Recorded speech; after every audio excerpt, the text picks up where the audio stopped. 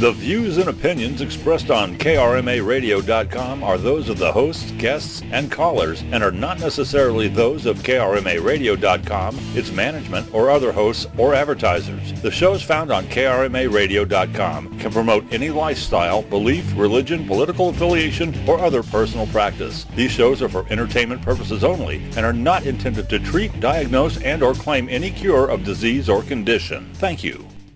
It's time for the Some Kind of Radio Show with Earl McCune and the Crazy Crew here on Karma Radio. Call now at 330-673-CHAT. That's 330-673-2428. Now, let's give a rockin' welcome to Earl McCune and the Crazy Crew.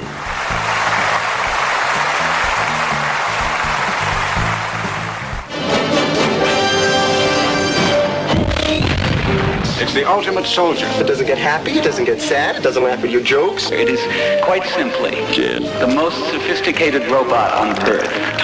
At Nova Robotics, the future is in good hands. You're doing real good. Just keep working on those last two bars. Thanks to Dr. Newton Crosby. Originally, I designed it as a marital aid. But artificial intelligence has gotten too smart. It's malfunctioning. It might not do anything. But it could decide to blow away anything that moves, couldn't it? Because $11 million worth of robot just hit the road. Wow! Number 5 is alive. Welcome to my planet. You just have to find number 5, get some answers. Why don't you come on in my house? And it's got a lot of living to do. Whatever it takes to put that stupid contraption out of commission, that's what you do. Me input. Haven't you had enough of this stuff? More input. More input. And they can seem quite lifelike, but they are still machines. Number 5 is alive. Nice software. How it happens, who knows, but it has happened. A new comedy adventure from John Badham, the director of War Games. They're gonna be after you. We gotta get out of here now. Keep alive! Ali Sheedy, Steve Gutenberg, and Number 5. Beautiful. Short Circuit. I am alive.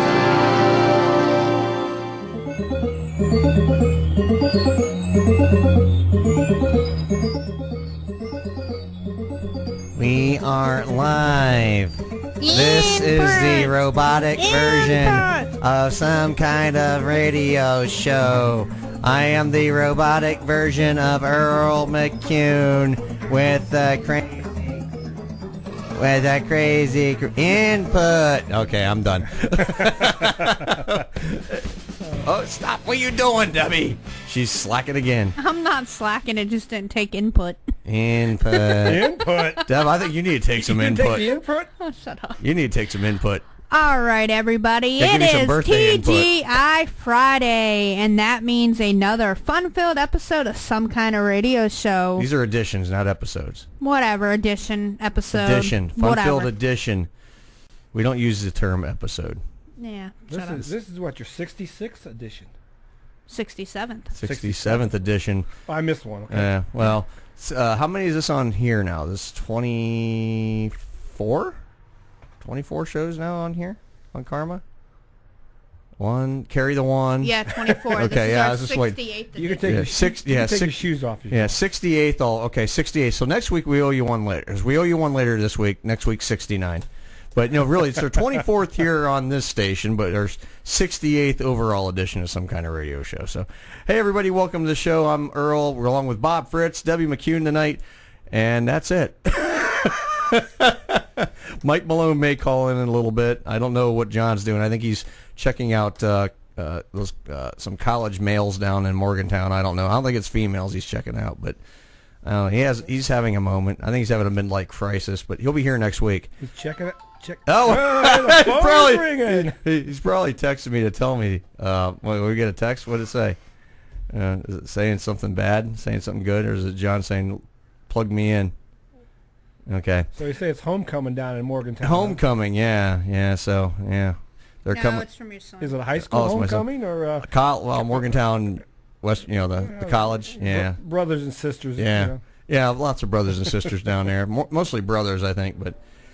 Anyway, welcome to the show. Call us tonight, 330-673-2428. You can join us here live. We are suing the movie Short Circuit. I had a little short hiccup there for a second, but Short Circuit's our movie salute tonight. We're also going to have the question of the night. Deb, go ahead and throw out the question of the night for everybody. The question of the night is, what is the thing that you are the most afraid of? Oh, I can answer that in 2 seconds. Right there. I don't count. Yeah. Yeah, I'm afraid of you, Deb. No, legitimate fear, phobia, whatever Seriously? it may be. Oh, fear. You know my fear. You know what I hate? Now, here's the thing. I'm funny like that.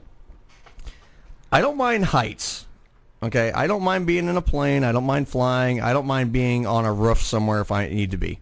I hate being on a ladder. A tall, like a folding ladder, a scaffolding ladder. Oh, I get freaking scared when I'm up high like that. Same with me. Yeah, I love to fly. I love to fly. But I won't ride a roller coaster. No, on the other hand, right I'll ride a with roller you. coaster. I'll ride a roller coaster all day. I won't ride a roller coaster either. I don't like. And the Ferris wheel, when they stop you up the top. See, I don't mind. See, that kind of stuff doesn't bother me. That bothers me. If I'm like out, if like I'm on a ladder, if I'm on like a 15-foot extension ladder, forget about it. I don't like that. I don't like that at all. But if you put me. You can put me in a plane. You can put me on the roof of a building. You know, like when I worked in the bowling, I used to have to get on the roof of the building all the time. Yeah, but that's a flat roof. But still, I didn't mind. Once I'm up there, I'm okay. It's getting up there. It's getting up there. Himself. Getting up there bothered me. Once I'm there, I'm fine. But getting up there, so that's my fear. So I'm seriously, that is like my biggest fear. And it's not so much being on the. You said getting up there. Well, I try to get up there all the time, but it just, that's what I need to take a Cialis next time. Shut up, Earl. And I'll tell you, I really wanted to impress you this week, Deb. Coming up for your birthday, I want to impress you, so I'm going to take a Cialis. I want to impress you, or Viagra, or whatever I got to do. 'Cause it's all for you, Deb, just for to impress you. Yeah, whatever. I got to do what I got to do. Well, next Saturday's not just my birthday; it's Sweetest Day. Well, next Friday night's Boss's Day, so this boss might have to take off here of the show. Yeah, me and Earl's going down to the strip club. Yeah, we're gonna go down. We're gonna say hi to some friends down there. He's going to get ready for that Saturday night. It's got to be practicing. It's all for it's research purposes only. For research purposes, make sure I check out the anatomy properly. Make sure it's. Don't aim that thing at me. Ow, it hurt. Wah. She threw a pen at me, everybody. I think she tried to stab me. Wah. That's assault. Wah. That's assault. Wah. Wah. Wah. Wah. Yeah. Bob, what's your fear? What's your biggest Looking phobia? at you. Fear, phobia type thing. What are you afraid of? Getting stopped by the cops after I leave here. Oh, well, there you go. I understand that one. Anyway, I want to thank the previous show on the air for sharing the brownies, so to speak, with us here. Wow. Thank God the window's open. Somebody farted in here so bad. I mean, I think Alistair left a little duty. I think he left a duty in here because, like, it's got that aroma of nasty dump, but I think it's because Alistair farted before. Those chocolate fudge brownies. Yeah. You sure they were chocolate fudge brownies? It was his homegrown. Homegrown. Yeah. Chocolate fudge brownies. It was homegrown. But, yeah. Thank you for the turd. It's like, it reminds me of the movie Caddyshack when you see the candy bar floating and they're like, it's a duty!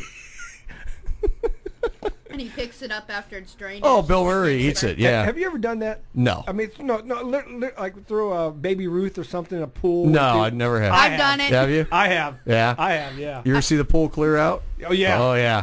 Yeah. I did it when I was living in New York. I threw a Baby Ruth right in the middle of the men's swim club. Nice. Congratulations. Yeah, good job. I've done it. Yeah. I wish you know what? Now I want to do that now.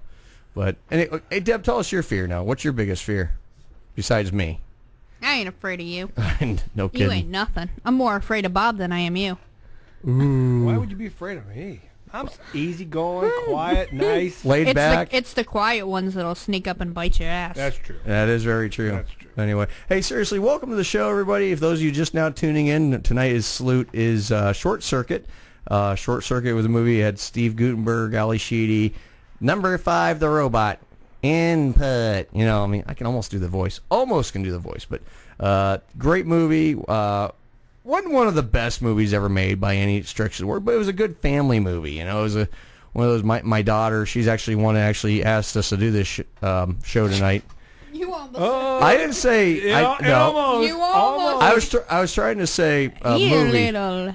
It's a family show, Earl. Yeah. You don't say shit on the air. Whoops. Oh, sorry.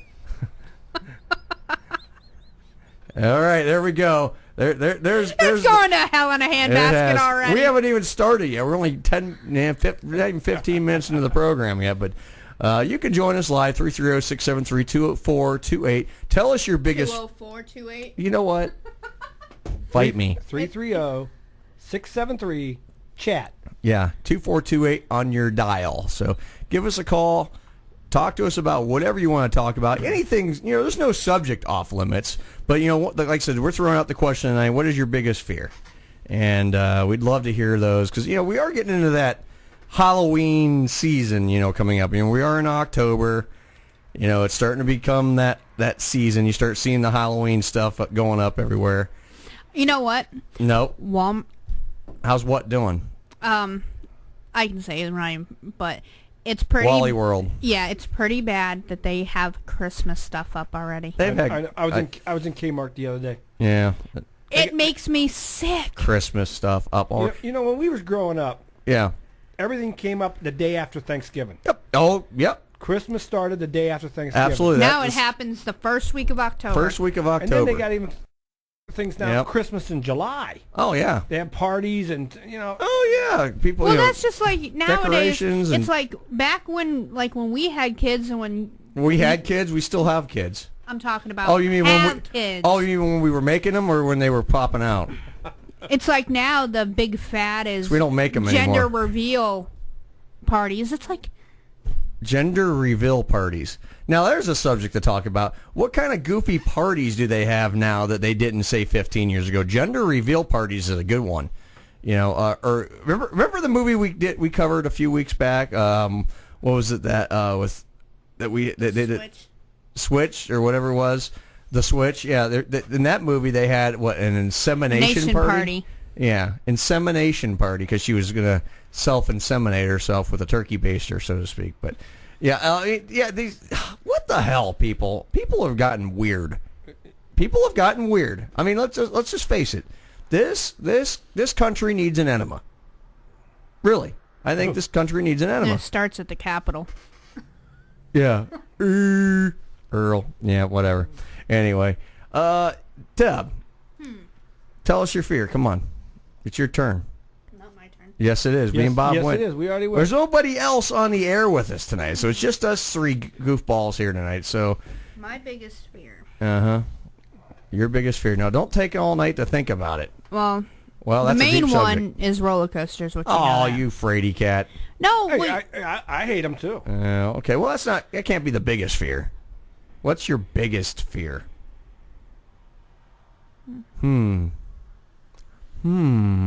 She's thinking really hard, everybody. I can actually see the steam. I don't know if she's thinking. I think see the steam. She's thinking, it's coming out of the headphones. Should I head to the bathroom now? Yeah, she's thinking the steam's actually coming out of her headphones. We'll have to get back to me on that one. Get back to you. See, you know what? You thought of the question, and you still don't even have an answer to your own question. I just told you, roller coasters. That can't be your biggest fear. That could be a big fear. But it can't be your biggest fear.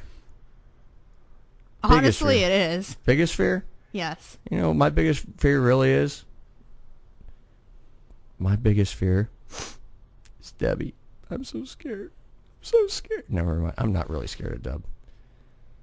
I'm not scared of Deb at all. She thinks she's tough. She thinks she's brutal. Well, I'm the one that got you whipped into shape. No, you didn't. Look at me. Look how much better looking I am now. You see, you got me. Yeah. Look at the Tom Cruise. With no hair. With no hair. That's what you told me. Why he turned you on because you look like Tom Cruise. Yeah. But I'm taller than Tom Cruise. Yeah, very true. Yeah, I'm a lot taller than Tom Cruise. I think he's like 5'6", 5'5". Oh, he's a midget. Yeah, he's a small little guy. He's just a little feller. He's just a little guy. Feller. I'm going to say feller. He's a feller.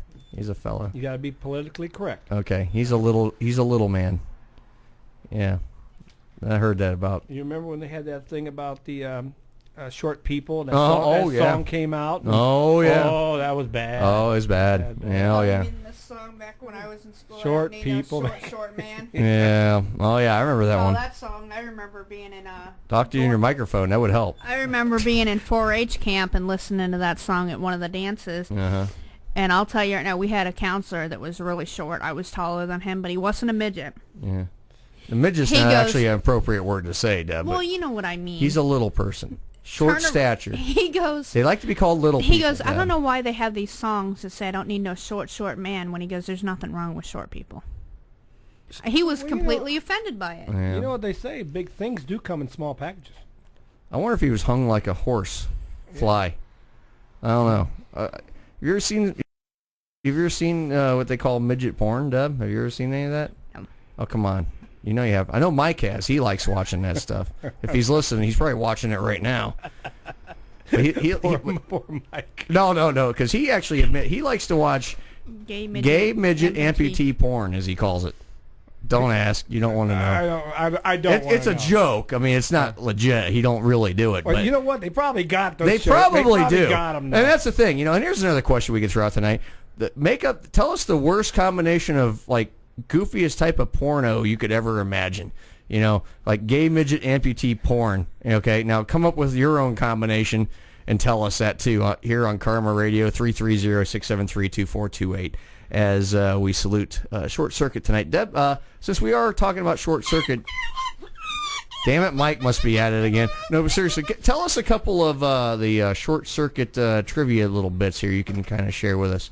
If you talk into the microphone and not look at it and go, meow, meow, meow. Meow, meow, meow. You're not a cat. Meow. Meow, meow. Okay. What are you doing?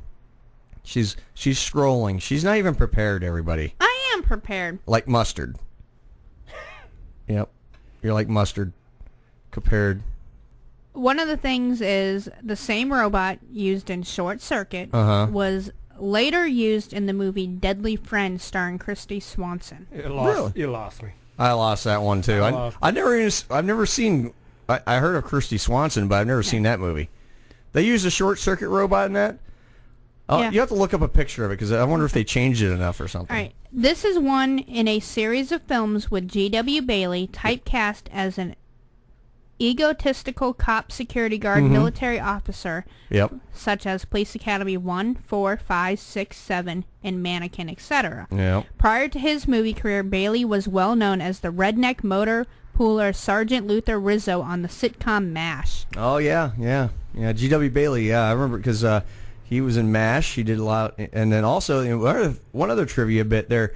Him and Steve Guttenberg, did the Police Academy movies too. So they do have a long-standing relationship there as well. So very interesting. One more, Deb, before we talk about something else. Pixar writer-director Andrew Stanton claims he saw Short Circuit once and may have been subconsciously influenced by Number 5 to create a certain character, come on Andy, with the tank treads, the wild arms, and those faceless eyes which hold such depth and emotion. Number 5 was obviously the biggest influence on the appearance and the creation of WALL-E. WALL-E. Yeah, I know that one. WALL-E. Yeah, I still have never seen that movie yet. Have you seen it yet, Deb? I've seen parts of it, but... Yeah, I've never seen it. I mean, the kids want... the kids Wally World? No, WALL-E. It's that... Oh, I've seen Wally World. Yeah. WALL-E. WALL-E. It goes like that. And pop. Kind of almost the same voice, isn't it? Yeah. Anyway, it's kind of the same voice. But yeah, anyway, welcome again. For those of you just tuning in, I know it's still the first half hour of the show. This is some kind of radio show. Night. Well, we got a long night, but we're gonna have fun tonight. You can join us on the air. You can call in. Our lines are open. They are open, wide open for you. Just kind of like most women. Never mind. Not for Deb. Not Deb. Not you, Deb. 330-673-2428. Our lines are open. Deb's even eagerly awaiting your phone calls. She's like, you know what? Deb is going to do her best impression tonight. Remember those late night television ads for the like the sex lines, call me, I'm ready for you. 1-800-LOVE. Yeah, there we go. Yeah, see, that's what Deb's gonna do tonight. She's gonna have this sexy voice going tonight. Sexy. It's sexy. She's gonna have a sexy voice going tonight, going, call me now. Nope. Right here on Karma Radio. Yeah, she'll talk sex to you right on the line. Yeah. Now, I heard a very interesting topic on another station there last Monday. I was just kind of going down the road, getting ready to go bowling, and actually, no, that wasn't last Monday. It was Monday, yeah, because we had the rental car. Remember, I was tuning through. Yeah. Oh yeah. Yeah. They were talking about sexual positions on the radio, and I'm like, you know what? That's a good topic. I like that one. And I was going to ask Deb. I know what her favorite position is, and that's usually the one where she's sleeping. Because she's not one. Deb does not like to give it up, so to say. Well, after 12 years. 12 years, things dry up. It's just a thing. Things dry up, and you need a little help sometimes. Just like I said, I'm talking about a Cialis or a Viagra. Women need the warming lubricants and stuff like that, because it kicks things up a notch. Deb, do you like the warming lubricants? Do you use those? She muted my microphone. Shut up, dirty. Do you like warming lubricants, Deb? Would you like a little? I can buy you a warming lubricant for your birthday. No. That could be your birthday present. No. See, Deb's birthday's next Saturday, so I'm trying to think of what to get Deb. I think a warming lubricant would be a nice gift. What do you think? What do you think, Bob? A warming lubricant for Deb? Yeah, new sex toy or something. Oh yeah, there we go. Yeah. Get her. They do. I'm sure that one she's got now probably wore out. She's had to hook the car battery to that thing for so long. The leads are corroded. But here's the thing. Now they got these things. I've seen them I'm looking around. I was actually looking on the internet the other day for something for her, and they like spin around. They light up. It looks like something. Looks like one of them things you give. It's like a one of them kids' toys. Or those. No, you know what I'm thinking about? You push the button and it's got like the spaghetti twirler. That's kind of what it looks like, but it lights up and stuff, and it has like these little things that go around, and they little prongs or whatever, and they do others and all sorts, and then it kind of has a pumping action to it too. So it's like $75 for it, I think you're turning her on. I think so. What do you think, Deb? You want one of those? We can get you one of those. We can hook you up. That and some warming lubricant. They do got that his and her stuff. Okay, I think that's my cue to go to break. All right, you listen to Some Kind of Radio Show. 3.5 more hours ago. Stay tuned for Short Circuit. We'll be right back after these important messages. Karma Radio. Be back. Oh my God, Sandy, turn that crap off. Mr. Cartier told me I had to listen to the Ultra Realm Radio Show every Saturday night from 8 p.m. to midnight on Karma Internet Radio. These guys are like greased lightning. They talk about everything. Comics, toys, pop culture, video games, ghosts. Oh my God, Sandy, they talk about the paranormal. Now give me a Royale with cheese and let me listen to the Ultra Realm Radio Show every Saturday night from 8 p.m. to midnight on Karma Internet Radio. Oh my God, they're like greased lightning. Hi, I'm Maggie Fuller. And I'm Alistair Crowley. Listen to us daily from 3 to 6 for funny news, contests, traffic, weather, and complete nonsense. That's my department. Give us a call, 330-673-2428, and tell us what you think. You won't be sorry. Hi, I'm Bob Fritz, host of Bob on Sports and More, here on KRMARadio.com. We talk sports and anything else you want to talk about. Join us on Sundays from 2 to 5 right here on KRMARadio.com. Hi, this is Jack Kaiser at KRMA. Join in my talk show every weekday from noon to 2 o'clock on KRMARadio.com. We look forward to seeing you and letting you be a part of the finest talk show in the area. The views and opinions expressed on KRMARadio.com are those of the hosts, guests, and callers and are not necessarily those of KRMARadio.com, its management, or other hosts or advertisers. The shows found on KRMARadio.com can promote any lifestyle, belief, religion, political affiliation, or other personal practice. These shows are for entertainment purposes only and are not intended to treat, diagnose, and or claim any cure of disease or condition. Thank you. You're listening to Some Kind of Radio Show here on KRMA Internet Radio. Check us out on Facebook and Twitter at SKO Radio Show. You can also email us at skoradioshow@yahoo.com. Now back to Earl McCune and the Crazy Crew.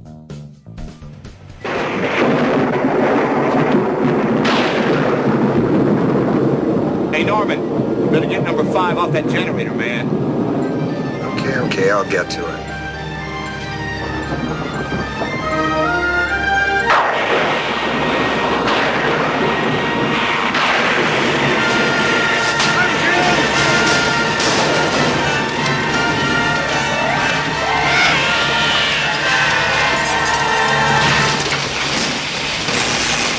Jesus H. God! What the hell happened? I don't know. Oh my God, it's fried. Oh, we're in deep shit now, man. I hope you got a few $1 million, because that's what they're going to charge us if the thing is fried. Everything checks out. What? It's amazing. Takes a licking and keeps on ticking. Okay, robots. Verbal command, excess code 29. Report to disarming section.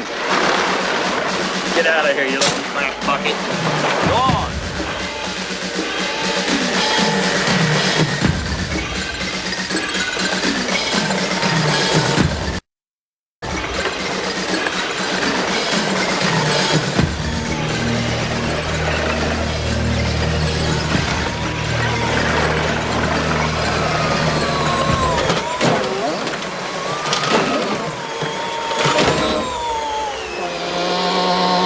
Ultimate soldier.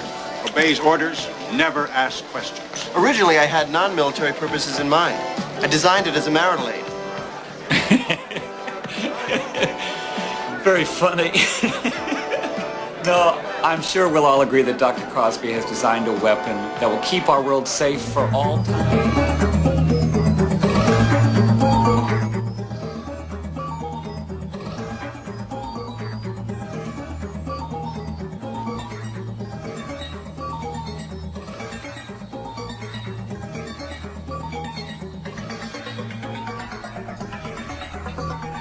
And Earl's got a stick up his butt.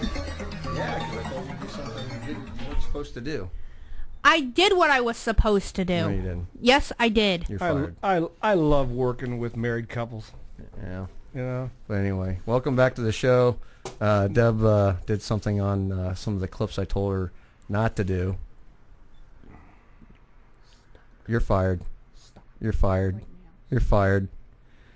I'm going to listen to the rest of them. I'm going to listen to some of these. I'm going to be listening to them real quick because I have to. It's what I do. Because I'm a bad man. You're a jackass. He's a bad man. No, I am a bad man. Jackass. Anyway, welcome back to the show. Deb's going to do headlines here real quick. Go ahead, Deb. Take it away. Go ahead. Do your thing. And don't flick me off again. You're fine. You're still fine. Bring on the headlines. I'm ready. Tonight's headlines, of course, are brought to you by... Go ahead, Deb. You got to... Sing some music song. Da-da-da-da-da-da-da-da. That music's cool. Tonight's headlines are brought to you by... She's not prepared again. She's fired. Get out of the damn chair.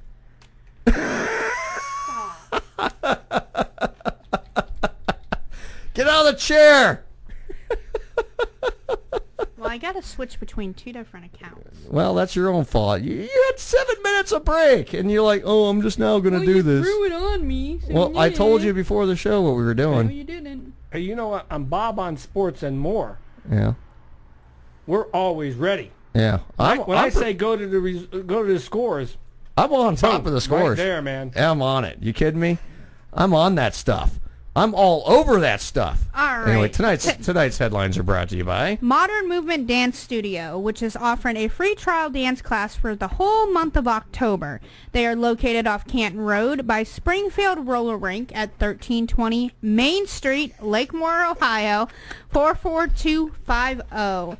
Come join the fun with their free dance classes. They are offering wide range of classes for all ages from 3 to adult, such as ballet, hip-hop, tap, jazz, lyrical, superhero kids, music theater, and much, much more.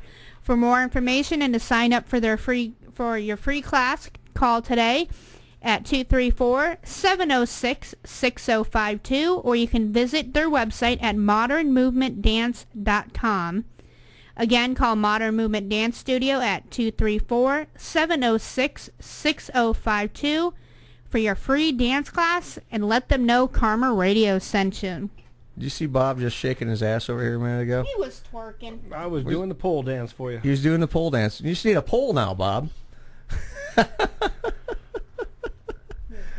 Oh, jeez. Anyway, Deb, I was just going to tell you too. Speaking of dance, we were talking about what we're going to do next week when Deb's going to host a show by herself. We're going to be at the nudie bar. Oh, nice. Yeah. It's been a long time since I've been to a nudie bar. Yeah, and we could do a remote from the nudie bar. That'd be an interesting show. It's been about 7 days now, I think. Yeah, about 7 days since you've been to one. Yeah. All right. Our first headline is Mystery Deepens After Michigan Woman Finds Help Me Note in Underwear. Ow. In Brighton, Handcraft Manufacturing has managers at all 20 factories it utilizes in the Philippines today inspecting and going through lists of past and current workers, trying to find a mystery woman who could have put a note in an underwear asking for help. They are reacting swiftly after a Brighton woman had reached out to the FBI and the media following an incident where she opened a package of Tinkerbell children's underwear and found a note inside on a slip of cardboard. It said, "Help me, please." It concluded the name Marianne and said location Philippines and had a phone number. No one answered the phone number inside the note. You're wondering if this is a forced labor or if they're just working long hours, so they're putting these underwear together, and clearly someone is reaching out for help. So you think that your own kids and you hope that isn't the case. It says, the common name, uncertain date, and the lack of information about what factory produced the underwear makes a difficult task to find this person. The customer who got the underwear only emailed us 2 days ago, and we emailed back saying we need the product back because inside the product is a tracking number with the number and the date. So basically, be careful with what you buy. Yeah, you never know what's going to be in it. Yeah. That's what they told me when I bought that marriage certificate thing, or whatever. Look what happened. I ended up with Deb. I don't know. Well, the funny thing about it, I got married at the courthouse. Mm-hmm. And the judge that married me was also the one that signed my divorce papers. It's the exact same judge. Exact same judge. He left the common pleas court. Yeah. Became a juvenile court, or whatever you want to call it, domestic relations court. Domestic relations, whatever. I got a signed marriage license with his name, and divorce paper with his name. Well, he started and finished the job for you. Yeah. He sentenced me. Probation. Now, what would you do, Bob, if you were to find something like that? I'd probably report it. Yeah, I would too. Because there are people that do try to. Yeah, there's a lot of forced labor and stuff overseas. That's just why I stick with American-made products.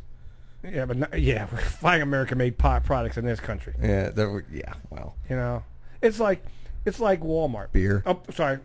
Beer. No names. Yeah. Like a beer. I can find beer, American-made beer. Because speaking of beer, do you know, I don't know if I'll say that, Miller's? Yeah, I heard they're going to try to merge with Anheuser-Busch. Yeah, but their corporate office is in England. Yeah. Well, that's like another certain company just moved their main office to Germany.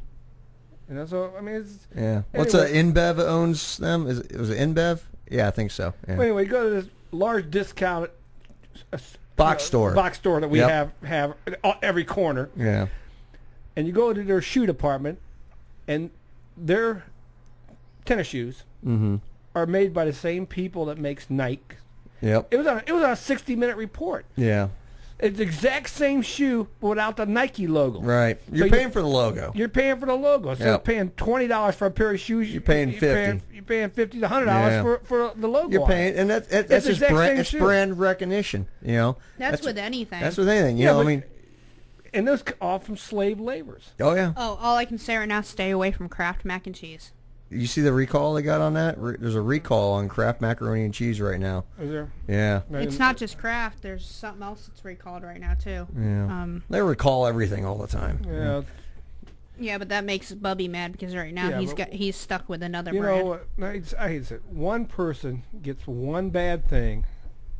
You know, but it's better to be safe than sorry. I understand that, but it happens. I was in the grocery business for years. You know, we've had it happen. You know? What we had happen? Oh, when we had found the glass in the one meal we had gotten about 5 years back. What meal? Oh, that frozen meal? Oh, yeah. I remember that. Last time I opened up a case while I was stocking the shelf and pulled a glass jar out. I think it was pickles. I can't remember right. It was pickle sauerkraut, something like that. There was a mouse inside the bottle. Oh. You know, so it got stuck in there. So, you know, as it was sealed, you know. Yeah. That's pickled mouse. Pickled mouse. Yeah. That's good. That's a delicacy. Come on. Pickled mouse. You can set that on the shelf. That's a delicacy. But that's pickled mouse. Pickled mice feet. We've seen that all the time, you know. Pickled mouse tail. Pickled mouse head. There you go. See, I mean, you eat some. I mean, double eat tripe, pickled tripe for crying out loud. I mean, come on. It's good though. You like tripe? Oh, I love tripe. Cow belly. Put it in your You beans. can't find the pickled tripe around here though. But you take the tripe and just put it in there a bunch of beans and let the beef flavor. Mm-hmm. Oh yeah. I'll tell you another thing that's good. I take it. Earl don't like tripe. I'd rather eat my own ass. I like pickled pig's feet too. Well, the ass is going to be your chitlins. Yeah, I've had that though. Those are the intestines. I have had that, and you gotta watch out for little bits of poopy in them. Yeah.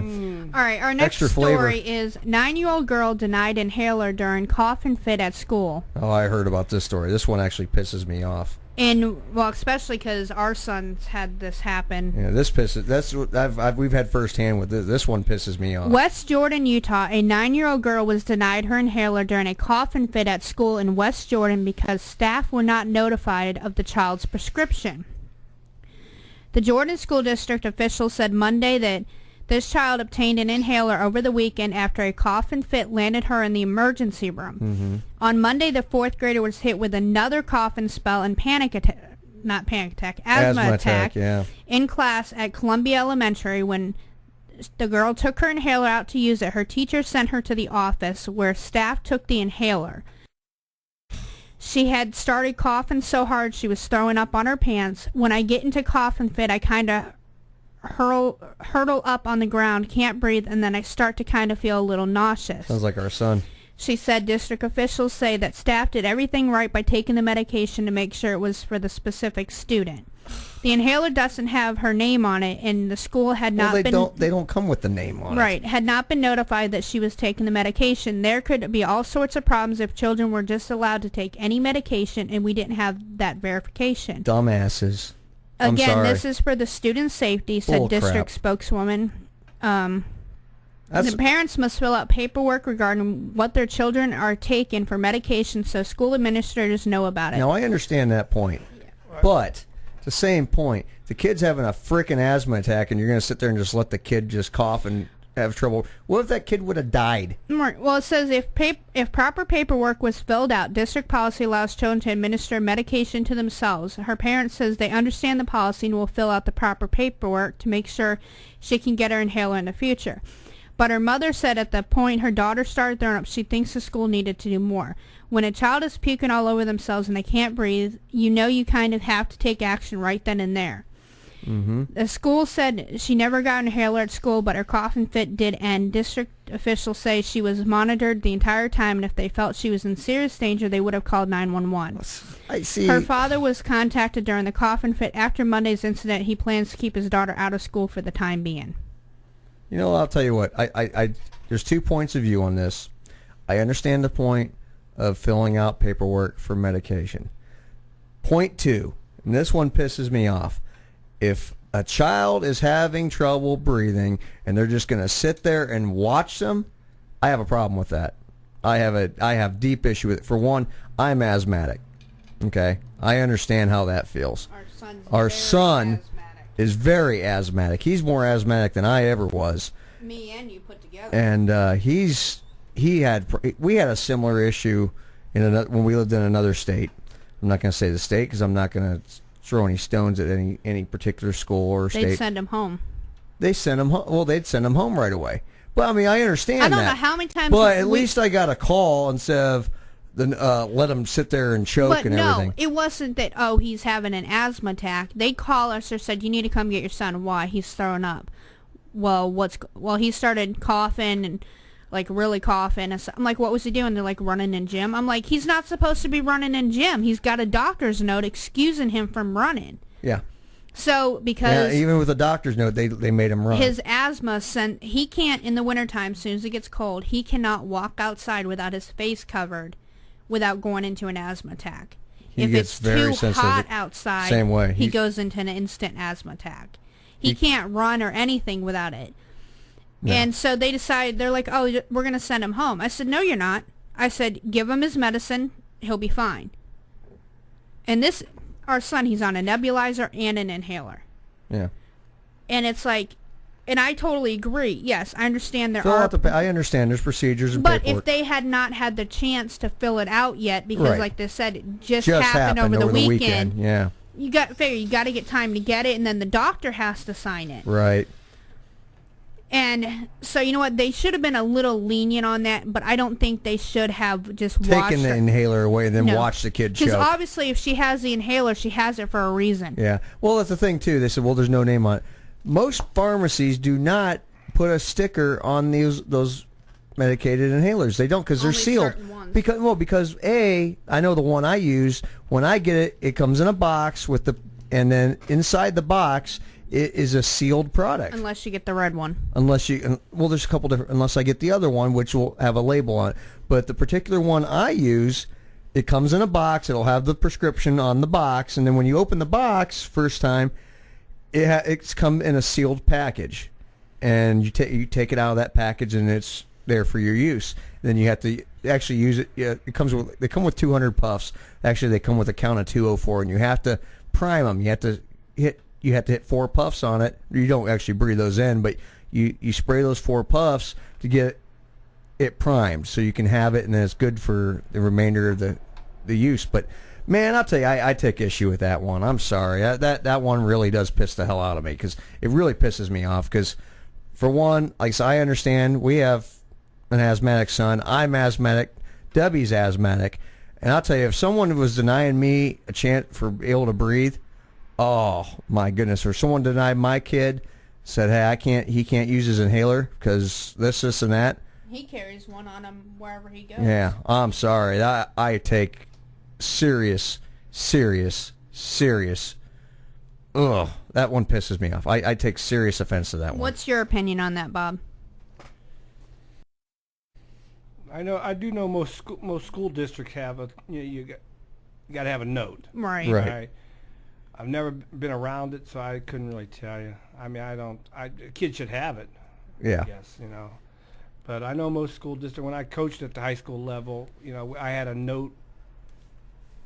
I had a medical form for every kid and what they had. Sure. Right. Yeah, of course. So I knew what they was taking. Right. But they were allowed to have it with them.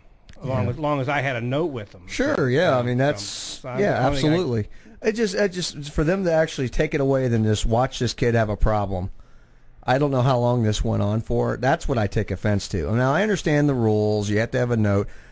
I understand all that. That just protects the school. It protects the. But when the kid's actually in a crisis situation, having trouble breathing, I'm sorry. Either if your kid can't breathe, if you don't know, call 911. Let the ambulance come. Call the parents. Let them consent. Whatever you got to do, help the kid breathe. Well, they said that kid said breathe. that she didn't end up needing it. They just watched her. Yeah, that's the thing. That's their story. You don't really know. Right, but the thing is, obviously, she had to have used it if they caught her with it. Yeah. Right. But again, she might have if she was going to use it and they told her to stop. True. Because, I mean, you see some of them teachers, well, what's that? I mean, there's some watchful eyes out there. I mean, I don't know. With nowadays schools. You have to be careful. I mean, the schools, especially today's schools, you have to be very careful because you don't know what these kids are bringing into these schools. But at the same time, there's a medical issue. Something's going on. Now, I do kind of partially blame the parents. The parents should have told the school that morning. Well, they should have. Parents should have went to the school and said, "Hey, she's got an inhaler. She's going to have it. Yeah, I'll get the paperwork. At least inform them because they would. That's the parent. Now, I do blame the parents for that, but they're both at fault. I'm going to blame. I will blame both parties fully. I don't blame just the parents. I don't blame just the school. I blame both parties on that one. I hate to say this. I mean, you're sending a kid to school. You can pick up a phone and call. Yeah. Yeah. You can pick up a phone and call. I mean, yeah, you can blame both people. If the kid's having problems, let them call the parents. Call the parents. Call the parents. But like I said, I've never really had that happen. So I'm like I said, things have gotten so. I remember back in the day. I remember when I was in school. I mean, I had to, of course, they knew I had my inhaler. They knew I was asthmatic, so of course I was able to carry it with me. When I was in school, we couldn't take anything. We had to go down to we had nurses at the school, and you went down there to get an aspirin or whatever. Right. Well, that's a difference. Yeah, they still do aspirin. They still do that. Yeah. All the schools that our son's gone to, he's had to go.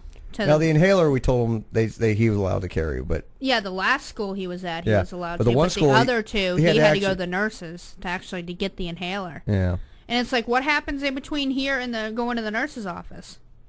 Well, they're protecting themselves too if somebody else grabs that or accidentally takes that. Well, that's the thing too. It's liability issues. Yeah. Plus, there's kids out there who'll just say, "Oh," and they'll make fun. Especially bullies.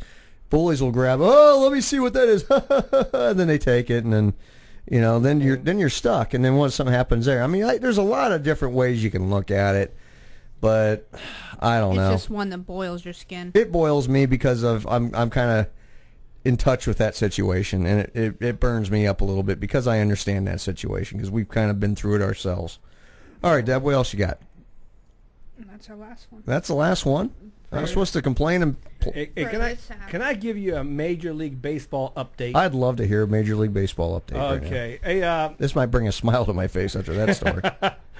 Well, Texas takes a 2-0 lead over Toronto. That makes me smile. By beating Toronto 6-4 in 14 innings today. Oh, wow. That does make me smile. Kansas City tied up Houston 1-1 with a 5-4 victory.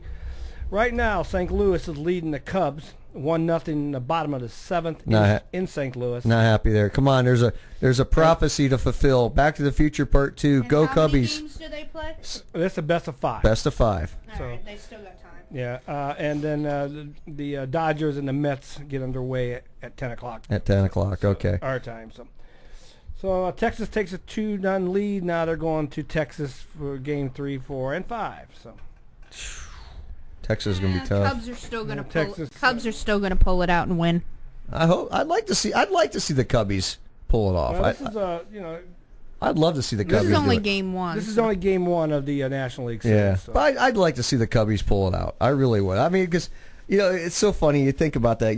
We're not talking this movie night, but Back to the Future Part 2, of course. They predicted the Cubs would win the World Series in 2015, and here they are in the playoffs. What was the other thing they predicted too? Didn't they predict something else? Flying cars. We don't have those yet. Well, we don't got those. We got cars that drive by themselves. Yeah, But they got they had flying cars, and then I think they're also supposed to. I mean, it's Pepsi for they're gonna come out with a limited edition Pepsi. I seen called that. Pepsi Perfect. Based on that movie, how many bottles? Like 5,000 of these bottles, $20 a piece. I seen that the other day. Did you see that? $20 a. If I had one, I would actually not drink the soda. I wouldn't know. It could be worth more someday with the soda in it. Yeah, exactly. So I mean, if I have a chance to get my hands on one, I will, and I will not open that soda. That's like I got a 6-pack, not open, a Billy beer. Really? Are you kidding me? And it's right now it's worth about $58. Really? Yeah. So no kidding. I think I paid like $1.99 for it when I bought it. Billy beer. Oh my goodness gracious. That's a name I haven't heard of. That's funny. Billy Carter was a great guy, and somebody asked him one time. He says, "What do you think about your brother being president?" And he goes, "I hate it. You know, I can't go anywhere now in Plains, Georgia. I can't even go around the corner and take a pee without somebody watching me. Right. You know, so doesn't taste like peanuts, does it? No.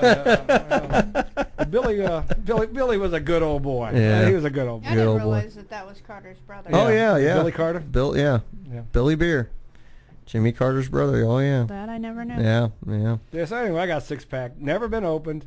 I'm sure it's horrible. I mean, it's really bad well, now. it's ruined now, but I mean, I just unopened, makes it worth more. But like I said, if I could get my hands, it's like $20.48. I read on the internet for one of them bottles, and it's supposed to come out on October 21st. Well, there's only 5,000. They're already gone. Yeah. I mean, I'm sure they'll go like hot. I don't know, Deb. Look it up online. See how many of those they're producing, because I'm just curious. It's supposed to be the bottle that. The bottle's what's the collectible, because it's a special bottle. Well, that's the same bottle that he was supposed to be holding up in the movie. Yeah, and it's a weird looking. shape. It's like an upside down bottle. The red, white, and blue emblem. Yeah, is and they're called Pepsi Perfect. Yeah, it's really interesting. It looks kind of like a beer bottle with a cap on it. I mean, best way I can describe the look of it, but it's really neat looking. I mean, it's. I mean, they say how many of those they're making? Yeah, look it up. I think it was 5,000. Some a little over 5,000. It says, Marty McFly's Carbonated Future is here. PepsiCo will be releasing Pepsi Perfect, the same soda that time traveler Marty McFly drinks in Back to the Future Part 2, the company announced on Monday. The collectible cola will be available to the public on October 21st, which is the same date that McFly and his time-traveling companion Doc Brown traveled to the future in the 1989 film. Mm-hmm. But before you drive your DeLorean to the corner store, Pepsi will only be releasing 6,500 bottles online in the U.S. Really? I'm going to tell you what's going to happen. It says each of those bottles will come in the same 16.9-ounce bottle that Michael J. Fox McFly orders at Hill Valley's futuristic Calf 80s. Cafe 80s. Calf? Whatever. It's a Calf 80s. I'm going to go down to the corner Calf. Give myself a burger at the Calf. The cost of the collectible Pepsi Perfect is $20.15, hence 2015. But there will be giveaways of the bottle during Comic-Con, including the first 200 people to show up at the Pepsi bottles. Perfect booth each morning dressed as McFly. Those are empty bottles, though. Yeah. They're not giving ones with the soda in it. It says, as for the taste of the cola, Pepsi Perfect may be from the future, but its ingredients will be traditional Pepsi. The Pepsi fans asked, and we heard them loud and clear. Lou Arbiter, Senior Director of Marketing at PepsiCo, said in a statement, the Back to the Future trilogy was a big movement in pop culture history then as it was 30 years later. Oh, yeah. The Coca-Cola Company also released an ad campaign for cola on Monday, along with a special hashtag, The Future's Now. What? Don't. Yeah. It says Pepsi is just one of the many brands that are somewhat making the sci-fi film's future a reality this year. But here's the thing. That's the brand that was synonymous with the movie. Yeah. What the hell does Coca-Cola got to do with that movie? Absolutely nothing. I know. Squat. It says, in the 1989's classic, McFly and Doc travel to the future and has self-lacing sneakers, hoverboards, and the long-surfing Chicago Cubs winning the World Series. Mm-hmm. Could happen. It says Nike has patented self-lacing shoes. Lexus created Buzz showcasing an actual hoverboard, and the Cubbies find themselves taking on the Pittsburgh Pirates in the National World Card the story's a few Wild Card game on Wednesday. Yeah, the story's a few days old, but we know they the won. Cubbies won. Yeah, that's right. But yeah, I mean that's just interesting. That they're. A lot of the things that they're, because that movie is such a big pop culture hit, which I think we're actually going to. It actually shows it on a hoverboard. We're going to salute that on the 23rd. So we're going to salute Back to the Future Part 2 in 2 weeks, because the 21st is, of course, Wednesday, but we're going to do our show, of course, Friday. So we're going to salute Back to the Future Part 2 on October 23rd as just kind of a, just because that's the date synonymous with that movie, so we're going to go ahead and salute that movie in a couple weeks. But yeah, I mean, it's a really cool looking bottle. I mean, if you're not real super familiar with it, it looks like a beer bottle with a cap on it. I mean, that's basically. But if I get my hands on one without cola or with the cola, I'm not going to drink. If it's just regular Pepsi. They are suspecting it to sell out within an hour of. Oh God! But you know what's going to happen. This is like I'll tell you what's going to happen, because they came out with that Throwback Pepsi a few years back. Well, now it's everywhere. It was supposed to be a limited time release. You know what's going to happen. Well, that's the same way with Mountain Dew. Yeah. They got the little hillbilly on the side. Made with real sugar. Yeah. Oh, yeah. Now, see, I like that stuff. Yeah. I don't like the stuff, the regular Pepsi and the regular Mountain Dew it's out now. I don't like it. Well, you remember when Coke changed theirs? When it was new Coke. That stuff was awful. So they had to come out with back to classic Coke because... Yeah. I guess it's time to go to the news. Go to news. All right. You're listening to Some Kind of Radio Show. 3 more hours to go. Stay tuned here on Karma Radio. We'll be right back after the news and other stuff. Be back. From Washington, this is VOA News. I'm David Byrd reporting a top Iranian general is killed while fighting Islamic State in Syria. General Hossein Hamedani was killed by Islamic State fighters earlier this week while advising Syrian troops in the northern region of Aleppo. Shiite Iran is a key regional ally of Syria. It has provided military and political support for beleaguered President Bashar al-Assad during his 4-year-long fight against a wide range of Sunni rebels seeking to overthrow him. In a related story, the Obama administration says it will pause a $500 million Pentagon-led program to train and equip rebels fighting the Islamic State militants. The operation will shift away from vetting moderate Syrian rebels and training them in neighboring countries. Instead, the program will provide air support and basic equipment and training to vetted opposition groups, according to a White House statement. In London, Defense Secretary Ash Carter said that the program will be similar to one used with Kurds in northern Syria. We have devised a number of different approaches to that going forward and taken them to President Obama, and I think you'll be hearing very shortly from him in that regard about the effort, the proposals that he has approved and that we're going to go forward with. The Pentagon will use a small training center in Turkey to teach the leaders skills, including how to call in airstrikes. It will also better equip trusted units on the ground fighting against the Islamic State. The Pentagon-led Train and Equip program had only trained a few dozen fighters, much less than the original goal of thousands. This is VOA News.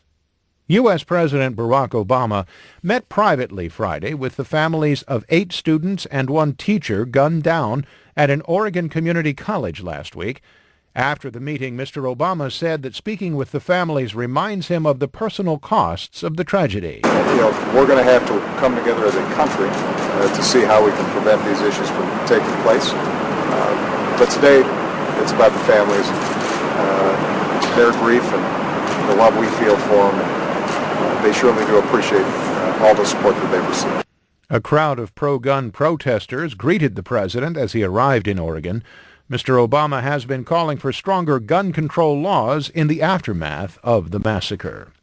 Tunisia's National Dialogue Quartet won the Nobel Peace Prize for 2015.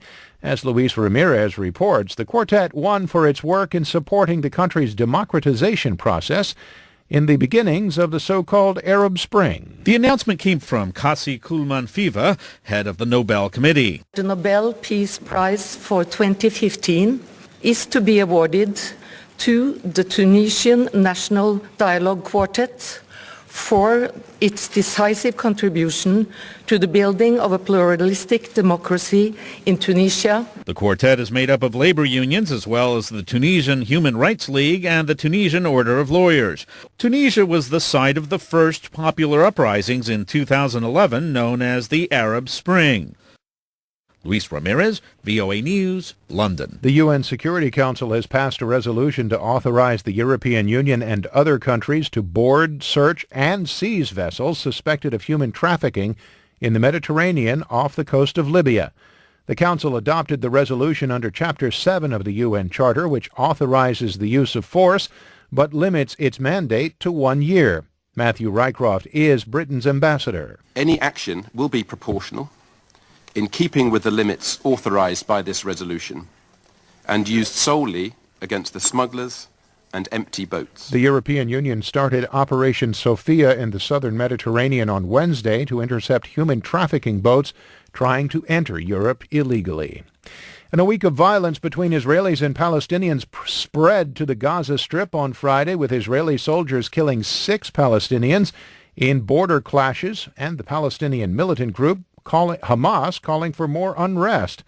Tensions between the two sides are growing mainly over the East Jerusalem holy site, revered by Muslims as the Al-Aqsa Mosque and by Jews as the Temple Mount.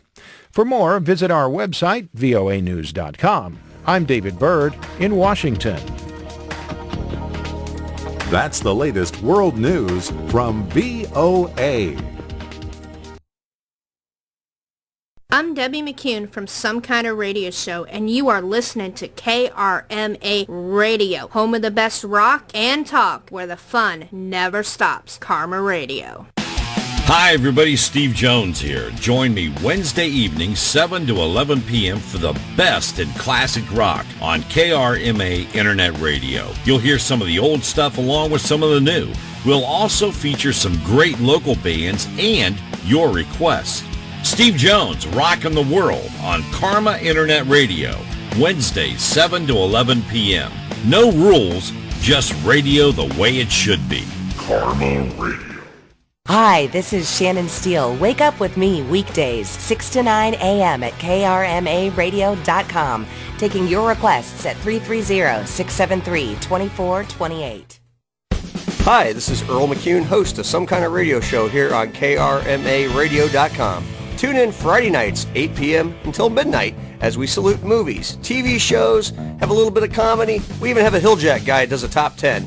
Tune in Friday nights, 8 p.m. till midnight, krmaradio.com, Some Kind of Radio Show. Sunday, Sunday, Sunday. Listen to the Stefan Scheibelhofer Sports to the Max show. Right here on krmaradio.com. Give him a call, 330-673-2428. NBA, NFL, it's all happening right here, right now.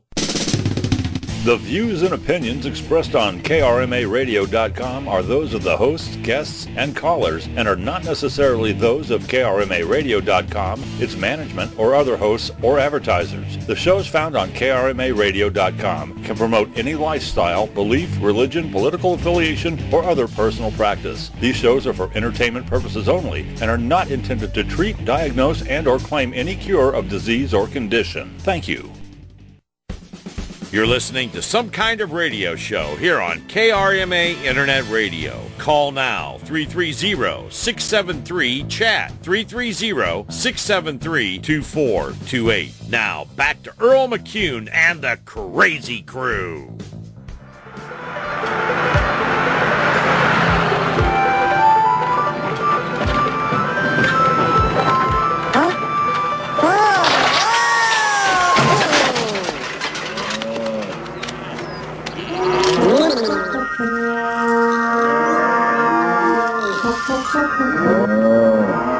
This is very strange. It won't talk to me. You sure number 5 is operational? Yeah, as far as I know. Check the Lisp coding system. Okay. Let's try a little emergency override. This is bullshit. Just let me go get it. Access code 42721. Access gained. Number 5 standing by. Right. There it is. I've gotten him on your terminal. You're disappointed? Report your position.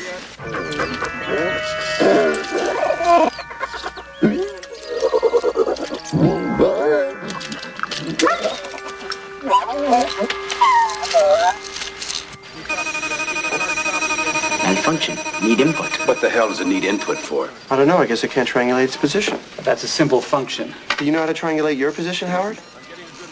No. Well, then there you go. I'm glad you think this is all such a joke, Crosby. Don't worry, Scroty. You're not going to miss a meal. Just shut it down, pick it up.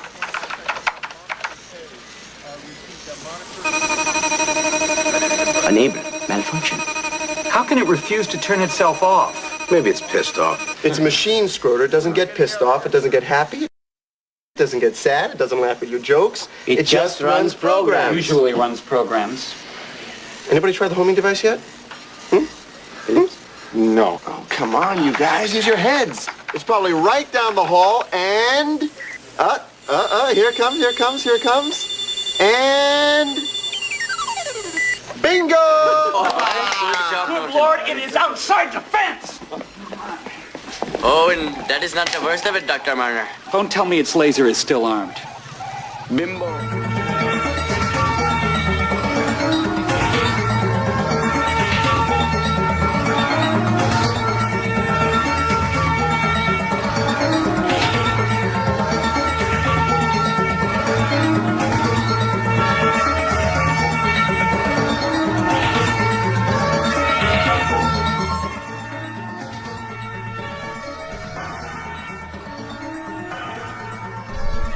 You gonna talk?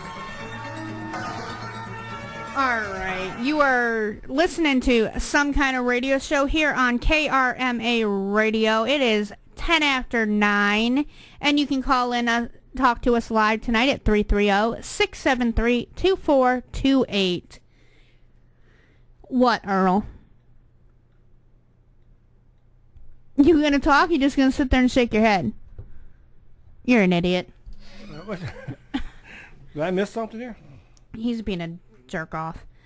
At the beginning of the movie, you see a close-up of flowers on a green field and then tanks roll over them. This resembled James Cameron's style in the Terminator movie, 1984. Will you stop looking at me like that, Earl? Or as in the famous words of number 5, jerk of the world, turkey, idiot, pain in the ass, right there.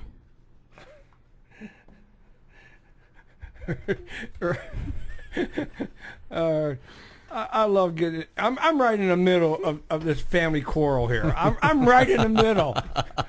Not really even a quarrel. It's just one of those. I'm just giving Deb a hard time. Yeah, considering I did that correctly, and you're saying I didn't. I was listening to it. There was no dingy, dingy, dingy, dingy. Well, there was now. Yeah, because I'm married to the biggest dingy, dingy, dingy of the world. No, what it was is nothing. I'm not going to talk about that on the air. It just is what it is. But it was not there, so shut up. It was there. Listen to the tail end of it again. Go ahead. I dare you. You know you want to. Shut up. Go ahead. Shut up. You know I'm right. No, you're not right. Means I have to edit the show.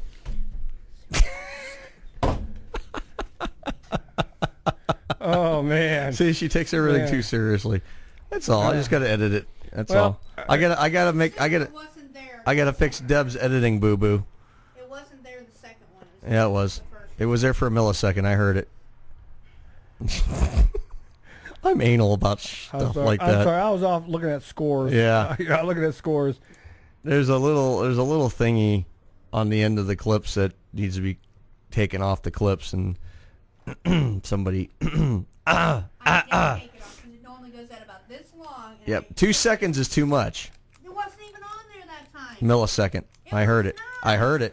You got to remember the way that. Yeah, the way you do it, versus I do it is a big difference. You got to remember. See, I take higher quality steps when I edit my audio clips. I take time to actually listen to them.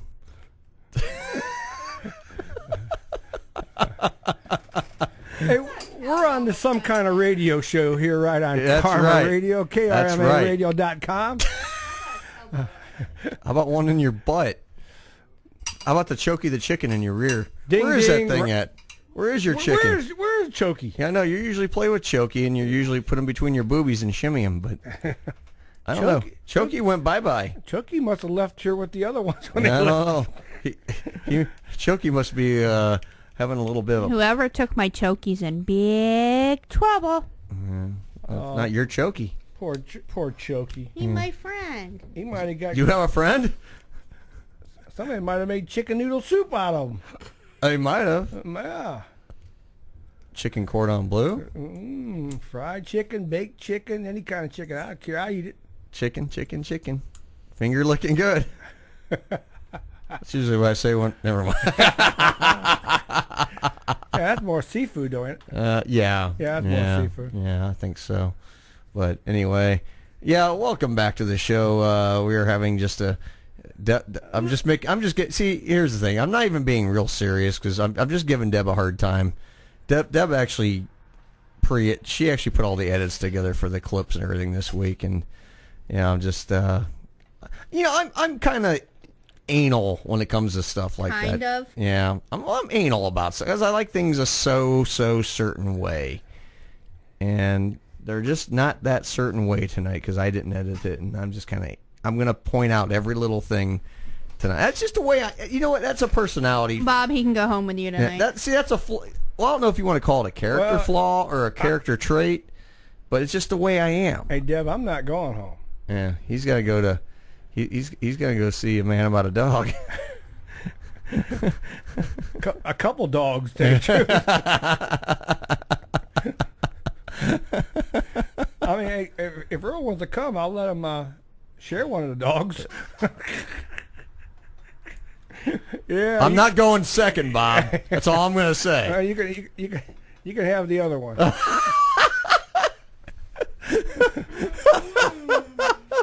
Anyway, I need chocolate. Well, not like that either. Well, I was going to say the LeBron doll's not here right now. We did have that naked LeBron doll with the giant wang. No, I need actual chocolate. It might get rid of my migraine. Chocolate? Well, go get some chocolate. I'll run the show. Go for it.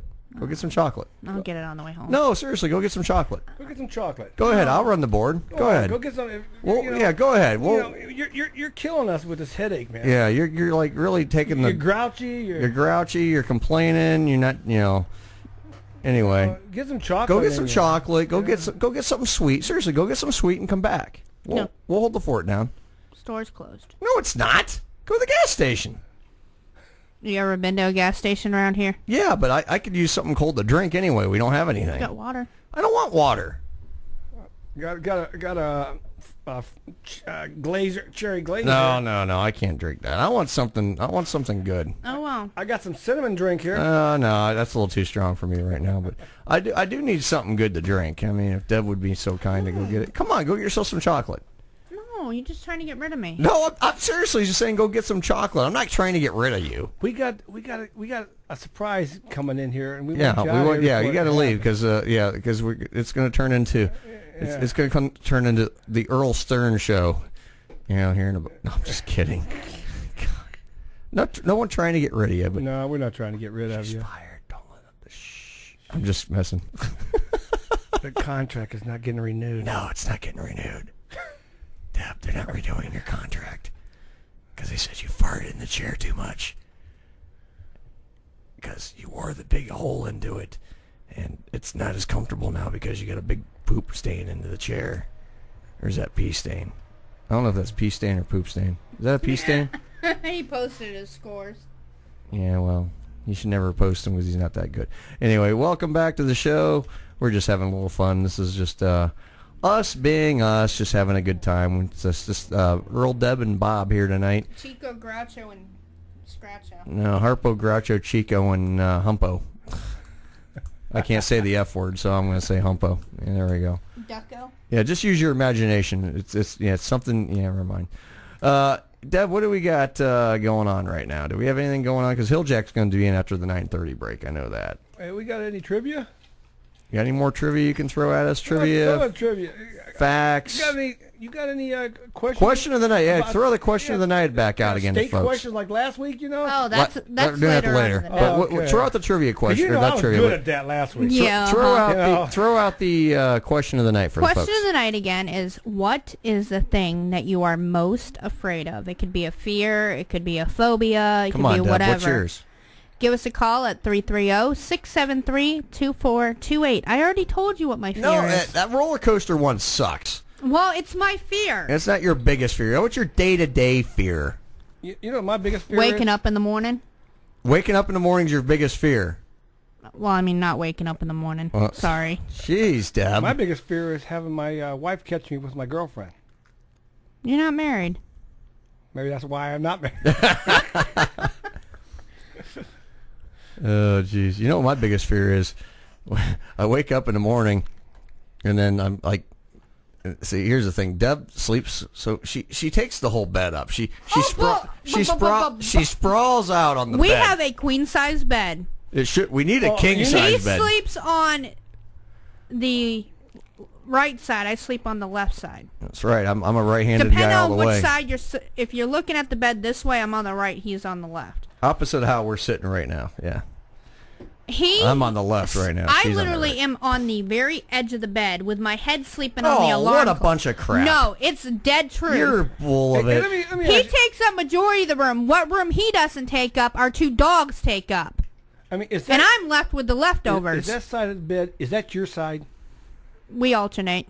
Okay. No, we don't. I haven't slept on that side of the bed in probably 5 years. Women always take one side of a bed, and that's theirs. Yeah, it's my side of the bed. You know, I laid down once on her side of the bed one time. Oh, it's the end of the damn world. And I got my butt kicked. But you know what really pisses me off right now? Yeah, he gets his ass chewed. You know what really pisses me off? I used to have the nightstand on my side of the bed, so we moved the bed around. We had to move the bed. We decided, let's just move the bed. Well, now the damn nightstand's on her side. Because we haven't finished reorganizing our room let's yet. move the damn thing, because I'm tired of looking at, because I need to see the clock in the morning. You know, one thing, I'm a visual guy, okay? I'm not a guy I can hear the alarm and get up. I have to actually look and see that time. That is a motivator. You're like me, right? Yeah, I have to see the time. It's a motivator to get me up. If I don't see what that time is, I'll hit that damn alarm 100 damn times. And, I've been fortunate. I've gotten up every time for work. And my hand's the one that hits the alarm. Yeah, well, I have an alarm on my phone, too, and I have to hit. Because there's times that thing will ring, like, Deb, will you shut the damn thing off? Huh? What? No. No. Hold on. No. Damn it, leave me alone. I'm trying to sleep. That's you in the morning. Yeah, You are the biggest bear in the morning I've ever seen in my life.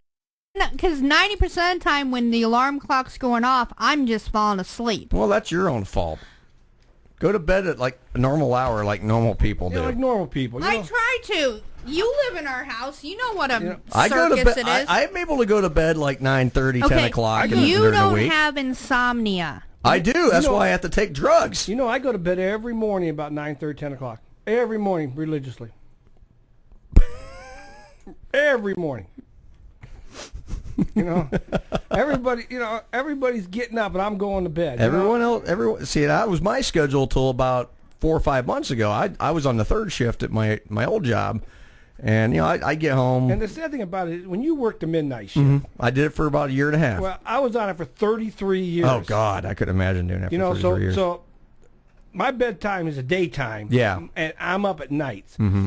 People still don't understand why I can't. It's hard to adapt back. I mean, it. And I'm retired now 3 years.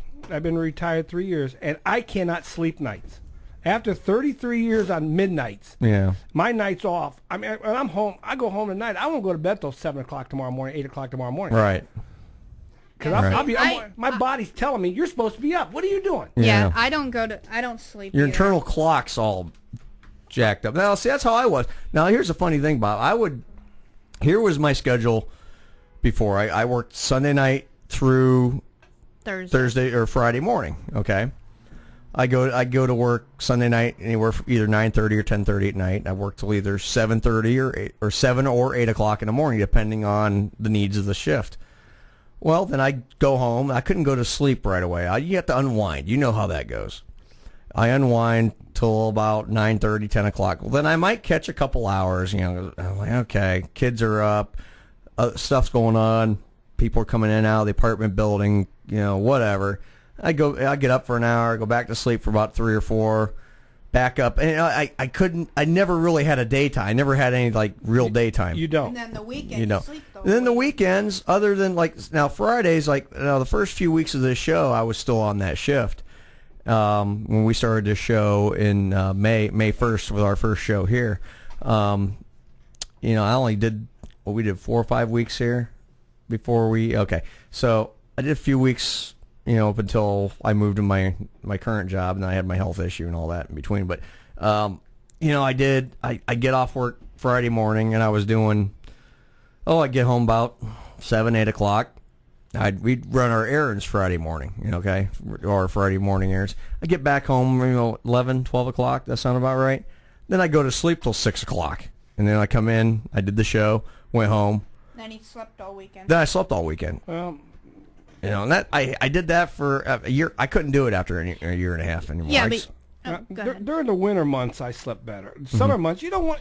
It's nice out. No, because there's too much to do, and depending if, there's so much I wanted to do. Plus, the sun's different. The angles of the sun. it's. Well, I actually had to blank out my window, black out my window so I could sleep during the day. Well, and you figure, Earl, I try to sleep, but it's just with a lot of the health issues I have going on. Well, you know what I told you your problem is? You need to get a good scrumping every now and then. That would probably put you to sleep. That would relax you. Yeah, see, that would put you in a mellow mode. You might walk it off a little bit, but this thing. The other night, you slept like a baby afterwards. No, I didn't. Why? Well, why? It went on for a long time, but you just didn't want to, then you were up playing your little games on your little pad there, then. Well, you figure when I don't want to figure. No, when I go in the bedroom at night. That's You're ready for action. No, that's my quiet time. It's the only time I don't have people screaming at me, wanting something. Just and that's my time that I actually get to relax. Oh, really?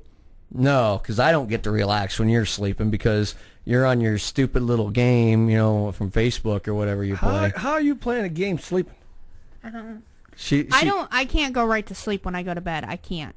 She's on this thing, I like the room dark. Have you tried? Yeah, I have.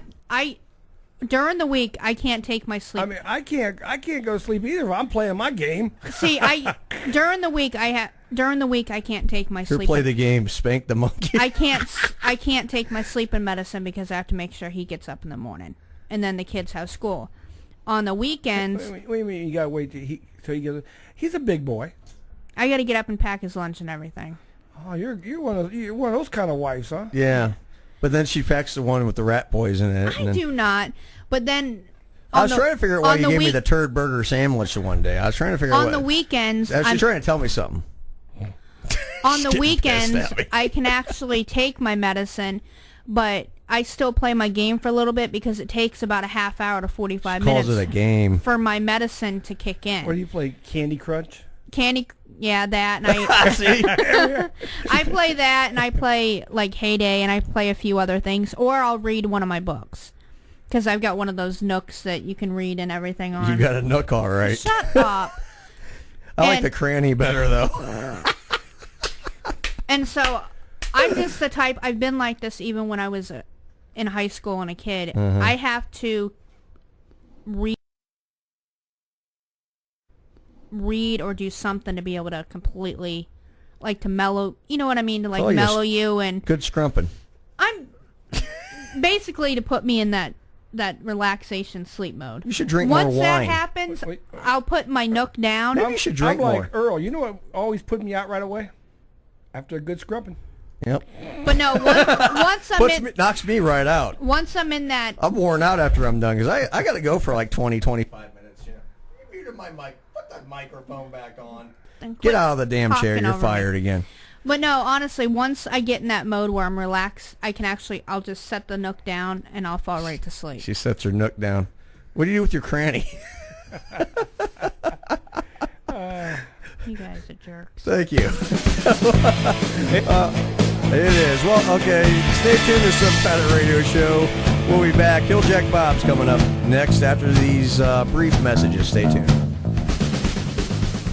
Hi, I'm Maggie Fuller. And I'm Alistair Crowley. Listen to the Handy Randy Show on Tuesdays from 8 until 11. On KRMARadio.com. You won't be sorry. Carburetors, transmissions, and more. And manly stuff. Hi, this is Jack Kaiser at KRMA, asking everybody to not forget to tune in to my friend Shannon Steele every morning, 6 to 9 weekdays on KRMARadio.com. You'll be glad you did. Hi, I'm Maggie Fuller. And I'm Alistair Crowley. Listen to the Handy Randy Show on Tuesdays from 8 until 11. On KRMARadio.com. You won't be sorry. Carburetors, transmissions, and more. And manly stuff.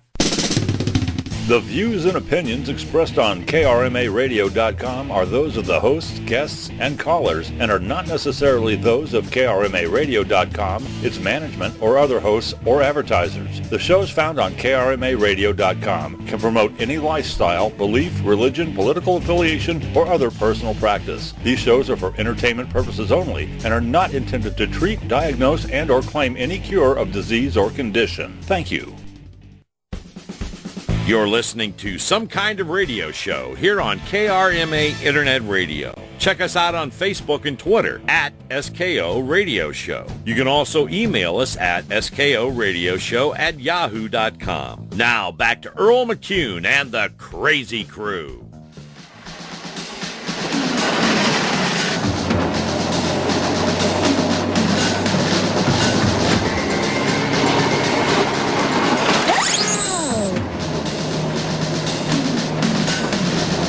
Did you see something? Oh, God. I hope not. Well, I saw something. Yeah, me too. Oh, shit. It's right outside. Captain Schroeder, this is Bravo 4, over. Schroeder, what do you got? Over. He's right in front of us, sir. We're on the bridge, Auto 101, over. We're on our way. Lose it and you're dead meat.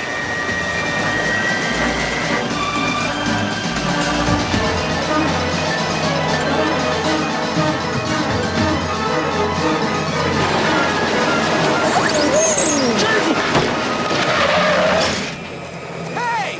What do you think you're doing?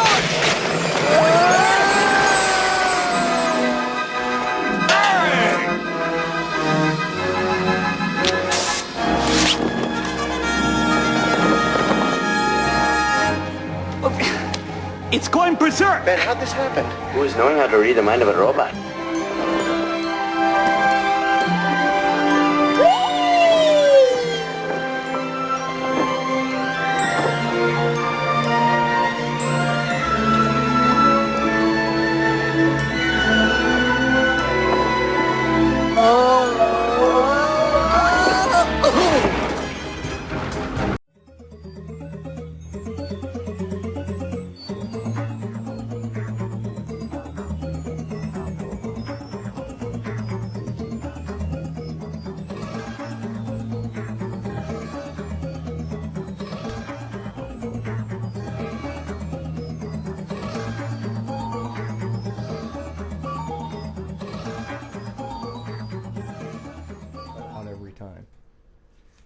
And we're back on the show here, Some Kind of Radio Show, KRMA Internet Radio. I'm your host, Earl McCune, along with Debbie and Bob Fritz. And I do smell that Hilljack guy. I think he's coming up the stairs here in a moment. Man, I'll tell you what, I'm going to hold my nose because I don't know what Hilljack's wearing. But I always know when he pulls up because I can hear his Nova outside. You know that really rough, it sounds like a rumbler out there. You know, you always know when he's pulling up because... Man, oh, here he comes. Here's the door. Hey, Hilljack Bob's in the house, everybody. Hilljack Bob is going to be doing his top 10 and whatever the hell else he's doing. Now, Hilljack, sit down. Have a seat. What are you doing tonight? What are you doing, man? Well, welcome to hey, everybody. Hey, Debbie. Hey, Bob. Bob, how you doing? Hey, Hilljack, how you Debbie, doing, Earl, how you guys doing? Deb, what the hell are you wearing tonight? Is that a musk? Is that a musk? It smells really good tonight. What does that smell? Oh, it smells like a turd in here. What'd they do in here earlier? It smells like a turd. I don't know, but well, I don't know what.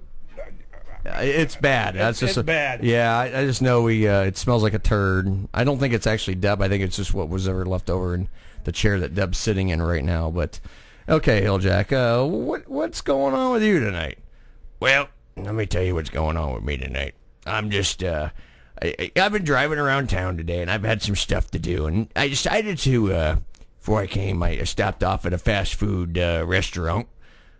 And, well, I decided to get myself a burger and some fries, and a chocolate milkshake is one of my favorite things in the world, a good chocolate milkshake, you know. And, well, I decided, well, I gotta take a dump. But, you know, normally I like to go outside and, you know, but I just couldn't, I had to go. I had to go. This is not good, Hilljack. I mean, you got a problem there. What, you actually wanted to go poop inside tonight? Inside? Yeah, well, yeah, I had to go poop on the end. Well, I had to go poop. Long story short, so my Frida ordered the food, and I went and go to the bathroom because I had to go, and I mean, I had to go bad. And well, what happened is I decided to go, and well, I go into the bathroom, and there's only one stall, and I hate places that only have one stall because your worst fear is you go in and you see a rat in the toilet. Well, here's what happens. I go in, And there was this giant 14-inch rat in the toilet. Not a animal rat, but I refer to it as a big old turd in the toilet. And this thing was big. I'm like, oh, goodness gracious. Well, here's the funny thing. Here's the messed up part of it. I go to flush the toilet wouldn't flush. So I'm like, oh, man, what am I going to do with this thing? So, of course, I run out and I go get the manager and I say, hey, buddy, hey, you guys got a problem in the men's room. Well, he goes, well, go use the women's room, sir. He says, do I? And I said, I'm not a woman. I'm not going to go use the women's room because there might be a lady who walks in there and they're going to go, hey, there's some crazy-looking old man in there trying to take a dump. And, well, I said, well, can you figure out what's going on with your toilet? Because I really got to go. Well, sir, and of course I get, well, sir, you have to buy something. I'm like, sir, my wife right there just bought all this food. And he goes, oh, sir, yeah, let me go take a look at the toilet. I go, okay. So I go into the bathroom, and he's in there, and he's like, it won't flush. I'm like, well, no kidding. Well, someone playing around, they get on the industrial toilets, you got the little screw on the top. And, well, someone screwed it in all the way, and the toilet, the water wouldn't go. Well, so the guy goes, hold on, I know how to fix this. He comes and loosens the screw. Of course, the water starts working again. Toilet flushes down. Well, then the toilet gets stuck, and the turd in the toilet gets stuck. And, of course, he had to come back out. He had to come back in. I'm sitting there, my butt cheeks are clenched together, and I'm like, oh, man, I gotta go. I'm about ready to go crap in the urinal, if you know what I mean. I'm like, I gotta go. And finally, the guy comes back in with the plunger. He's got French fries in his mouth too. Yeah, he snagged a fry on the way back in, and I'm like, seriously, man, I gotta go to the bathroom. I gotta go. Okay, Hilljack, you got a point to the story? I do. Hang on. Well, I had to go to the bathroom, and I'm waiting for this guy to go. And then here's what happens. He goes, sir, this is gonna take a minute. The jackass decides. He plunges the toilet, closes the stall. Then he takes a crap. And I'm like, are you kidding me? I could have gone like down the road a mile to another place and gone to the bathroom, if you know what I mean. There's a box store down the road. I could have walked in there and gone. But, oh my goodness gracious. Then the guy's in there, and then you can tell he's not in a hurry because he's got his little phone on him, and he's got his little music playing. He's got his little rap music going or whatever the heck's going on, and he's sitting there and you hear, oh yeah, and he's just going. I'm like, dude, I'm the customer here. You knew the toilet was clogged, and now you're gonna take a crap in here. And I'm in there yelling at the guy. He goes, sir, I really have to go. It's just one of them things. I'm like, no. Use the women's room. And of course it was a woman. So then I realized, okay. Well, make a long story real short, I was able to finally go to the bathroom, and then I went out and ate my dinner, and then Did you wash your hands first? What? Wash what? My hands? Ooh, I missed that part. But anyway, I get out there, and I was actually so pissed off. I went out to eat, and then my food was cold, and then, of course, I went and complained to the manager, and then they're like, same manager, of course, sir, and he goes, and I think this guy was like a Beavis and Butthead type of guy, because he's like, the whole time. I'm like, will you just give me some hot French fries, because since you had to make me wait to go to the bathroom. And then he goes, well, sir, you should have waited until after you were going to the bathroom to make your order. I was like, well, I'm not the one that ordered. My wife Frida did here, and she had her meal gone before I got done, if you know what I mean. And Frida didn't get much. She just got like a salad and what else did she get? A salad and some just a soda. She likes a diet soda, so she got a salad and a diet soda. And I'm like, okay, well, the guy he was nice enough to give me some hot French fries, but then Frida ate the other ones, and Frida's diet. Well, my diet went to hell in a handbasket there, but that's kind of what happened to me on my way in. And just to give everybody an update on my boy from last week too, my boy he's getting a divorce. I told you. He just got married, though. Yeah. Well, they're gonna. Well, she felt she was dishonest to him, and after a week. Well, she had the wiener. Remember? She had both parts. Oh yeah. Yeah. Okay, yeah. She had both parts. Yeah. And she felt pretty bad about whatever, and then.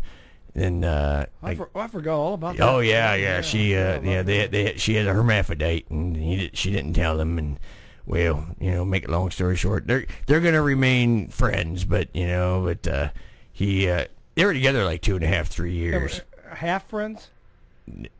Well, I don't know if they're going to be that kind of friends, obviously, but I'll do one half. You can have the other. Well, I mean, I guess there's a girl interested in her, and another guy, and I don't know. Oh, there's a girl. Hey, I don't know. Man. Well, here's the thing. I think it's his new girlfriend that you talk. I don't know. It's a long story with that boy, and then I don't know, but it's just not a good situation to be in, and I just I understand. It's bad because. Any woman that has a wiener bigger than mine, there's a problem. Wait, what are you pointing at? This? You want this thing? Mm-hmm. Oh, you want the drum? Okay, we have a drum. All right. Drum you out, Earl. She's gonna drum something out here. You gonna beat something? You gonna beat Hilljack Bob here or what? Don't be beating me off. Yep. Frida's good at that. Damn. Frida likes to do that. Yeah, Frida likes to beat me off. What that? Oh, you got the drum? Oh, we're getting the real drum tonight. Forget the drum roll. We're going to have the real drummer tonight. What is this, the Indian song? Is that John Anderson? Okay, Hilljack Bob's Top 10 here tonight. Top 10 things not to say to parents before a date. Top 10 things not to say to a parent before a date. Now, I was a young boy once, and if I ever said any of this stuff to any of my date's parents, I would have been shot. But number 10, this is the top 10 things not to say to a parent before a date. Sorry, I'm a little late. I had to stop by the drugstore. Well, maybe you had to get the insulin shot or something, Well, that's always a possibility. Maybe he had some Tylenol or headache medicine, whatever, Number 9 in our countdown, top 10 things not to say to a parent before a date. Show me how you used to spank her.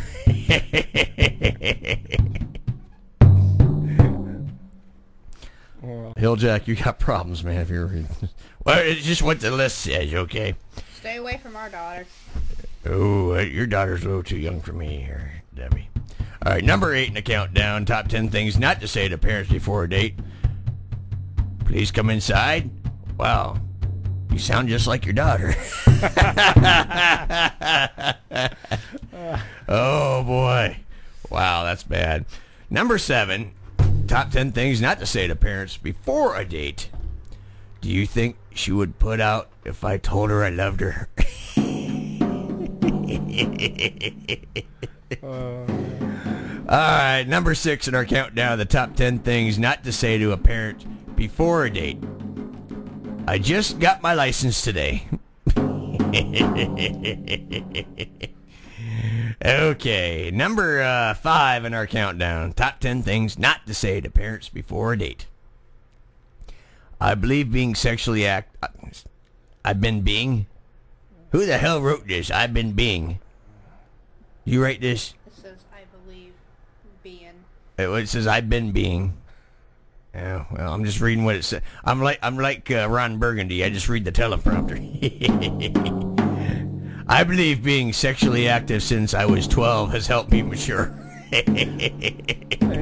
That's a good boy there. That's a good boy there. That's a good boy, yeah. Now, saying it to about my daughter, I'd be a little upset. His daddy taught him right. That's right. Okay, number 4 in our countdown, top 10 things not to say to parents before a date. $5, so he has double D cups. Now, Debbie, you got some pretty good gazungas. How big are yours? Not telling. Well, Earl, how big are her boobies? I think those are 44 double D. 44 double. Those are some big old boobies there. I like big boobies. Well, they're definitely flotation. They are. Do they keep you afloat when you go in the water? I just was wanting, Deb, do they keep you afloat?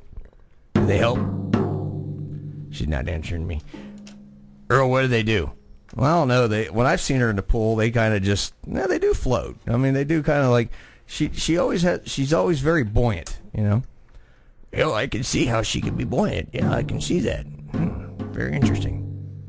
Frida's got big boobs, too, so don't worry, Deb. But hers are like 48 double F or something. I don't know. They're big. Okay. Turn that damn drum off. I'm trying to get... I'm a little cranky today because I couldn't poop when I needed to. All right. Top 10 things not to say to parents before a date. Number 3 in our countdown. How do you have an empty pop can? What? How do you... Hey. You write like crap. No, you don't know how to read it. I know how to read. I'm looking right at it. It says, hey. Well, you remember I only went to the 8th grade, but how do you have an empty... your writing is bad. No, you're not reading it right. It says, hey, Hilljack, let me see that. Let me see that. Empty pop can and some matches. Hilljack, it does say that it is read right. It's just Hilljack. Here's what it says. It says, "Hey, do you have an empty pop can and some matches?" I think you need some glasses, dude. Yeah, I think I do. So yeah. I copy it down the way that they sent it. Well, okay. So number 3 is, "Hey, do you have an empty pop can and some matches?" That's kind of funny. All right, number 2 in our countdown. Top 10 things not to say to parents before a date. Hi, I'm Robert, but my friends call me Backdoor Bob. It's Backdoor Bob! Oh, that's me. Hey. Oh, that's messed up. Oh, yeah. You wrote this, didn't you? You wrote it. Oh, that's wrong. Oh, my God. Hilljack, Backdoor Bob, huh? We're going to start calling you Backdoor Bob. Bob? I didn't know you knew me that well. I think Hilljack's red. You okay there, Hilljack? Oh, I don't know. It's not good. I've never been called Backdoor Bob. I've been called Front Door Willie, though. More like Wee Willie Winky. No, not Wee Willie. You ever seen my wiener? Yeah. How have you seen my wiener? The overalls you've worn in here. Oh, I forgot about those. They get the hole cut out of the front sometimes. Okay, and then the number 1 reason, top 10 things not to say to parents. So, does your wife just lay there doing sex too? Or during sex too? Does your wife just lay there during sex too? Yeah, it's kind of funny. It's kind of like my wife. Earl, how's Debbie? Yeah, she kind of just lays there too, Hilljack. So mine used to always say, "Are you done yet?" But, get out of here, Bob. Yeah. I mean, Hilljack. You know what mine says? I'll do my best impression of my wife. Last time we had sex, she'll be like, "Oh yeah, oh, slow down. Oh, wait a minute. Oh, no, not yet. No, I'm not ready. Ah!" Then she calls me a stupid putz, and then she gets thrown me out. Stupid putz. I'm not a stupid putz. You're a putzky. Well, I know I've been called God before. Oh God. Me too. You know, you ever notice how women? Those are the spiritual orgasms. Yeah. But you know how I know when she's faking is when she calls my name out. When she says, "Oh, Hilljack Bob. Oh, Hilljack Bob," then I know she's faking the hell out of it. But there's several types of orgasm. There's the positive, the negative, the spiritual when they say, "Oh God," and then the fake is when they actually say your name. Because when a woman says my name during sex, I get a little weirded out. I don't know why it weirds me. I think they're faking it at that point. Yeah. I believe that. Yeah, I know these things. I've had sex with over 350 different women, and so you're another Wilt Chamberlain, huh? Well, I got kids out there floating somewhere, I'm sure, but I've been very busy and very active in my life, and I started when I was 9 years old, and I never stopped. I'm still going. And so, who was your first? Your sister? No, my cousin. Your cousin? My cousin, yeah. She gave me, yeah. Well. But we weren't down the Hicks, Yeah, well, we weren't first cousins. We were like third cousins. But no, that's perfectly legal. Yeah, it is. That's why I kept it legal. Third cousin. Yeah, she's my third cousin. Yeah, so it's my cousin's cousin's cousin. So yeah, it works out. It's perfectly allowable, and it happens. And anyway. I mean, I'll tell you a story. That was my second. Second cousin? I think that was my adopted son or something. Sorry. No, there's my third right there. No, that's my boys. That's what she sounds like, I think. I've heard some funky things coming outside, but anyway. I'm going to go ahead and go now. I'm going to turn the show back to you guys. I got to get out to Frida because now she's done, obviously. All right, bye-bye, everybody. See you, all right, see you. Smell you later. Oh, my God. Hilljack Bob, everybody. Only the one and only Hilljack Bob here on Some Kind of Radio Show here on Karma Radio. And, man, I'll tell you what, that guy's got some stories. Oh. I can't believe he called Bob out. Huh? I can't believe he knew me. That's scary. I mean, he left this list sitting here, and I'm reading that number one reason. So does your wife just lay there in bed during sex too? Well, mine does. I mean, I think 90% of them do. Yeah, because Deb, you never get on top anymore. 'Cause I'll tell you what, they're wild as hell until you marry them. Oh yeah, damn right. Once you marry them, it's over. It's oh fine. yeah, it's like I own you now. And then they get upset with us when we go out and find somebody new or something like that. Here's the thing. Now, I'm going to tell you something about there's a big difference between women and men. Guys look at girls and go, you know what? I want her. I want to hook up with that chick, right? Women will look at a guy, and she'll look at him, she'll eye him, she'll look him up and down, and she's going to say to herself, oh, I'm going to do him. And that's exactly, that's what Deb said about me. She looked at me, she goes, damn, I'm going to do him. And see, women can have that control, They have that power and that luxury where they can go, yeah. But us guys go, God, that chick's hot, man. Oh, my God, yeah, I'd love to. I'd love to. That's the one I want to marry. Yeah. That's the one I want. Women, they just, they just go after it. Yeah, they look at the guy and they're like, that's mine tonight. Yeah, tonight. That's the word, tonight. Yep. Mine's been mine for almost 13 years. I was drunk the first night, and the second, and the third. Hey, I take it back. This is a guy that had to have his best man holding him up literally at our wedding. He was wearing sunglasses. He was so drunk. Oh, I was plowed. I was plastered. Hey, I was drunk at my I wanted to make sure too. I didn't remember it. That was the whole idea. He lost our wedding rings the morning of our wedding. It wasn't lost. It was. We left him in the they hotel were room. intentionally misplaced. Hoping you would get mad and say that's it. Yeah, that was kind of the whole idea. Well, I got locked out of the house the morning of our. Well, speaking of that, I stopped this morning and got my bottle, like I normally get, and I'm sitting there going, the liquor part wasn't open yet. You say liquor? I need to find a cup. I want some. The liquor part wasn't open yet. I want some too, but So I don't see you exactly getting ready to bend over. So I went up to the guy and I said, "What time is the apartment open over there?" And he says 9 o'clock, and that was like 5 till 9. Mm-hmm. And I said, "Well, I need to get my bottle." And he said, "Well, I don't drink." And I says, "Are you married?" And he goes, "Yeah." Then he started laughing. I says, "This is why we drink." Oh, goodness gracious. You smart ass. That's pretty good. He just started laughing at me because That's funny. Well, Earl's met his twin brother, right? Tom Cruise. No. We were at one of our daughter's field trips when she was in kindergarten. He was on a farm. His name was Earl the Christmas Donkey. No, you want to. I always knew he was a jackass. You want to hear messed up who people say my twin is at work? Okay, you remember the little kid in The Shining? No, seriously, look him up as an adult. Look this guy up. The Shining, is that the one with Jack Nicholson? Okay, and Kelly. The kid on the tricycle driving through the hallways. Well, there's a picture of him growing up now, and people say, "Oh yeah, there's your twin." Yeah, now Deb's gonna look this up right now, and don't look it up. You're not gonna see it he's not on there. He's not on there. Look up his name and then look him up on Google. Then you'll see what I'm talking about. People will say that he's my twin. No, I'm better looking than that guy. I was watching something the other night on the kid from just type in the kid from The Shining adult. And face. Yeah, that's him. But you look now Google him.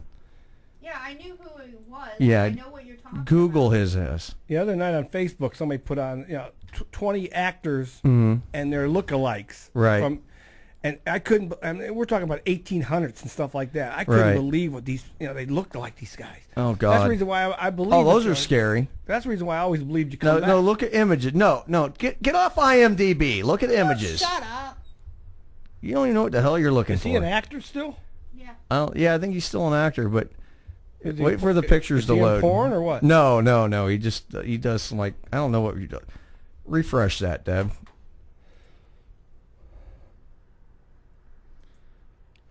Find another page.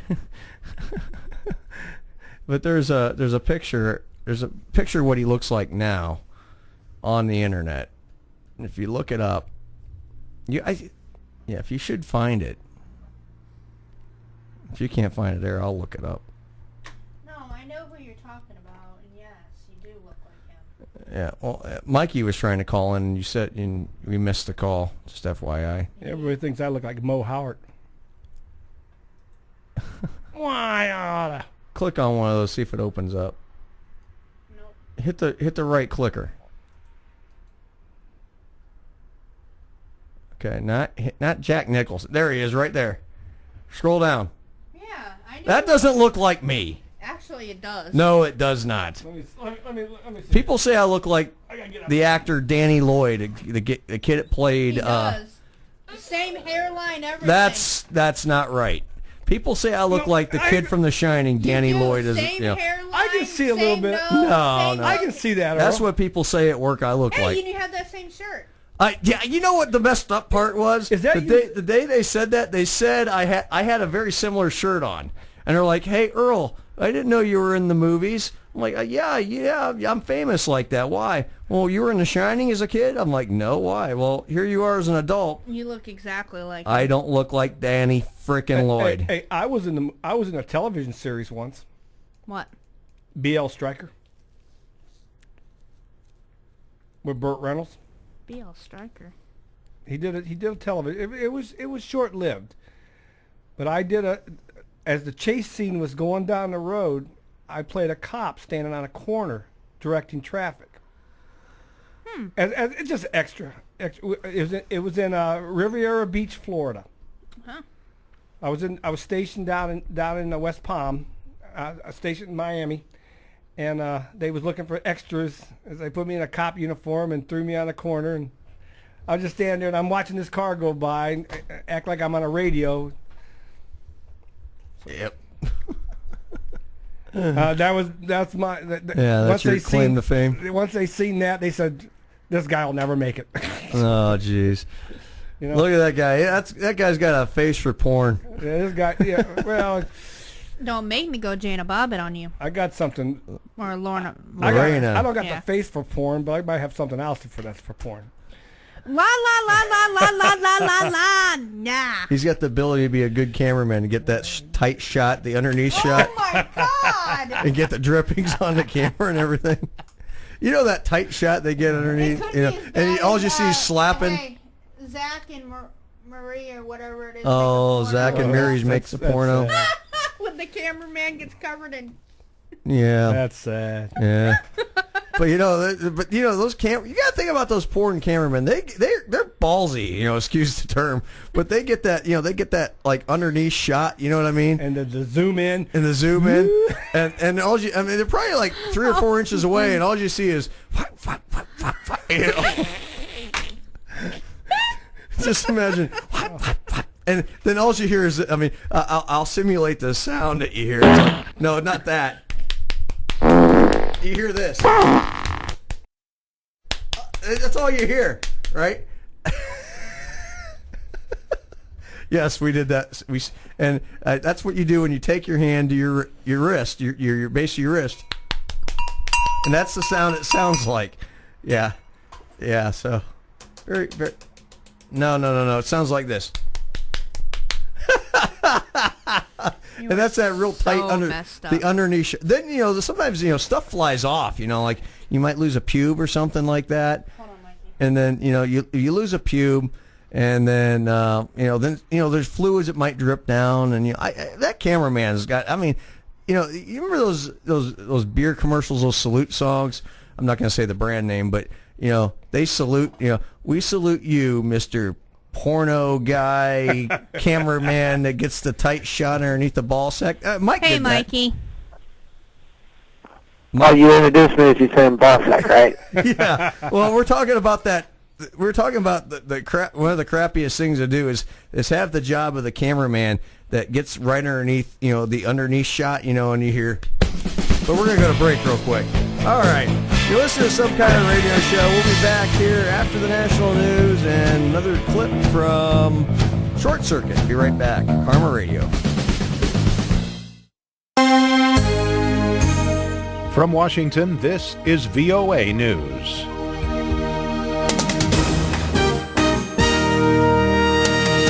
I'm David Byrd reporting a senior Iranian Revolutionary Guards commander has been killed in Syria. General Hossein Hamidani was killed by Islamic State fighters earlier this week while advising Syrian troops in the northern region of Aleppo. While Syrian government forces, backed by personnel from Iran and Lebanon's Hezbollah Shiite militia and Russia, have launched an offensive against rebels in central Syria, the Syrian Observatory for Human Rights reported that the Islamic State militants seized villages from rebel groups outside Aleppo. Shiite Iran is a key regional ally of Syria. It has provided military and political support for President Bashar al-Assad. The Obama administration says it will pause a $500 million Pentagon-led program to train and equip Syrian rebels. Carla Babb has details. The program will shift away from vetting moderate Syrian rebels and plucking them off the battlefield for training. The Pentagon will use a small training center in Turkey to teach these leaders skills, including how to call in airstrikes. Brett McGurk, the White House envoy to the anti-Islamic State coalition, says the program will also work to better equip and provide air support to trusted units on the front lines in Syria. Is it best to take those guys out and put them through training programs for many weeks, or to keep them on the line fighting and to give them additional enablers and support? I think the latter is the right answer, and that's what we're going to be doing. The Train and Equip program had only trained a few dozen fighters, much less than the original goal of thousands. Secretary of Defense Ash Carter said Friday he, quote, wasn't happy with the early efforts of the program. Carla Babb, VOA News, The Pentagon. For more on these stories, log on to our website, voanews.com. This is VOA News. U.S. President Barack Obama met privately Friday with the families of 8 students and 1 teacher gunned down at an Oregon community college last week.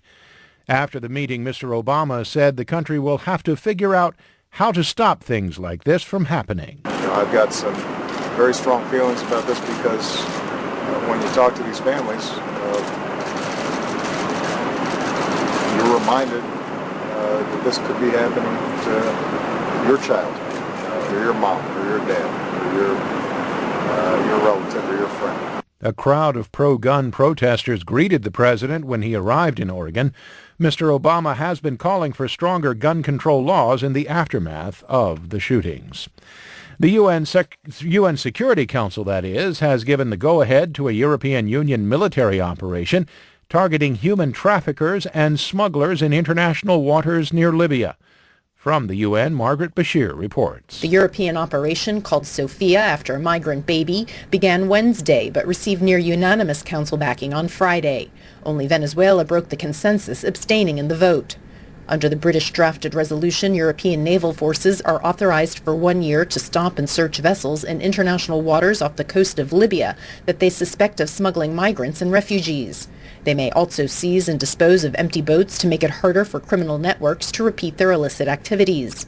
Refugees and migrants found on the boats will be taken to safety in Europe, while smugglers will be prosecuted. Nearly 3,000 people have died making the perilous journey, while thousands more have been abused, beaten, exploited, and abandoned at sea by smugglers and traffickers. Margaret Bashir, VOA News, the United Nations. A week of violence between Israelis and Palestinians spread to the Gaza Strip Friday, with Israeli soldiers killing 6 Palestinians in border clashes, and the Palestinian militant group Hamas calling for more unrest. Hundreds of Palestinians advanced on the Gaza border during a demonstration. They threw rocks and rolled burning tires toward Israeli soldiers stationed on the other side. The Israeli military said its soldiers opened fire on the main instigators to stop their advance. Palestinian medics say that at least 50 people were wounded. Tensions between the two sides have been growing over the East Jerusalem holy site revered by Muslims as the Al-Aqsa Mosque and by Jews as the Temple Mount. And the 2015 Nobel Peace Prize was awarded to the Tunisian National Dialogue Quartet for its decisive contribution to the building of a pluralistic democracy in Tunisia in the wake of the Jasmine Revolution of 2011. The Nobel Prize Committee announced the decision in Oslo on Friday. I'm David Byrd reporting from Washington. That's the latest world news from VOA.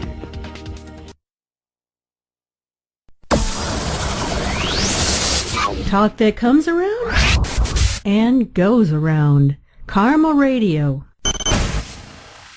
Hi, I'm Bob Fritz, host of Bob on Sports and More, here on KRMARadio.com. We talk sports and anything else you want to talk about. Join us on Sundays from 2 to 5 right here on KRMARadio.com. Oh my God, Sandy, turn that crap off. Mr. Cartier told me I had to listen to the Ultra Realm radio show every Saturday night from 8 p.m. to midnight on Karma Internet Radio. These guys are like greased lightning. They talk about everything. Comics, toys, pop culture, video games, ghosts.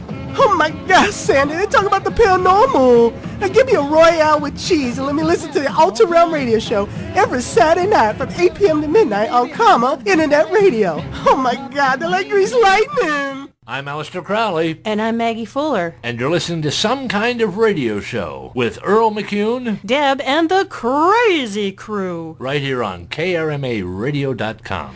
Give them a call, 330-673-2428. The views and opinions expressed on KRMARadio.com are those of the hosts, guests, and callers and are not necessarily those of KRMARadio.com, its management, or other hosts or advertisers. The shows found on KRMARadio.com can promote any lifestyle, belief, religion, political affiliation, or other personal practice. These shows are for entertainment purposes only and are not intended to treat, diagnose, and or claim any cure of disease or condition. Thank you. You're listening to Some Kind of Radio Show here on KRMA Internet Radio. Call now, 330-673-CHAT, 330-673-2428. Now, back to Earl McCune and the Crazy Crew. You can go 30 miles an hour, you big stupid shark! Yeah, I'll show you how stupid I am. Guess you can help me catch you. No, I'd rather die first! My car. Hi!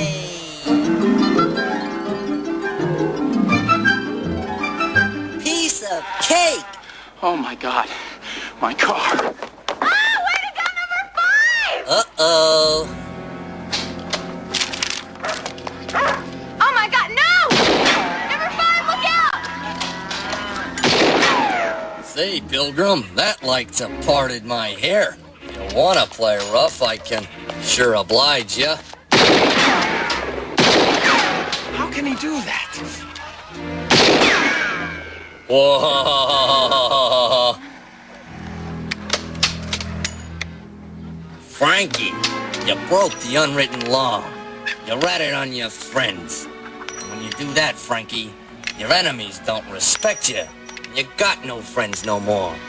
You got nobody, Frankie. Pretty good, huh? Unbelievable! Look out! How about that? A goddamn robot. Stephanie, get off me. Stephanie, that's it. No, not disassemble Stephanie.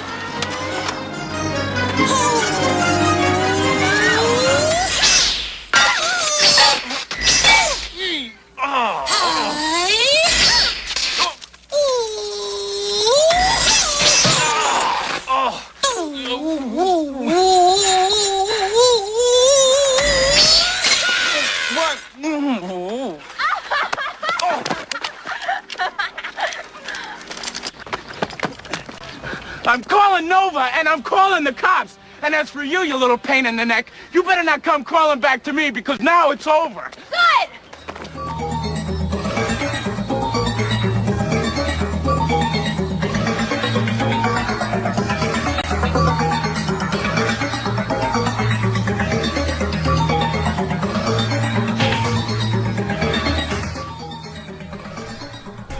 All right, we're back on some kind of radio show here on KRMA Internet Radio. I'm your host, Earl McCune, along with Debbie McCune, Bob Fritz here tonight. And I'm just here. We're going to host this show tonight. We're going to have some fun. No, because you're flicking me off. Give me back my binder. No, you're fired. You're fired again.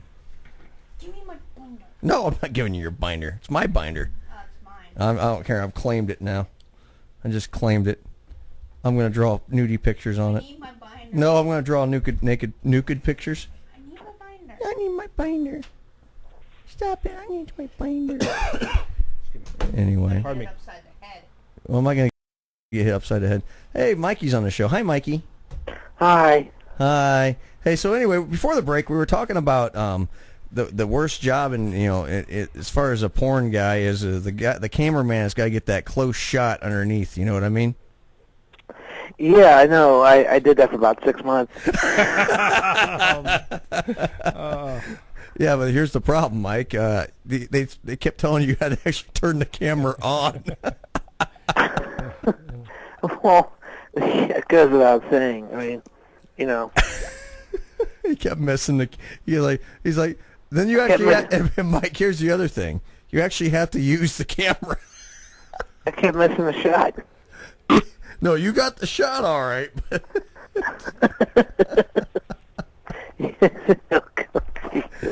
And he wasn't holding the camera either, if you know what I mean. But I think. Well, other than that, I mean, I would put cleaning the bathrooms in a Taco Bell. I'd put that up there.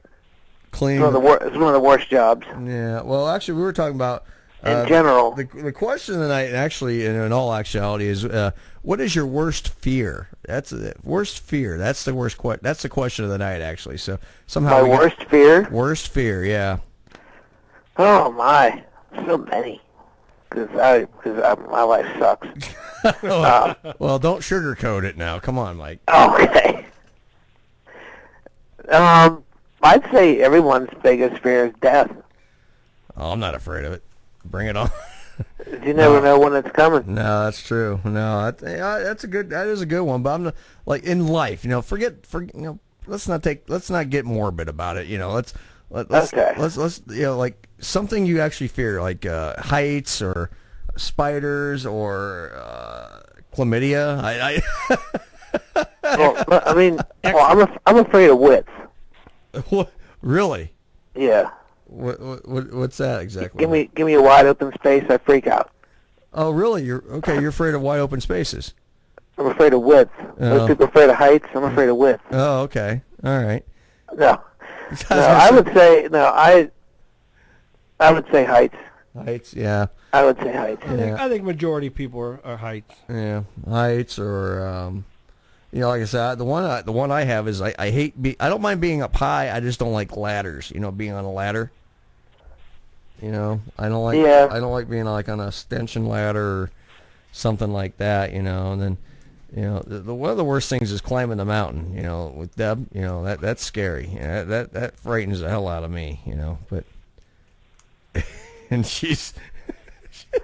You're getting the evil stare down, aren't you? No, she took her headphones off and was. Well, I've been on her all night because a couple of things, but it's a week of her birthday. It's a week of her birthday.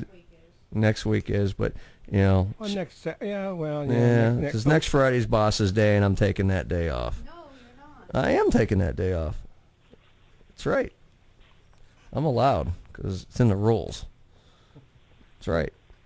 And Bob has his own show because he's like a boss too on his own show. See, because every guy that has his own show is like the boss of their show. Plus, there's a boss we answer to here, but there's a boss of your show. Yeah, but next Sunday, it won't be the boss's day. Yeah, but you could celebrate it on Friday. Yeah, so I won't be here either. Okay. See, you got it. Yeah, see, we're going to be at the nudie joint. We're celebrating. We have one day a year we get to celebrate. That's right. Yeah. Mike, you agree with that, right? You should celebrate on Boss's Day. Right? I agree wholeheartedly. Yeah, see, Mike's even with us on that. See, 3-on-1. Ha, you lose. Jeff, I won't let him spend that much money, give that many dollars away. I'll make sure he has a couple to bring home to tuck in yours.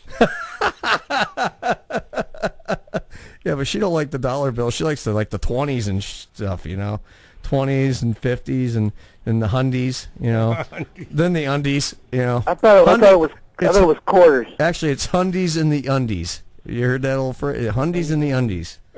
Actually, I go and walk into one place, and I sit down one time, and I used to go to the bank and get packs of ones, And I'd sit at that stage. I go, okay, bunnies, here's the lettuce. And they come flocking over, and it's just like feeding time. They loved me when I came over with packs of ones.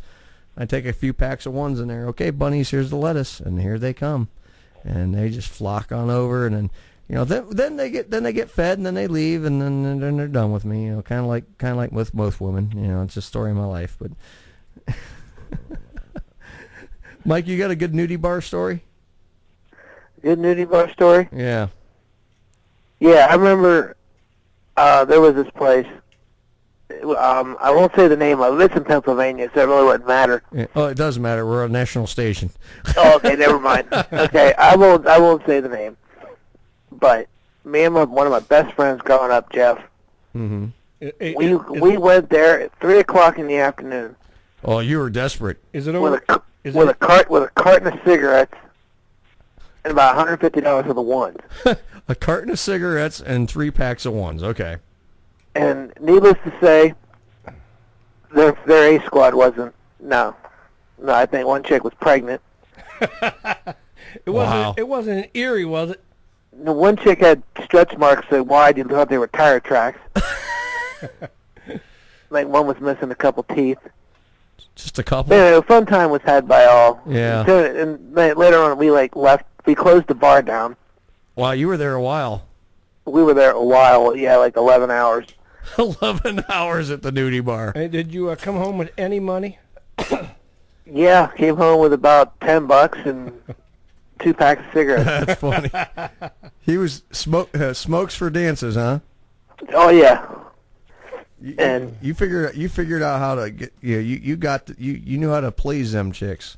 Oh, I did. Yeah. $1 at a time. $1 at a time. Hey, you said Pennsylvania. It wasn't in Erie, was it? No, it wasn't in Erie. Okay, I've been to one in Erie like that. Oh, it wasn't even Pittsburgh. Oh my God! A little bit south. Now I went to one down in Dayton a number of years back, and I went with a couple buddies of mine, and we were just out I was bowling the tournament. We was a night on the town type of deal, and man, I'll tell you what, you want to hear. Talk about some funky stuff. Now, Bob, I think you and I talked about this one where I think you actually been to this place. You walked in, I think it was actually the size of the studio room, and there was 3 girls in there. They had no shoes on, and the bar was literally like a little stand, and the stage was about the size of the booth here. I know you're talking. Yeah. Mm-hmm. And then I went into this other one. It was right down the road, and it was giant. I mean, massive place. And I was like, man, pretty good sized place. There's a few cars there, not that many, but maybe about 7 or 8, 10 cars there. Pull in there, and we walk in, wide open space, music's a-going, 3 girls in there dancing. I think, like Mike said, it's a very similar situation. One was pregnant. The other one was... I think she had about 2 or 3 teeth in her mouth, and the other one was about not to pick on larger woman, but this girl had no business dancing in a nudie bar. She was running around 350, 400. I mean, very, very, very large woman. Now, some people are into that. Me personally, no, but so here's what happened. We're in there, and we're like, well, we're already here. We might as well get a beer. Because it wasn't a full naked. It was just it was a bikini-type place, okay, topless. But they had pasties on, so they were able to serve alcohol. So we're in there, and they're all dancing around. What? What? It's a picture of a bulldog, and it says, that moment when you talk to yourself, and you start smiling like an idiot because you're just so hilarious. Well, I get that all the time, but anyway... I'm in there, and about 6 or 7 of my friends were all down there bowling this tournament, and we're, a couple of the guys just went along just to get out of town for the weekend, and we're like, I think it was either I think there was a game on or something. So we're just standing there watching the game at the bar and drinking our beer.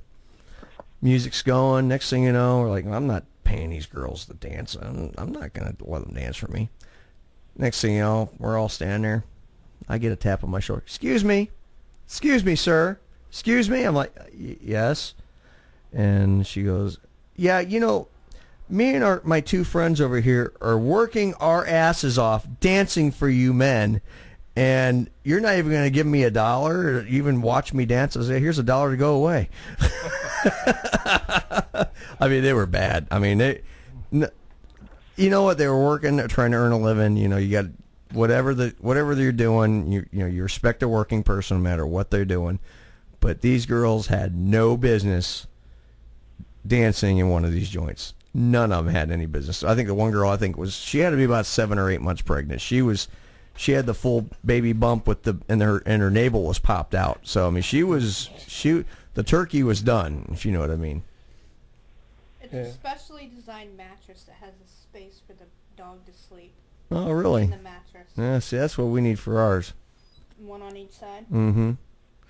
But yeah, so yeah, it was. Then we went down the road, found this great place we should have started the whole night at, and it looked like the worst one of all from the outside.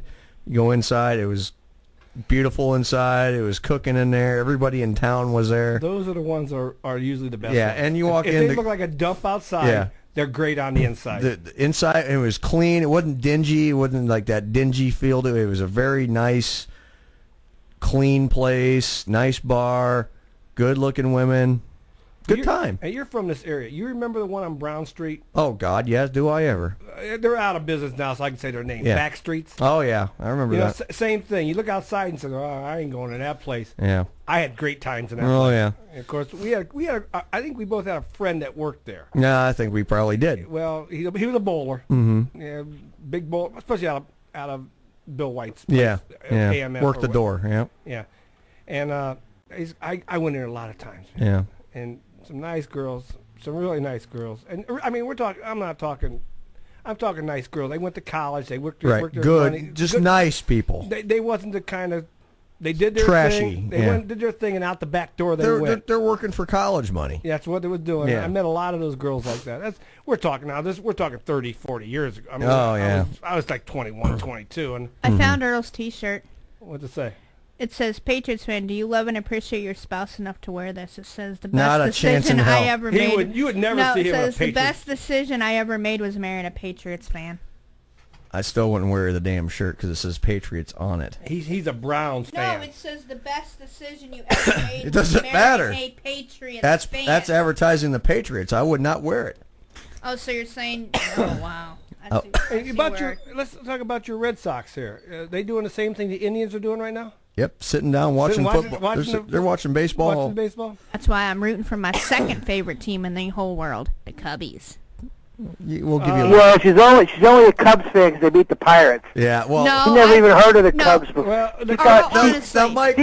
she said when the first baseman bobbled the ball at first base, she said, "Oh, he fumbled the ball."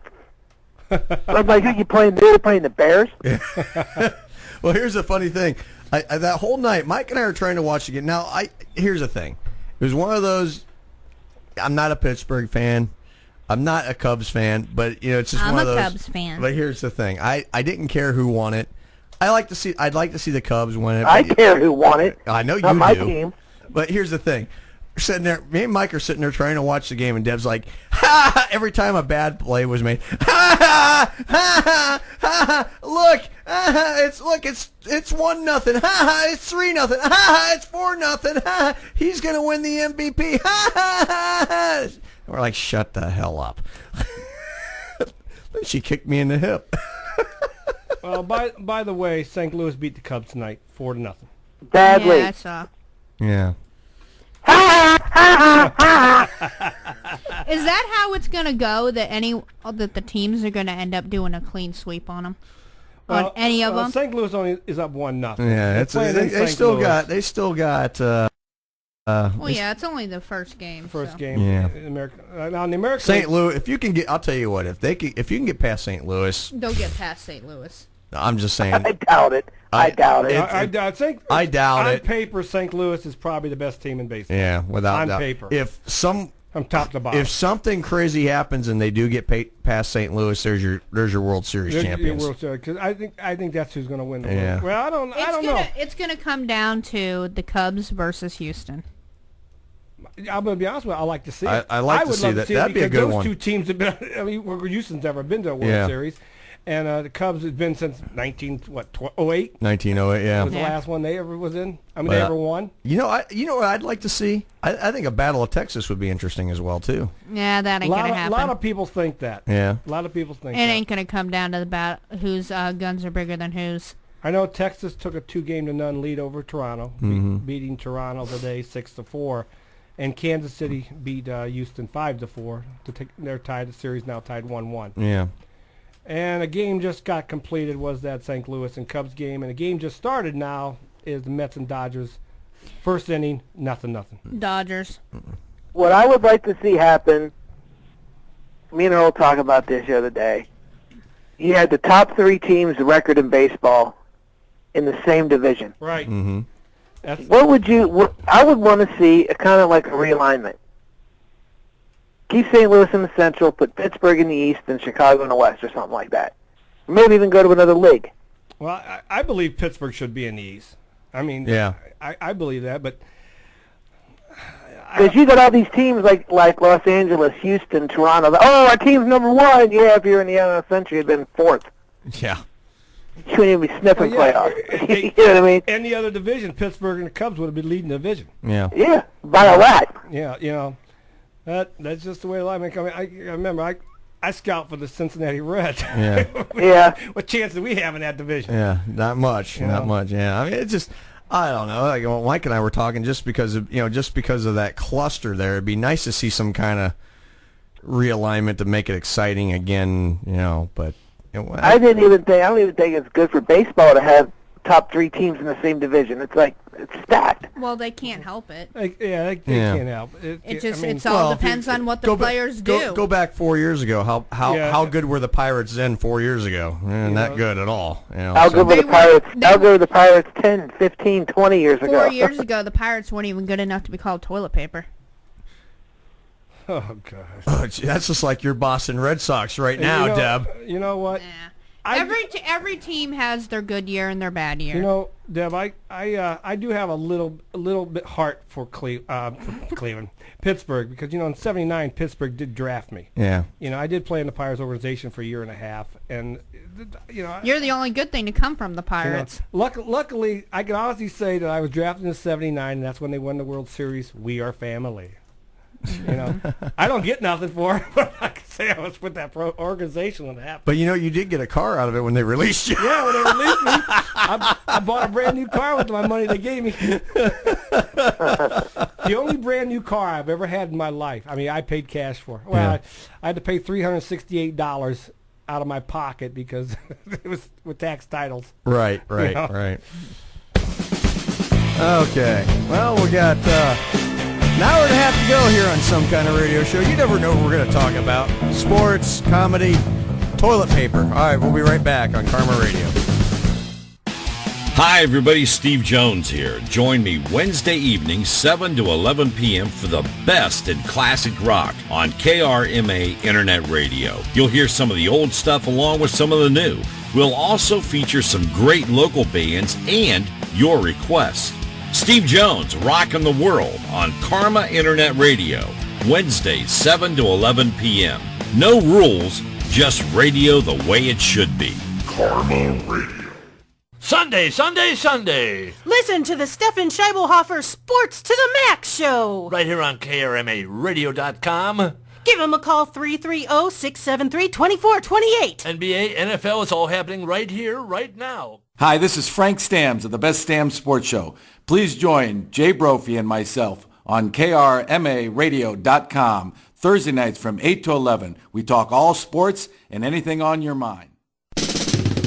The views and opinions expressed on KRMARadio.com are those of the hosts, guests, and callers and are not necessarily those of KRMARadio.com, its management, or other hosts or advertisers. The shows found on KRMARadio.com can promote any lifestyle, belief, religion, political affiliation, or other personal practice. These shows are for entertainment purposes only and are not intended to treat, diagnose, and or claim any cure of disease or condition. Thank you. You're listening to Some Kind of Radio Show here on KRMA Internet Radio. Check us out on Facebook and Twitter at SKO Radio Show. You can also email us at skoradioshow@yahoo.com. Now back to Earl McCune and the Crazy Crew. Number 5, access code 29. Stay where you are. Number 5. Number 5. Stay where you are. Number 1, you're out of there. Number 5, stay where you are. Oh my gosh.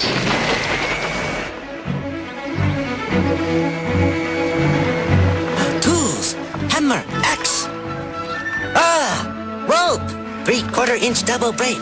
Perfecto. Escaped robot fights for his life. Film at 11. Target inside. Fire. Capture and hold. Elevation 16 obstacles. Visibility 5 feet. 2 feet. No feet.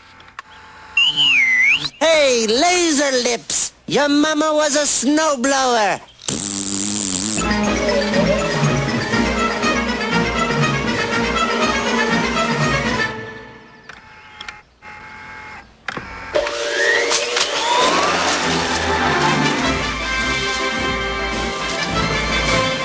Whaps you up, you wascoey robot.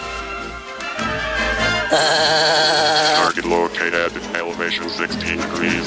Fire. Holy moly!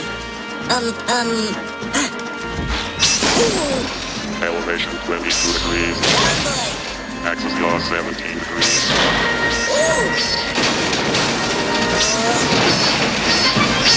Temper. 3 degrees.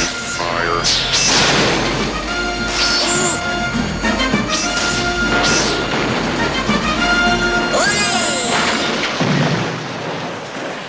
Oh, don't fire. Don't light a match.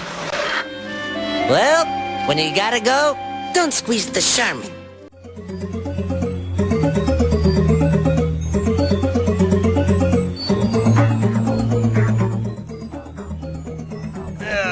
Okay, welcome back to the show. Some kind of radio show here on Karma Radio, KRMA Internet Radio. Join us on the air live. You can call us, talk about whatever craziness we're talking. We don't really have a topic tonight. We're just shooting the breeze around here tonight. 330-673-2428. We are saluting the movie Short Circuit. We do have some tidbits about Short Circuit that, not titbits, tidbits. Come on, Deb, get your head out of the gutter. Come on, Bob and I have been talking clean and wholesome all night long. Yeah. We've been talking wholesome. You never heard us say anything bad or anything. No, come on. Deb, Off the air, it's a different story. Here's one. $1.4 million of the film's $15 million budget was actually spent on the creation of the number 5 robot. that thing's worth $1 million. Well, how much was the other 4? I don't know. I think it's... How many were there? There were 5. Yeah. God, I get the hiccups. Man, good. Boo. That didn't work. It was funny. I was reading on. It's funny you said hiccups. I remember the other day on Facebook, Maggie asked, "How do you get rid of it?" I actually replied as well. Think about trying to fart really bad, and if you can think about farting, you won't think about you won't think about hiccups, and then you might shart yourself, but you won't have the hiccups no more. When number 5 commandeered Ben in the No Regards truck, he hums the U.S. Marines anthem.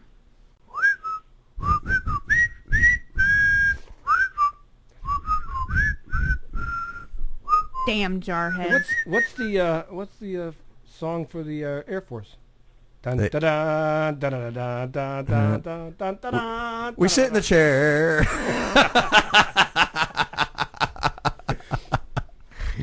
Oh, Number 5's full designation is Saint Number 5. The acronym Saint stands for Sentient artificial intelligent. Strategic artificially intelligent nuclear transport. No, I got to send Christopher Meadow on here. No. It's super ass in. I don't know. Are we doing acronyms again? Yeah. Well, not again. Number 5 weighed 250 pounds. So do you, so do I. I weigh 250 pounds. Soaking wet.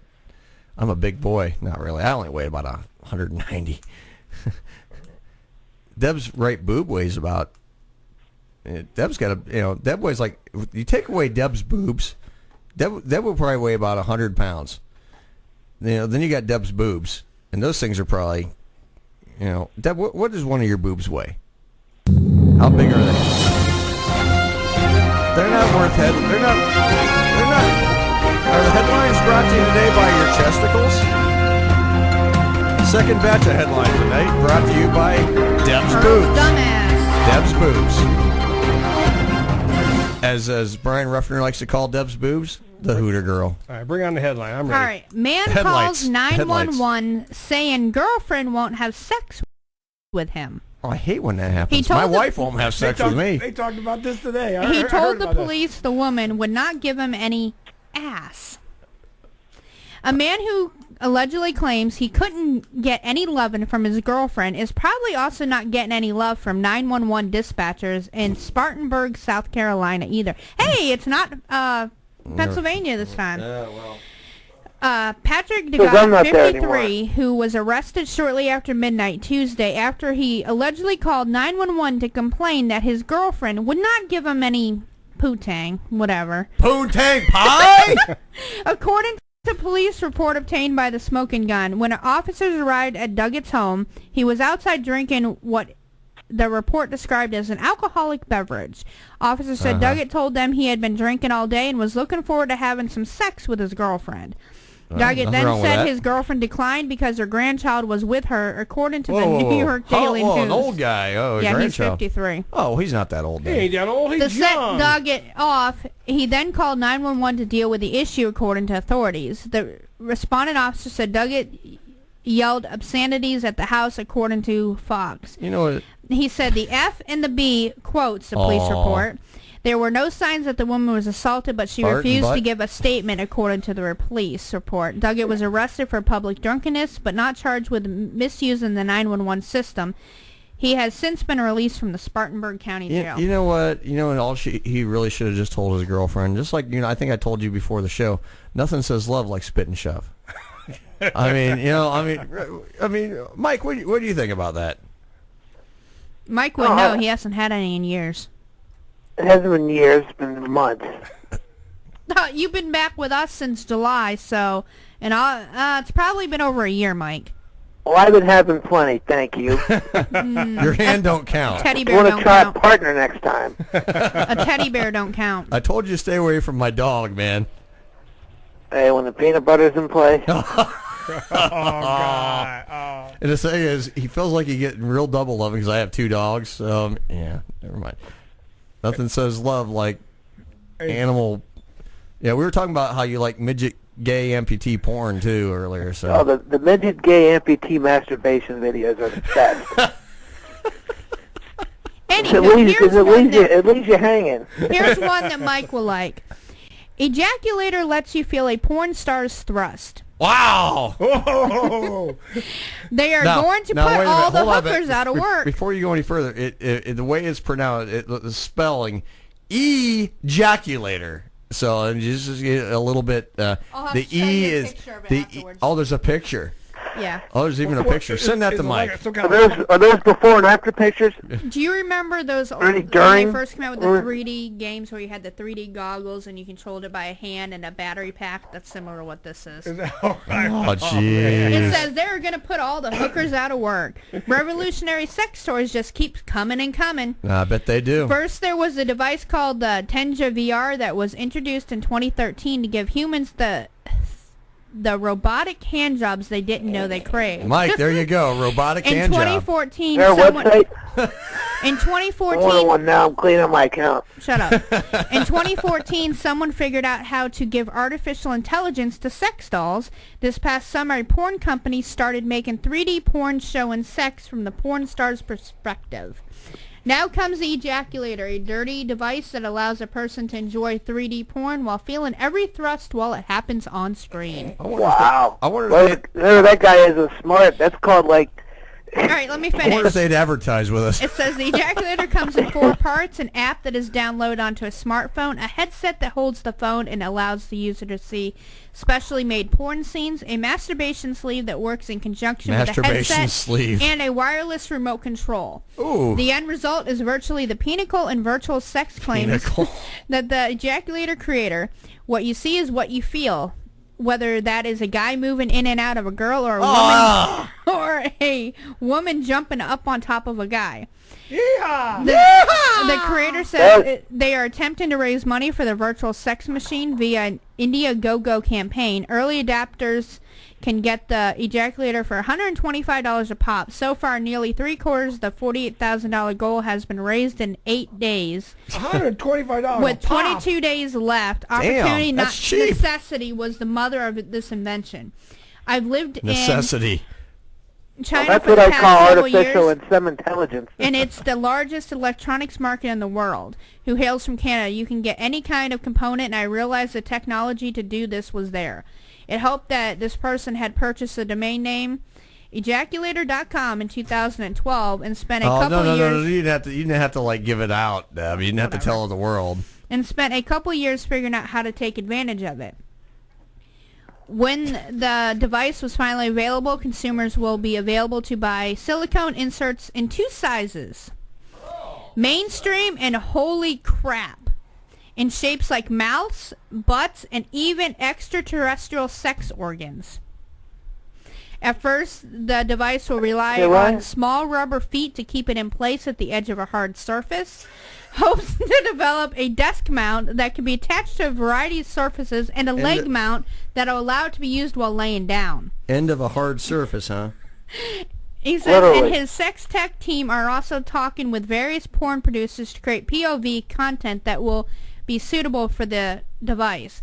To do that, there are various challenges They're such looking as for volunteers, Mike. being able to synchronize the masturbation sleeve's movements to a performer's particular bumps and grinds. They're looking for you, Mike. It says porn actresses worries that the device may inhabit spontaneously during sex scenes. Inhibit, you mean? Yeah. Inhabit. Inhibit, whatever. Inhibit. That means it might stop. Yeah, it could be constrictive. Constrictive or constructive? Will you be quiet? I'm just reading. It could be constructive if the producers want a specific reaction as opposed to organic sexual experiences. That's not happening yet. Currently, the prototype virtual porn gadget relies on multiple cameras to create a 360-degree environment for the headset. The physical sensation felt by the user will be programmed frame by painstaking frame after the fact. However, that's a lot of effort. The experience will soon be close to be the real thing. We are confident that within the next year or two, our devices will reach a level where if you did a double-blind test with the actual talent physically entertaining in the flesh compared to this, you would not be able to tell the difference. That's a bunch of crap right there. You know what? My luck, I would get one that's like defective. I'd be halfway through it, and all of a sudden it short circuits. It reminds me of an episode from The Big Bang Theory. When not Leonard, Howard.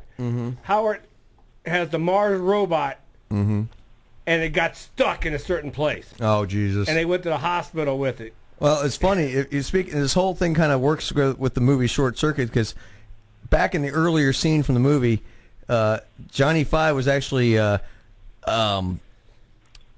designed as a marital aid. So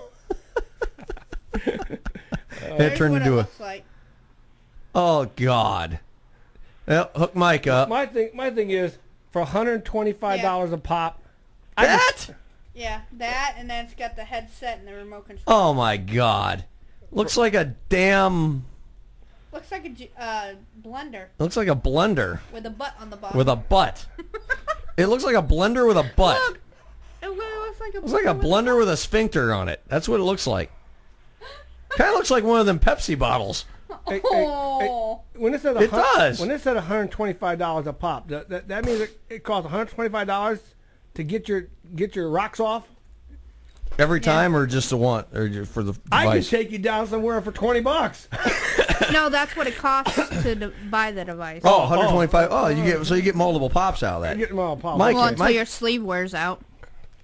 Mike, we can, $125. You can get hooked up with that, dude. Hey, sign me up, man. I wonder if we can get them. So to any of you advertise on the listeners show. out there, we're going to open up a GoFundMe account. No, Mikey. Mike on the rocks. Mike needs his rocks off. Mike needs his socks knocked off. Badly. Yeah. Well, I mean, maybe we can hook Mike up on a date. Yeah, that's what we gotta do. No, seriously. Okay. We gotta do it like a dating type of thing. Honestly, if that was available today, would you buy one, Bob? Hell no. Heck no. I got a hand. It's cheaper. Yeah.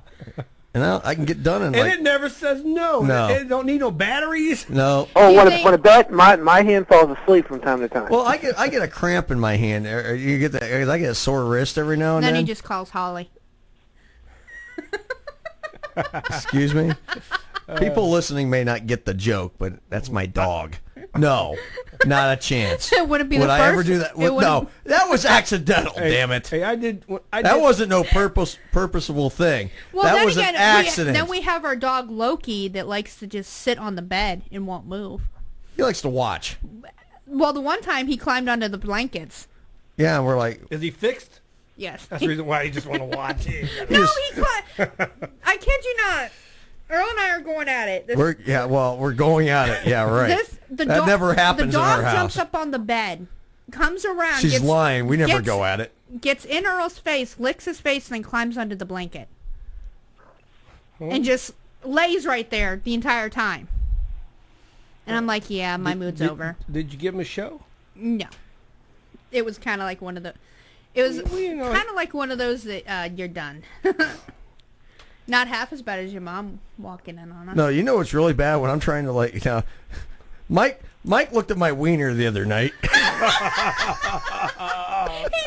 He's like, ooh, I wish I was that big. Yum. Come to me, Big Daddy. Sorry, Mike, I had to bring that one up. Oh, God. I didn't look at it. I stared at it. That's why I said you're like, ooh. Glad. I'm jealous. I'm I like wish trying mine to was that change, and I big. forgot to close the bedroom door, and there's Mike just standing there. I'm like up my donger hanging out. And, No, I was walking outside and I caught a glance at and it's it. like, Yeah, all Mike's I look, he goes, damn, I want one of those. Yeah, Mike's like, ooh, I'm jealous. Come to me, Get Big the Daddy. robot in that size, man. Oh, God. You guys are bad. I didn't say nothing. He did. Yeah, I know he did. I always knew he was into men. I'm a gentleman. An officer and a gentleman. Yep. That's a movie we got to do one night. No. No chick flicks. Absolutely no chick flicks. That's a chick flick. Yeah. We Not a chance in hell. No, I mean, that's almost like as bad as like frying green tomatoes or No, steel magnolias not, and crap like that. I didn't mean Officer and Gentleman. I meant A Few Good Men. That movie was really good. With Mike Cuba likes a Gooding good. Jr. Mike likes a few good men. With Cuba Gooding Jr. No, really, that is a good movie. I like that A Few movie. Good Men, That's good a hell of a good movie. Yeah, that's a good one. I like that movie. Jack 'cause- Nicholson and, no, not Jekyll Nicholson, but it's got Jacqueline Nicholson in it. No, who was in it? I can look Robert De Niro. Remember De Niro? In what movie? A Few Good Men. Was that De Niro? No, that's Jack Nicholson. Jack Tom Nicholson. Cruise, Kevin Bacon. Yeah. Which one am I thinking with De Niro and Cuba Gooding Jr.? Where was the guy loses his legs and stuff? Yeah, a few good. That's okay. Different movie. What movie? Yeah, that's a good movie too. A Few Good which Men one? had Which one? Cruise, Nicholson, Yeah, but which Moore, one's Bacon, Sutherland. which one's got De Niro in it? I like that one with De Niro in it, where they're like the Navy divers and they. Yeah, that's the one that Nicholson is on trial for. Oh yeah, okay, yeah. And Cruise plays a lawyer. The lawyer, yeah, that's a good movie. Few Good Men, yeah. I'm saying, which one is that with yeah, he gets his like loses his Men leg. of Honor. Men of Honor. That's a damn good that's movie. the other I one I love like. that movie. Because De Niro. Men of Honor is a really because he gets up in the middle of trial and he has to walk with the helmet on. Yeah, he does that with like fake leg. Yeah. And a lot of people can't even do that with their own legs, and he does it with. And it's a true story. It's actually based on a true story. And that's one of those movies you like Veterans Day or. That's a great flick. Great flick. I can watch that movie anytime. That's a great flick. But A Few Good Men is a good movie. Mm-hmm. Deb likes A Few Good Men too. Don't you, Deb? Yeah, I wish I was married to one. Oh, you funny guy. You're a funny guy, Deb. That's right. I said funny guy.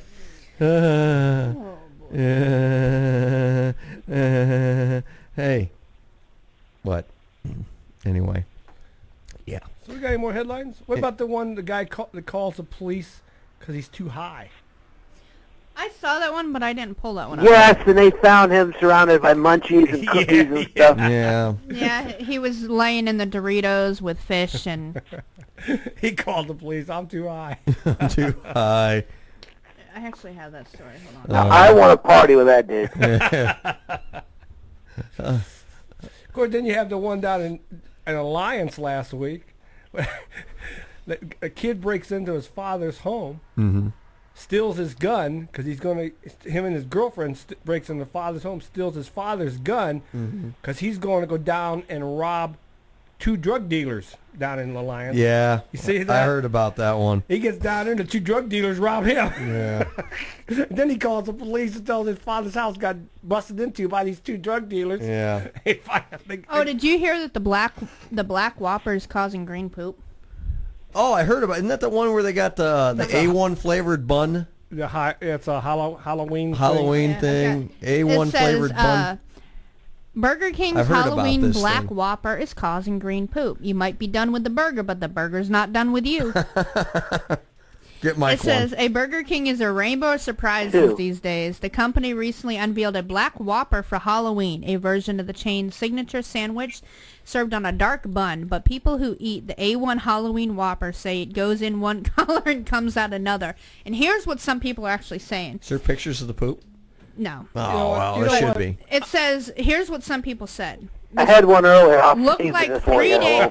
Took like check it out for us. It says took like 3 days for my poop to stop being green, but was totally worth it. It was totally worth it. It says green poop is a real thing. Don't get to the scared after eating it like I did. Well, you know what? I'm one of those ones. If I'm taking a crap, I don't look at the damn I'm color. not looking at I'm not looking at what's in the toilet. It says I'm sorry. the company has told ABC News that the black bun contains less than 1% food dye and writes its nutrition facts that the flavorants and food colorants in the bun are commonly used in the industry and within the safe and acceptable daily intake approved by the FDA. It does not specify which colors are used, but Medical Daily reports that green dyes are often used in black food coloring. Whatever the reason, the emerald-hued number 2s have unleashed the green poop hashtag. Here's some more. Maybe Burger King should bring the Black Whopper back for St. Patrick's Day. Am I the only person who thinks that Burger King green poop thing is the funniest news thing in actual years? Oh my God, laugh out loud, green poop forever. That's funny. That's hilarious. It says, from your Halloween Whopper, you need to respond to this because it's really messed up. At the Halloween Whopper, just to see what the black bun is all about, it was good, but on one side effect, green poop the next day. It says not everyone is put off by the just to get the green poops. Not everyone is put off by the goblin green Halloween side effect. In fact, several customers seem to be looking forward to it and keep coming back for more. I want to try the Whopper. Oh, shit. Scared the hell out of me. For no other reason. Hey, how you doing, man? Seth! Hey, Seth just scared the crap out of me. We were just talking did about that to me last we were just week. talking about green poop. Green poop. Oh, in the Whopper? Yeah. Turn Seth's mic on. I got it on. I just don't have the volume up. There you go. Yeah, we're it talking about says- the green one. Yeah, the black Whopper with the green poop. This guy goes, I want to try the Burger King Black Whopper for no other reason than just to see my poop turn green. I want to see Don't it. rely. I don't really, want to see yours. It says, don't I really wanna see care my how own, it but- tastes. I just want the Halloween burger from Burger King for the rad green poop. Poop forever. Well, like I said, I'm not looking in my commode to see what car my poop. I want to take pictures of it. You kidding me? I take pictures and like put them on Facebook it says, and one stuff. note of caution, use care when scrolling through the green poop hashtag. Some people have actually posted visual evidence. Sweet. Yeah, go ahead. Go ahead. Look it up. Yeah, come on, let's see it. Come on, let's see the green poops. Come on. Boy, these guys get excited over poop. I want to see green poop. Come on, let's see the green poop. There's just the Whopper itself. Okay. Let's see a poop. Come on. I don't want to see the burger. I want to see the poop. I bet you they got deleted. I don't think Burger King's very proud of the situation here. Oh, that's good advertising for that. That's good PR. You know how many people want to run out just like have green poop? Just to see if it's true. Yeah, that's good PR. What if it's not true? What if Burger King paid these guys off? Just say, that'd be kind of. Because it'd still sell. It's still a Whopper. It's still. Wait a minute, what you got there? Oh, scrolling down. There's money. And you're pooping money, I'll eat it. Yeah. I don't know. There's some hot chicks on that one right there. Fruity Pebbles. What the hell? Okay. They're going to make another fetish video. Two girls and a Whopper. Two girls and a Whopper. Yeah, they're not on there. Featuring the green poop. Featuring the green poop. Well, with a special appearance from Mike. That's a pickle. Oh, that could. Well, that's either a pickle or a cucumber. That's one of my poops. That looks like the poop that I think Hilljack Bob was trying to describe earlier in the toilet. It was a floater. Yeah, it was a floater, all right, because he explained it looked like a rat in the toilet. I don't know what the hell. I've heard your history of poops recently. Yeah, I'm sure everyone has. Speaking of poop, I'll be right back. Yeah, yeah. Hey, don't forget the wipe, Mike. That's all I promise I won't forget. All right. Did Amazon bring you that thing? What thing? His sex data or whatever. Yeah, probably. He ordered it. They wouldn't be able to be coming this late, or would it? Yeah. Oh, they might fly it in on a drone over to the house. They deliver 24/7. Yeah. I got a package. I'll be back. I got a package one at 3 o'clock in the morning. Really? Yeah. From Amazon, huh? From Amazon. 3 in the morning. Yeah. Because they'll ask you. Some of them will ask you what time's the best time to deliver. Oh yeah. Yeah, there is a green. Yep, there's a picture of green poop. I don't even look. Oh, that's nothing. That's weak. That looks like a slimy one there. They have a Mr. Hanky, green Mr. Hanky on the web. That's funny. That's funny. That's funny. I don't even want to see your green poop. Well, I can poop like a champion, Yeah, we heard. I've crapped out a meatloaf for crying out loud. I mean, that's what it looked like when I first was able to go. If you don't mind me asking, yeah, what was it heavier than either of the kids she? Oh, it was probably. I mean, I had to like. Oh, he lost 10 pounds easy. I lost like 35 pounds during that whole here's situation. That one. Man lying in Doritos, Goldfish, and Chips Ahoy tells cops, I'm too high. Oh, yeah. Reportedly saying he smoked too much weed. You think? This goes way beyond the munchies. When an Ohio man told a dispatcher that he was too high on marijuana, officers arrived at his Austintown home to find him on the floor in a fetal position. That was Mike from amid a plethora of Doritos and other junk food, according to a police report obtained by the Post. An officer said the 22-year-old, whose identity was retracted from the report, could be heard groaning in an upstairs room. The officer then found him amid the junk food, which also included Pepperidge Farm Goldfish and Chips Ahoy cookies. Oh, good eating. The man told the officer he could not feel his hands. I stuffed my face with Pepperidge because Farm. he smoked way too much weed, the report noted. He then sent the officer to his car where he had allegedly smoked the pot. And the he wasn't really a Boston girl, was he? A glass pipe, rolling papers, roaches, and a glass jar of marijuana. Marijuana? He declined medical treatment. Once. He declined medical treatment, the report said. The report notes that investigations pending for drug possession and drug paraphilia. Paraphilia? Yeah. Paraphernalia. Yeah, whatever. It's paraphernalia. Paraphernalia. Paraphernalia. Enunciate. Enunciate. Hey, see what we got to look forward to when we legalize marijuana in the state of Ohio? Hey, I knew somebody's going to use that to defend drunk against. Student wants blank mac and cheese. He gets arrested. What? I heard about that. I heard about this too. Yeah. Drunk U Connecticut student wants F mac and cheese, gets arrested. He'll learn a University of Connecticut student shown berating and shoving a student union employee after being denied mac and cheese was arrested Sunday, according to outlets. Kraft, they want to give it to him. This 19-year-old of New York was charged with breach of peace and criminal trespass, the Hartford, Connecticut reported. In a viral YouTube video of the incident titled Drunk Kid Who Wants Mac and Cheese, this person can be seen telling the manager of Union Street Market, "Just give me some effing mac and cheese, bacon jalapeno," and verbally abusing him. The manager tells the student, "You can't come in here with an open bottle of booze, dude. Think about it." He reminds the belligerent lad that he's underage and not welcome, only to be met with more insults, but one last push provokes another employee to take down the student and hold him on the ground while the managers help until the cops come. Outlets are teaching the kid a Media 101 lesson that bad publicity is not always good publicity. The person called a drunken poophead is in headlines noting that he was reportedly arrested twice last September for run-ins with police while at University of Mass Amherst.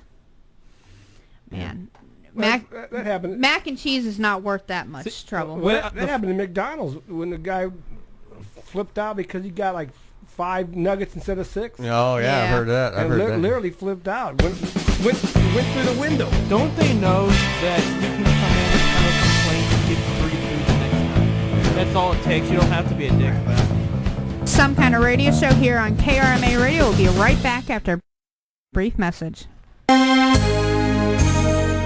From Washington, this is VOA News.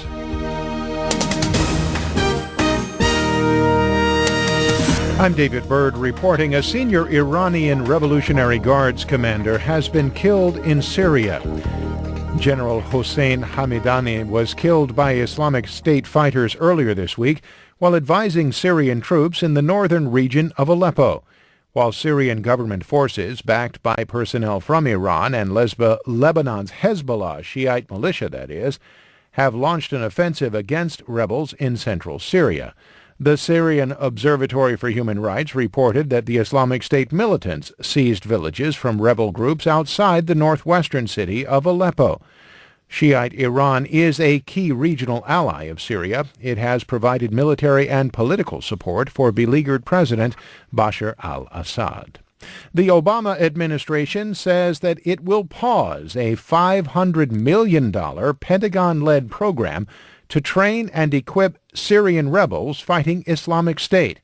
VOA Pentagon correspondent Carla Babb has details. The program will shift away from vetting moderate Syrian rebels and plucking them off the battlefield for training. Under Secretary of Defense for Policy, Christine Wormuth. We're going to be vetting leaders as opposed to each individual fighter. The Pentagon will use a small training center in Turkey to teach these leaders skills, including how to call in airstrikes. The Train and Equip program had only trained a few dozen fighters, much less than the original goal of thousands. Secretary of Defense Ash Carter said Friday he, quote, wasn't happy with the early efforts of the program. Carla Babb, VOA News, The Pentagon. For more on these stories and the rest of the day's news, log on to our website, voanews.com. This is VOA News. U.S. President Barack Obama met privately Friday with the families of 8 students and 1 instructor gunned down at an Oregon community college last week. After the meeting, Mr. Obama said that speaking with the families reminds him of the personal nature of the tragedy. We're going to have to come together as a country to see how we can prevent these issues from taking place. But today, it's about the families, their grief, and the love we feel for them. And they surely do appreciate all the support that they've received. A crowd of pro-gun protesters greeted the president when he arrived in Oregon. Mr. Obama has been calling for stronger gun control laws in the aftermath of the massacre. Tunisia's National Dialogue Quartet won the Nobel Peace Prize for 2015. As Luis Ramirez reports, the quartet won for its work in supporting the country's democratization process in the wake of the so-called Jasmine Revolution of 2011. The announcement came from Kasi Kulman-Fiva, head of the Nobel Committee. The Nobel Peace Prize for 2015 is to be awarded to the Tunisian National Dialogue Quartet for its decisive contribution to the building of a pluralistic democracy in Tunisia. The quartet is made up of labor unions as well as the Tunisian Human Rights League and the Tunisian Order of Lawyers. Tunisia was the site of the first popular uprisings in 2011 known as the Arab Spring. Luis Ramirez, VOA News, London. The UN Security Council has passed a resolution to authorize the European Union and other countries to board, search, and seize vessels suspected of human trafficking in the Mediterranean off the coast of Libya. The Council adopted the resolution under Chapter 7 of the UN Charter, which authorizes the use of force but limits its mandate to 1 year. Matthew Rycroft is Britain's ambassador. Any action will be proportional, in keeping with the limits authorized by this resolution, and used solely against the smugglers and empty boats. The European Union started Operation Sophia in the southern Mediterranean Wednesday to intercept human trafficking boats trying to enter the continent illegally. And a week of violence between Israelis and Palestinians spread to the Gaza Strip Friday, with Israeli soldiers killing 6 Palestinians in border clashes, and the Palestinian militant group Hamas calling for more unrest. Hundreds of Palestinians advanced on the Gaza border during a demonstration. They threw rocks and burning tires at Israeli soldiers, who opened fire on the main instigators to stop their advance. For more, visit our website. I'm David Byrd in Washington. That's the latest world news from VOA. I'm Debbie McCune from Some Kind of Radio Show, and you are listening to KRMA Radio, home of the best rock and talk, where the fun never stops. Karma Radio. Hi, this is Frank Stams of the Best Stams Sports Show. Please join Jay Brophy and myself on KRMARadio.com Thursday nights from 8 to 11. We talk all sports and anything on your mind. Sunday, Sunday, Sunday. Listen to the Stefan Scheibelhofer Sports to the Max Show. Right here on KRMARadio.com. Give them a call, 330-673-2428. NBA, NFL, it's all happening right here, right now. Oh my God, Sandy, turn that crap off. Mr. Cartier told me I had to listen to the Ultra Realm Radio Show every Saturday night from 8 p.m. to midnight on Karma Internet Radio. These guys are like greased lightning. They talk about everything. Comics, toys, pop culture, video games, ghosts. Oh my gosh, Sandy, they talk about the paranormal.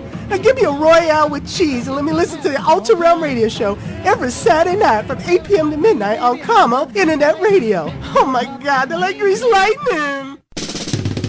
The views and opinions expressed on KRMARadio.com are those of the hosts, guests, and callers, and are not necessarily those of KRMARadio.com, its management, or other hosts or advertisers. The shows found on KRMARadio.com can promote any lifestyle, belief, religion, political affiliation, or other personal practice. These shows are for entertainment purposes only and are not intended to treat, diagnose, and or claim any cure of disease or condition. Thank you. You're listening to Some Kind of Radio Show here on KRMA Internet Radio. Call now, 330-673-CHAT, 330-673-2428. Now, back to Earl McCune and the Crazy Crew. Got it. Oh!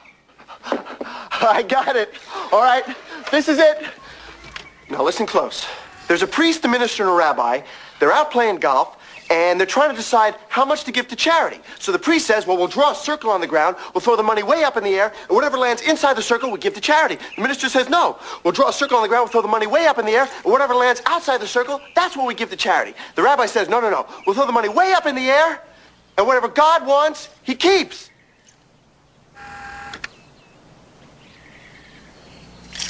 Oh, I get it.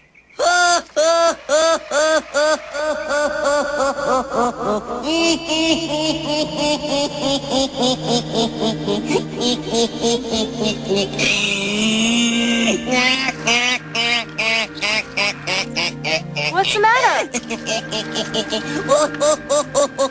Is he laughing? Yeah! And the joke wasn't even that funny, and I think I screwed up the punchline. Whatever God wants, he keeps. Oh, you look kind of shook up. Yeah, it's really true. Spontaneous emotional response! I am alive, yes? Yes!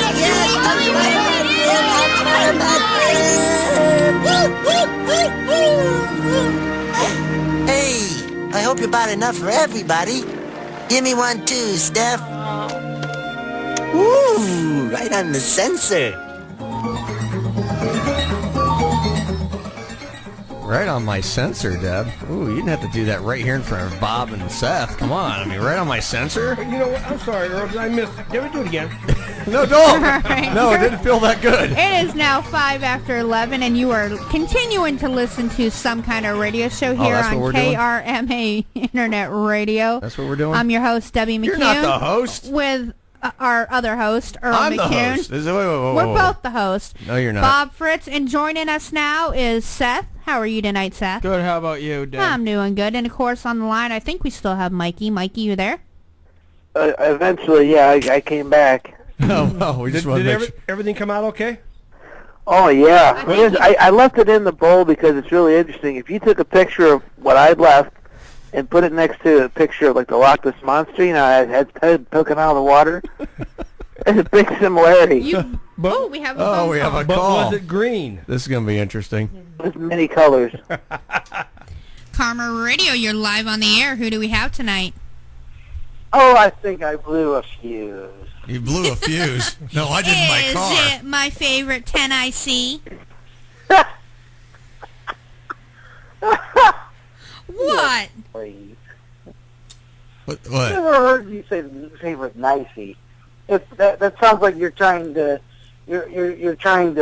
tinker with my control panel. I said, is it my favorite 10IC? Sounds like she says she wanted. Oh, I thought you said. Sounds like she says she. She thinks you have 10, Doug. Well, let me check. Pardon me for 1 second. Okay, well, there's two up here. There's 10 down there. Okay, I got 10 here, and then there's the genuine one. Dog, if you wait, you're confusing the hell out of me, and I really want to stay that way. Thanks. All right. For what it's worth in cash, not in cash and prizes. Not in cash and prizes. All right. We're going to go ahead and talk to you about next week's show in honor of my birthday. You got Doug on the phone. Talk to Doug. Let's talk to Doug. Jeez, you know what? The guy calls in, and then you want to cut him. Oh, by the way, next week I'm already done with this one. I'm done with this call. I quit. No. I give up. You know what, Earl? Yeah, but no. Here's the thing. She just wants to get me off my line. no, I thought you were going to play our game with us tonight. Well, yeah. Yeah. I'll be kind of guy to give you. Yeah, we got plenty of time. Give the update from down south. Well, what's you want to hear about my updates from down south? No, we don't. Keep your pants on. let me guess. They ever put them back on? No, let me guess. Let's see. Some torrential downpours. Strong winds. Flash flooding. And then dam breaks. Well, that sounds pretty bad. And then what else happened to Mike? Then a drought. then a severe drought. Anyway, hey, Doug. Since we do got you on the phone, and since we got Seth on the phone too, we can throw out the question of the night. I'll go to Doug real quick, and then get to Seth. Doug, what is your biggest fear? Well, as I was listening to this fabulous KRMA radio internet show from my phone, and you're cutting out. I mean, of course, that's the biggest one. But outside of that, and I know this is going to sound very strange. Okay. Getting married. Okay. Getting married is like one of the biggest fears. Getting married? Getting married? Oh, I've been there, done that. I've been scared to death for 12 years.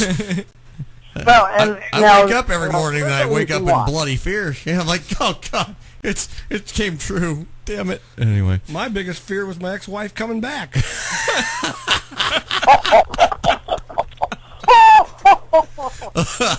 my biggest fear, my wife I wake up and there she is. I'm like, oh, damn it. Well, you gotta be careful. She gets blood mixed up with Narcy and her cherries. Yeah. But anyway, no. The reason why now, it's kind of a legitimate fear. Okay, legitimate fears. Okay. Of getting married, is because in my upbringing, whenever I was growing up, the family relationship just was not so hot. Right. Okay. So the fear of that repeating kind of shied me away from even there thinking about getting married. According to my coworkers, there are, because there's some females around here in Tennessee that have caught my eye. And of course, and Mike, no, they are not of the plastic kind. They are actually real. All right. Mike wouldn't know real if it bit him in the butt. I know you're a real pain. Sounds like he needs to get flushed.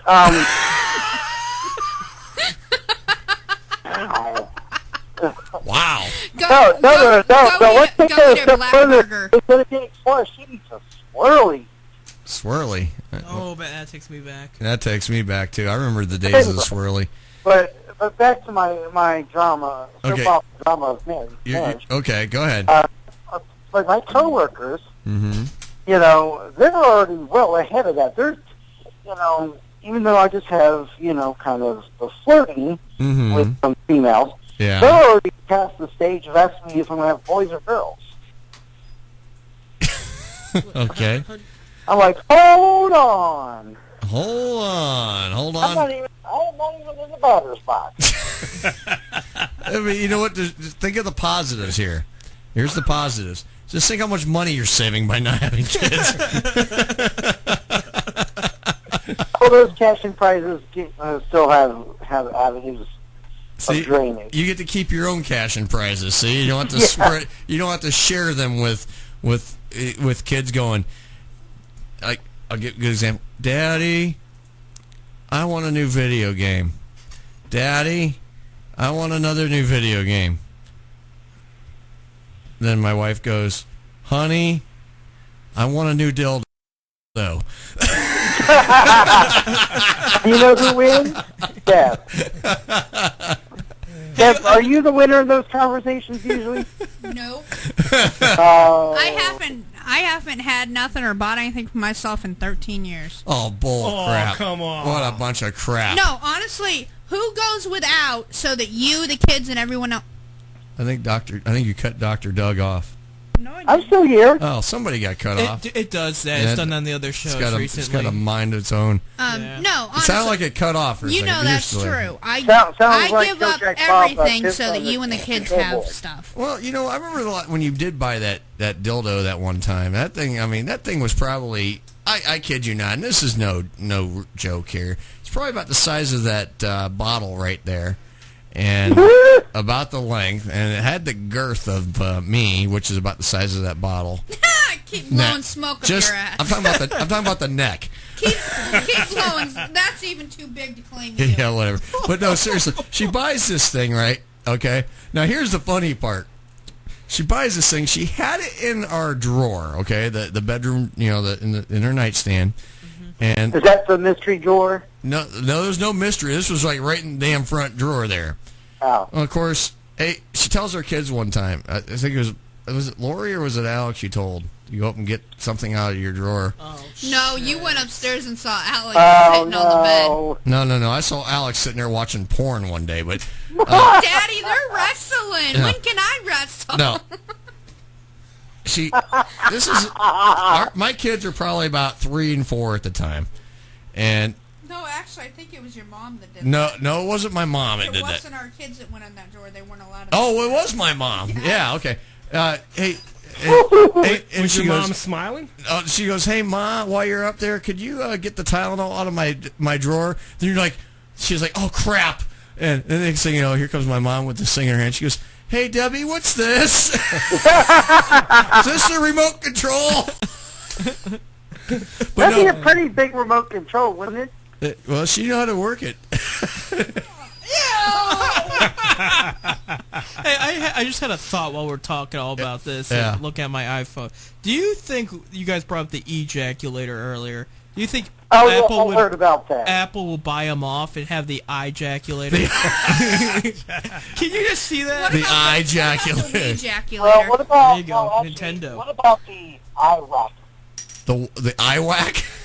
No, that's what I have to do in the evenings when I have a few moments alone when Deb's not around because she doesn't put out anymore. But Yeah, poor Mike, Debbie. the iDream. The iDream. Mike's the iDream. There we go. Yeah, there we go. What kind of I don't dream. eye products? I found an iBone on this. iPhone and iPhone. Well, this show is taking another turn. Okay. And next week we are going to be saluting the following show. Show. What show? It's a movie. Well, movie, whatever. Grease. I'm taking that night off. Thank God I'm not going to be You here. know, I actually like that one. My sister used to watch all the time. I tolerate When it. you- It's a good movie. Well, Deb will Well, be you here said by yourself herself. that I have to go to the front. Nobody else can do that. Anyway. Now, are you ever going to get your hair like the Grease and Grease? Yeah, I don't have any hair. I still got the just touch of hair. Hey, So. Deb, put your clothes back on. Yeah. Are there, now I know that here in Tennessee, one of the strangest things that I've seen, like almost in every podcast in my part of town, are hair shops. Yeah. Well, next week we do have Grease. Next week, Deb's gonna wear hers. I sure hope it's not extra virgin olive oil. No, Extra virgin we're olive doing oil. Grease in We honor are? of my birthday. We're gonna have a mud Oh, pit. that's cool, though. We're gonna Yeah, have my a, birthday's next Saturday. we're gonna have Right a. on, we should have. 25? 31. I knew that. I was We should trying to have- be nice. But I'll be because 25 next because month. I am a female, I can say 29 and Holden So for life. what day next month?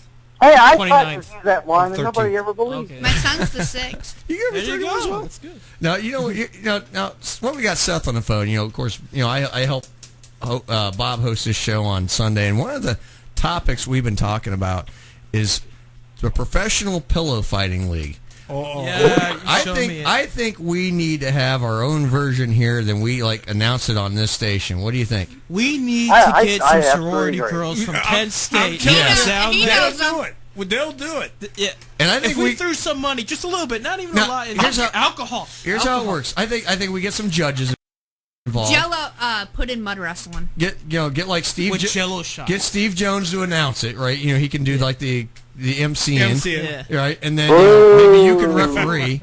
Yes, yes. And Bob and I this. can announce the thing, and we can air it on the radio. And I think that'd be an interesting event we could just have some fun with. I mean, I think we have a blast with it. I think we would have a good time. What do you think, Seth? It would put us on the spot. It would. He'd It would. be able to do that. He knows the Kent State. I think we could. Yeah. I think we Me should and Chris, seriously. just I think we should seriously put something like that together. We advertise. We kind of and yeah, what we should I'm do getting a something little like. pumped now. I think we should do that. We got you to help us out here with Yeah, this. okay. Yeah. Well, you know what though? Young For the ring, whippersnappers. for the ring, you could basically have like four or six Tempur-Pedic beds, put together. Your ring post would be like shower, Oh, the you don't shower even bowl. need that. I mean, if you look online, It's like a big mat. it's just a big mat like a wrestling match. And these girls just get a pillow each, and they beat the absolute snot Pillow up. fighting in chocolate Okay. pudding. Now, just for That'd be safety's messy. sake, The pillows No, would get That's the ruined. whole point. The pillows We would don't get want to messy. ruin the pillows, okay? What do you think Now, about now, adding what- foam? What pillows? Because I'm going to take those pillows home with and sleep with. Yeah. now with the After pillows, getting- are they going to be goose down feathers, or are they going to be the cheap things you find? Oh, they'd be the cheapos, Cheapos. Because there's a budget here, Doug. I mean, but sir, I think we got to organize that. What do you, The thing we have to get through Why- Maggie. why- I don't know how she'll Their own react pillow. to that. Maggie, she Oh, Anything for publicity. it could be a Yeah. good publicity stunt. I mean, I think that'd be fun. I think it'd be a blast. we'd- I'm all for it. Yeah, I think that's a great. I think we should seriously look into that. Yes. We I do can just see somebody trying to act the Mike Malone with the pillows. KRMA Pillow Fight League. You know, we wouldn't be the professional pillow fight league. At least one match. Yeah. One good match. Yeah, we just need to see some girls just scrap it out. You know, and then of course there's an entry fee. I think, of course, we give. It's not just give them an entry fee. You know, charge for beer. You know, and we lingerie. Yes, we gotta wear lingerie. Okay, Bob, you're not wearing lingerie, okay? You should have to, Okay, you this know. conversation went from grease to pillow fight. Well, you know, why not? We can have a It went grease from fight, grease too. to grime. Oh, you gotta have lingerie on or bikinis. They gotta be wearing bikinis. Or something, you Well, know. if you look at the ones they do, I mean, they're like wearing whatever the hell they're wearing. You know, I mean, I think that'd be fun. tight shorts. Yeah, we could turn it into like a 2-hour type of radio event. We can announce it and just. You know, I can see Alistair as a referee, maybe you as a referee. You know, we alternate the refs. Bob would be okay. I'll help Do hold you not up. put Jack as a referee. He can walk. He would be so creepy, though. And I'll All right, operate the ladies. camera underneath. Yeah, like you can run the camera underneath. Now I have a question. I have a question, Earl. Question from the studio audience. Now, with this pillow fight, is this a no holds barred false count anywhere?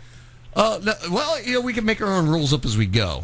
All I can say is there'll probably be massive pop-up Seth everywhere. can referee. I could see Alistair refereeing, maybe Jack. Jack Bob? could be. No, I don't. No, want Bob Jack. and I are going to announce it. We're gonna announce it. We're gonna announce it. No, Bob wants to be in the action. No, I'll announce it. Steve, Steve's going to MC it. Steve can MC it. I think we could turn this into a legitimate, fun event. You know, and it would definitely get some notoriety for us. Oh, definitely. Now, would you have it indoors or outdoors? What? No, it'd be an indoor venue. Snow bunny. Hey, Snow bunny wrestling. What? he said indoor. I was trying to come up with a serious, legitimate idea here, and you guys are, and Deb, you're butchering it. You're butchering it. Well, Bob and I have been talking about this for like 3 or 4 weeks. Bikini sledding. Bikini sledding. No, come on, no. It'd be more fun to watch the pillow fight thing. We should add foam in the middle of one of the matches. No. Just a bunch of foam just comes out. You know why bikini sledding would be fun? Why? The headlights are always on. Yeah, but it'd be damn cold, Deb. It'd be high speed. Well, wait, cold would mean pointy. Yeah, but I know. But cold could also mean shriveled up too, if you know what I mean. I know if we advertise, we can get lots of. Yeah, no, Mike sisters would out know there. that. The dudes would dig it. They You gotta would think about that. sell a lot of beer. You know, I mean, I'm sure we could get. You Just know buy what? a keg I and think be we like, ought. "All right, To, let's-" you know, we have a meeting coming up. I think we should, really come up with some ideas and present it and see if we can. Because I'll tell you what, out there, if you're listening, who wants to see a like fight. not a professional, but it'd be a pillow fight type of tournament just for fun. You know, of course, we charge an entry fee to the girls, and so much would go to the prize money, so much would go to the whatever. You know, maybe we can get a free Charity or venue or whatever, charity or maybe a little fun bit, here, yeah, yeah. whatever. You know, we make money on the beer. You know, I think we could organize that. I think that'd be a legitimately fun thing we could do at the station. You know. Now, I have a question. Would you have like a football player, you know, that's locally that all the girls would think are really sexy to be like the person that walks around the ring with the round sign? I know where he's going with I this. know where he's going with this too. Holding the around, sign up. That also will not be. Sign up. That also will not be Jack.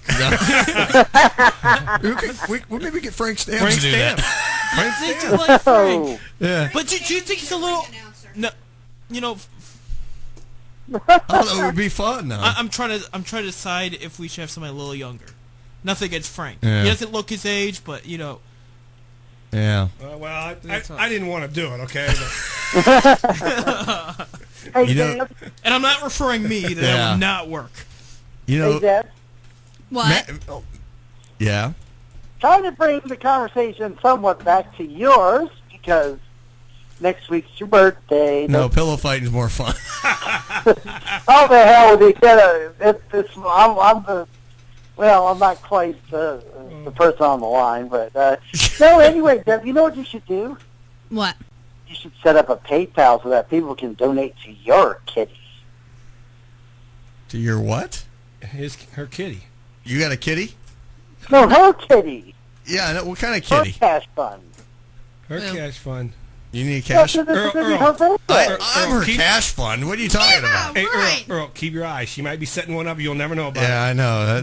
Who's to say I don't already have one? because it's her birthday, and, you know, all the listeners can maybe donate, you know, some money in the till. No one's going to give Deb any money.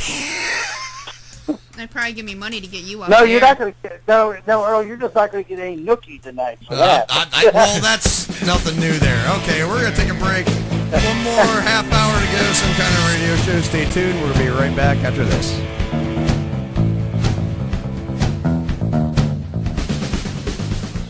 Hi, I'm Debbie McCune, co-host of Some Kind of Radio Show on Karma Radio. Tune in Fridays from 8 to midnight where you will get a great laugh as Earl, myself, and the crazy crew salute movies, TV shows, skits, funny news, and much, much more. We want to hear from you, the listeners. So call in live at 330-673-2428. Only on Karma Radio, Fridays from 8 to midnight. Hi, I'm Bob Fritz, host of Bob on Sports and More, here on KRMARadio.com. We talk sports and anything else you want to talk about.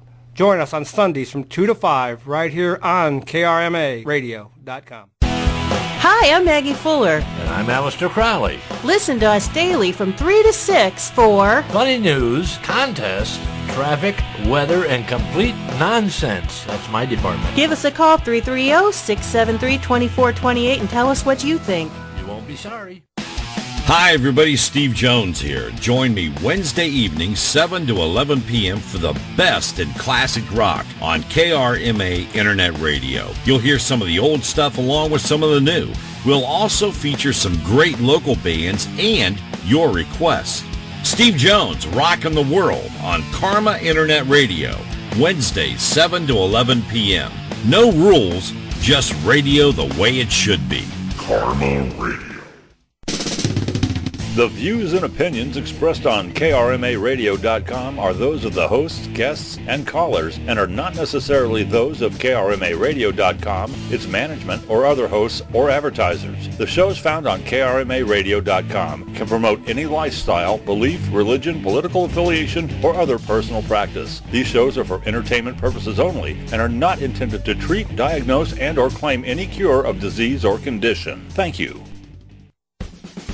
You're listening to Some Kind of Radio Show here on KRMA Internet Radio. Check us out on Facebook and Twitter at SKO Radio Show. You can also email us at skoradioshow@yahoo.com. Now back to Earl McCune and the Crazy Crew.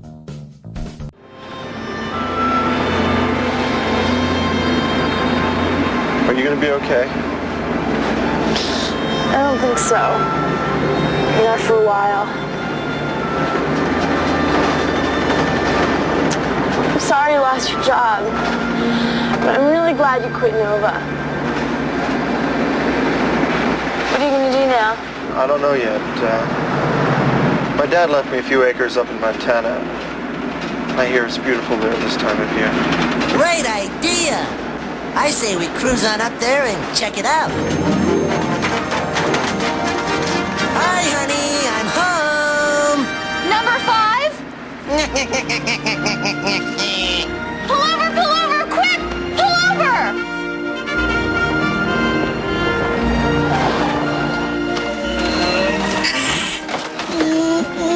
Oh, number 5! Stephanie! Oh, God, it's so good to see you! I thought they blew you up! Counterfeit, facsimile, replica.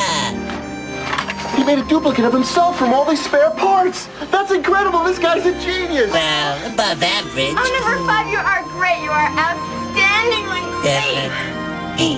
What's our next move? Well, come on, let's do like he says. We'll go to Montana. Yeah. I've got 40 acres up there. Great for him to hide out, soak up input. Oh, I don't know. I have responsibilities here. What about my animals? Come on, Stephanie. Wait a minute. Did you say 40 acres? Uh-huh. Listen, do you like animals? Oh, yeah. Well, how many animals are we talking about? Great. I drive. You two work this out.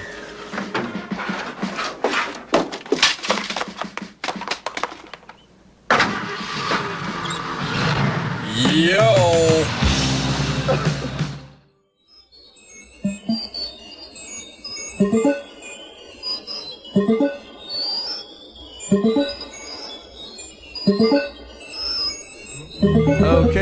We're back on some kind of radio show on KRMA Internet Radio.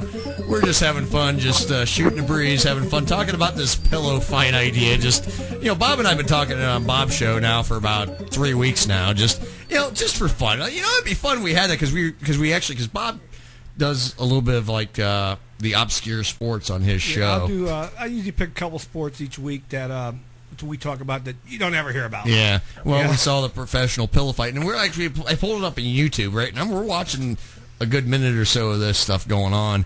And these girls, it's not just no whack with a pillow. They are beating the tar out of each other. That's probably more real than the WWE. It is, because these girls are like, now they're allowed to punch, but they have to take the pillow and deaden the punch. Yeah. But, man, these girls are kicking each other's asses. We even brought up putt-putt. Yeah, we even talked about professional putt-putt last week. I believe it. Yeah. But, you're just going to have a bunch of horny men at the middle, and probably a lot of ladies interested, too. So you might have a very big crowd for this pillow fight. I'll tell you what, when I leave that night, there's be an old horny man walking out. Well, I'm not one when I walk out of here anyway. I'm wondering if you're going to be the classic example of a person that when they get in the car, their thingy is basically can grab the wheel and drive it. I could do that now. I'm gifted like that. Anyway, hey, we're still on the show. We're still on the air for about another 25 minutes. If you want to join us live, 330-673-2428, and we'll put you right on the air. But right now we're going to have a little different little thing. We tried it last week. We're going to do it again tonight. Tonight we are going to do something involving the state beverages, nope, right? Can't find it all. Can't find it all. Nope. So we're going to do the state flour. State flour. That's not beverages. I was thinking beverages. I wanted to do beverages because beverages are more fun. All right. You suck. Alabama, what's the state flower? The pussy willow. No, but there is a state that have that. Let's see. Remember the movie Private? Alabama, was that? Remember the movie Private Parts when they did that? Like, kind of like classic. Maybe like a tulip. No. No, it's American. Tulips and a pussy willow. I'm gonna say something purple. It's a camellia. Camellia. I don't even know what that is. What the hell is What the hell is that? I don't know, but I dated a camellia once. Yeah. All right, Alaska. There are no, because they're frozen. Flowers survive up there? The lilac. The palm tree, yeah, right. No, I'm going to say maybe for Alaska. Is Mike still on the line, or do you go bye-bye? No, I'm still here. Okay, well, we were talking about the... you didn't even chime in on this pillow fighting thing. What the hell, Mike? He was too much. He was too busy on the John daydreaming about the pillow fight. Were you dreaming about the pillow fight, Mike? No, I was going to pillow fight with my sex robot. Now, Mike, you have to remember batteries are not included. Okay, back on this before Deb gets pissed. The daisies. I'll just plug it in. No, That's okay. Alaska is the forget-me-not. Oh, I forgot. I already forgot about I it. forgot. Arizona. Arizona, the cactus flower. Yeah, that'd be a cactus flower. Okay, what type of cactus? Cactus flower. Saguaro cactus. Huh? Saguaro cactus. I didn't even know that counted as a flower. That's a flower? It's the name of the flower. Well, it blooms. Oh, yeah, it does bloom. okay, all right. All right. Arkansas. Cannabis. No, that's that was Colorado. Oregon. Maybe Ohio. Like the Clinton. The no on 2, yes on 3. The clit. The Lewinsky. Hey, would that be like a date? Maybe the Daisy? No, apple blossom. Apple Do they blossom. got apples in Arkansas? California. The redwood. No, it's a flower, not a tree. Okay, the hardwood. But he did name the tree. He did name the state tree. It is. The California redwood. Yeah. Yeah. Yeah, it is. What's the flower? I'm going to say the flower is It was the flower. It has to be artificial, and it's made out of paper from the federal currency. Golden poppy. I was going to say Venus flytrap. Oh. Colorado. The cannabis. Well, that would be the cannabis. No, The Columbine. The Columbine. That's what it says. That's a bad one. That's a bad one. Connecticut. The wallflower. Maybe an anchor. You know what? Let's do the state birds. You guys are bad at the flowers. Yeah, come on, state bird. We're the cardinal. We're the cardinal. All right, Alabama. The mockingbird. No. The state bird of Alabama right here. What? A cardinal? No. The woodchuck. No. Yellow hammer. The what? Yellow hammer. What's a yellow hammer? It's a bird. Sounds like a new version of a beer. Alaska. Could be a good beer name. Would that be the eagle? No. The owl. Is it a demented moose? It's a willow ptarmigan. Oh, whatever. I want to go to the beverage. That'd be more fun. Yeah, can we get to something that we might actually guess right? All right, fine. What's the state beverage of Ohio? Does anybody know the state beverage of Ohio? You told us already. Oh. Find beverages. We want beverages. You know what? It's my game. I don't care. What's the beverage for Colorado? I need to stop, Earl. Coors. She told me I need to stop. It probably is. Let's go Mountain Dew because after you smoke, you just want a bunch of Mountain Dew. Yeah. Wrong. No. Mountain Dew was actually that's a Tennessee drink. Knoxville.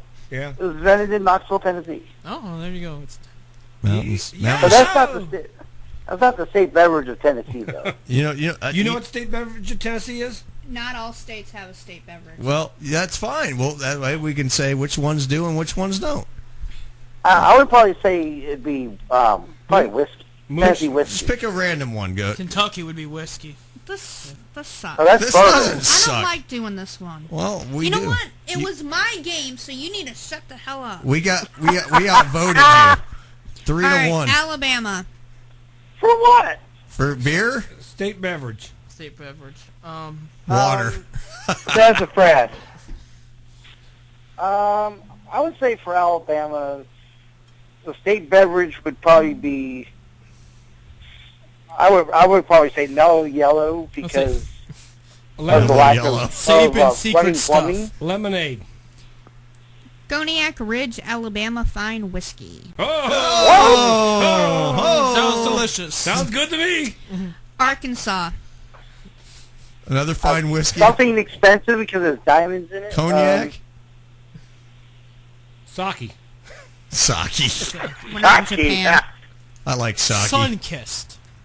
I'm going to go say White Zinfandel. Milk. Milk. Milk. Milk. They suck. Delaware. Beer. Ocean water. Ocean water. Piss.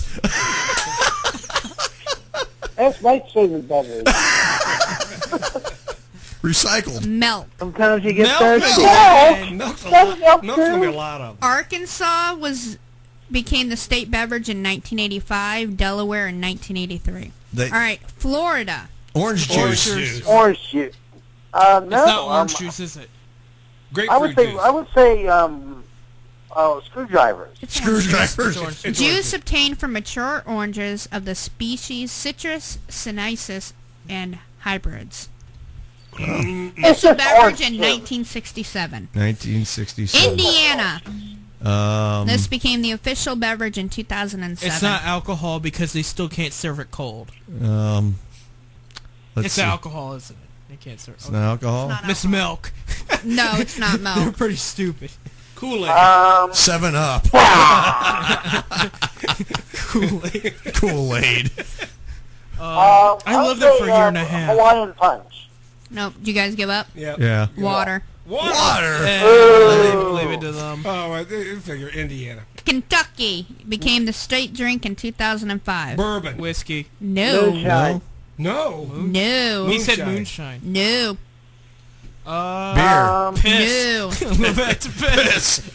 Piss? I bet you what it is. It's probably, Hey, yo, come on. These milk ones suck. Okay, there's one other one. Ale 81 or And Ale it also became the new one in 2013. Oh, they've Kentucky changed. has two of them. Kentucky has two of them. Bourbon. Bourbon. Whiskey. You gotta have bourbon. Ale 8-1. What? Ale dash Ale1. 8-1. Or 8 yeah. It's a beer, an ale beer? No, it's a soft drink, actually. Soft drink. Oh, it's a soft drink? Louisiana Never heard of became the state moonshine drink in 1983. Moonshine. That would Milk. probably be. It is. You in New Orleans there? It's still milk. Okay. No. Maine. This became the official soft drink in 2005. Dr. Pepper. No. No, I gave you a hint. It's a soft drink. Dr. Pecker. Sprite. No. Pepsi. No. Fanta. It's something that I love to drink. Piss. No. Moxie. What? Oh, you guys aren't from New England. You've never had Moxie. What the hell is Are you Moxie? from New England, though? Yes, I was born in New Hampshire. Nice. My dad lived out there for a little bit. He loved it. What part? Oh, Nikes. I don't. It was so long ago. Nike's a New England term. Is it really? Yes, it is. Very nice. All No, right. He might retire there in the end. He loved Maryland Beer. became the drink in 1998. Fire water. We're gonna get it right one time. I got one right already. Spring water. Milk. Oh! There you go. Massachusetts became the drink of the Commonwealth in 1970. Tea. No. Semen. I wanted to No, change it up a little bit. That's Ohio. That's your room, Mike. Yeah. Oh, you made me spit What some out. state again? What state again? Massachusetts. Massachusetts. And it ain't tea? No, it's not the Boston Harbor. Boston. Oh, Samuel Adams, yeah. Tea was the Boston Long Harbor. Island iced tea. Milk. No. Sprite. Cranberry juice. Okay, that's a little bit better. That's a good one. That's a good one. All right. Minnesota, 1984. Okay, that's milk because they grow like. Correct. Mississippi, 1984. Milk. These suck. Nebraska, 1998. Milk. Piss. Others, Would it be like maybe mellow Nebraska yellow? has two. What's Milk one of is one of them. Piss. Mellow yellow? Mellow. Oh, we got another call. No, it's just my house. No, wrong. Oh. That's my cell phone buzzing. That's Oh. the house. Nebraska has a second one. You already named the first one, which is milk. It's an official soft drink. Milk was the beverage. Is it one of those random soft drinks we've never heard of? No. It's something that everybody's heard, Coke. especially if you're a kid. Pepsi. 7-Up. Is it Surge. Sunkist? Surge came back. It could be Surge. Oh, no, it's not. Tab. Mountain Dew. Kool-Aid bong. But it's not a soft drink. That's not. Well, they call it a soft drink. Okay. By the way, this tastes like alcohol. This Orange became Kool-Aid. the state This is awesome. beverage of New Hampshire in 2010. Odor. Did you know this beforehand? Just interested. I mean, did you know this Wait beforehand? a minute. Yes, Wait a okay. minute. Is it an alcoholic beverage? It can be. Are the kegs it comes in deflated?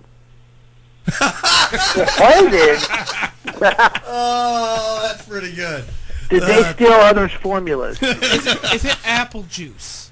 You're on the right track, but it's not juice. Oh, so it's deflated. juice. Okay. Apple cider. Apple cider. That's a good drink to have a state I drink. like That is- apple cider. that is- New York became the official I like hard beverage cider. of New York in 1981. Piss. Piss. We're going to go with piss. Piss is Milk. good. Oh. Well, it's either milk or piss. 1987, North Carolina. Piss. North I'm gonna Dakota, guess maybe 1983. cheer line? Diarrhea. Was it cheer line? Okay, Sure, Ohio like- became the official beverage of the Piss. state in 1965. Tomato juice.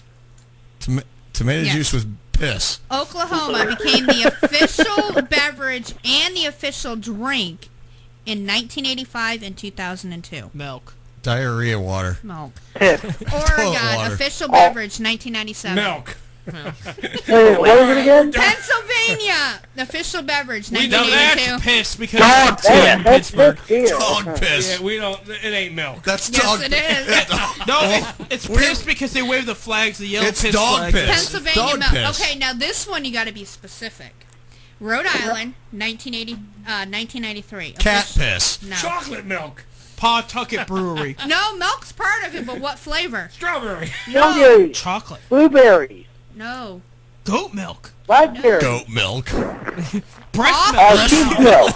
What? Coffee flavored milk. Huh? Oh, and These carnation. people are messed up. I was going to say breast milk. Coffee milk is the best. Okay, All great. right, Or South French vanilla? Carolina official state beverage, 1984. Milk. Was that Cheerwine? There's two. Sure wine, The yeah. second one became the state hospitality beverage in 1995.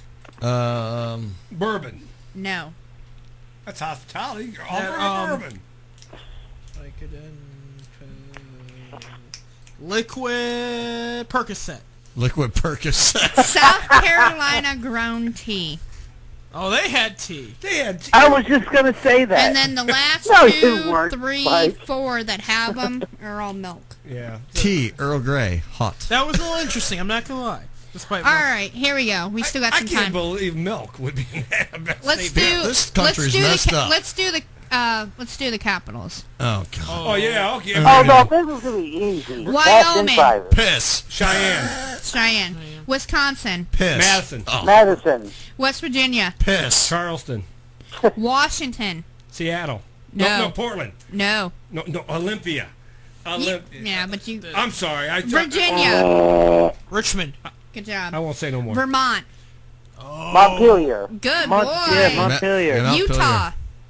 Salt Salt Lake Lake City. City. Texas. Austin. Tennessee. Nashville. South Dakota. Bismarck. South No. Dakota, doof. No, it's Pierre. Oh, South Dakota. Pierre. Yeah, Pierre. South Sorry. Carolina. Columbia. Yes. Rhode Island. Providence.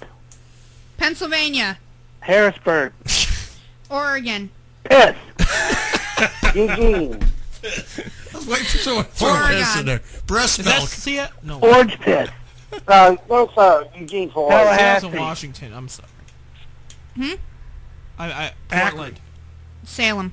Salem. Oklahoma. David Hasselhoff. Oklahoma City. Don't mess with the Hawks. Ohio. Oklahoma City. Catch Ohio. Akron. Columbus. And the first one was Marietta, though. Yeah. North Dakota. Bismarck. North Carolina. Superman.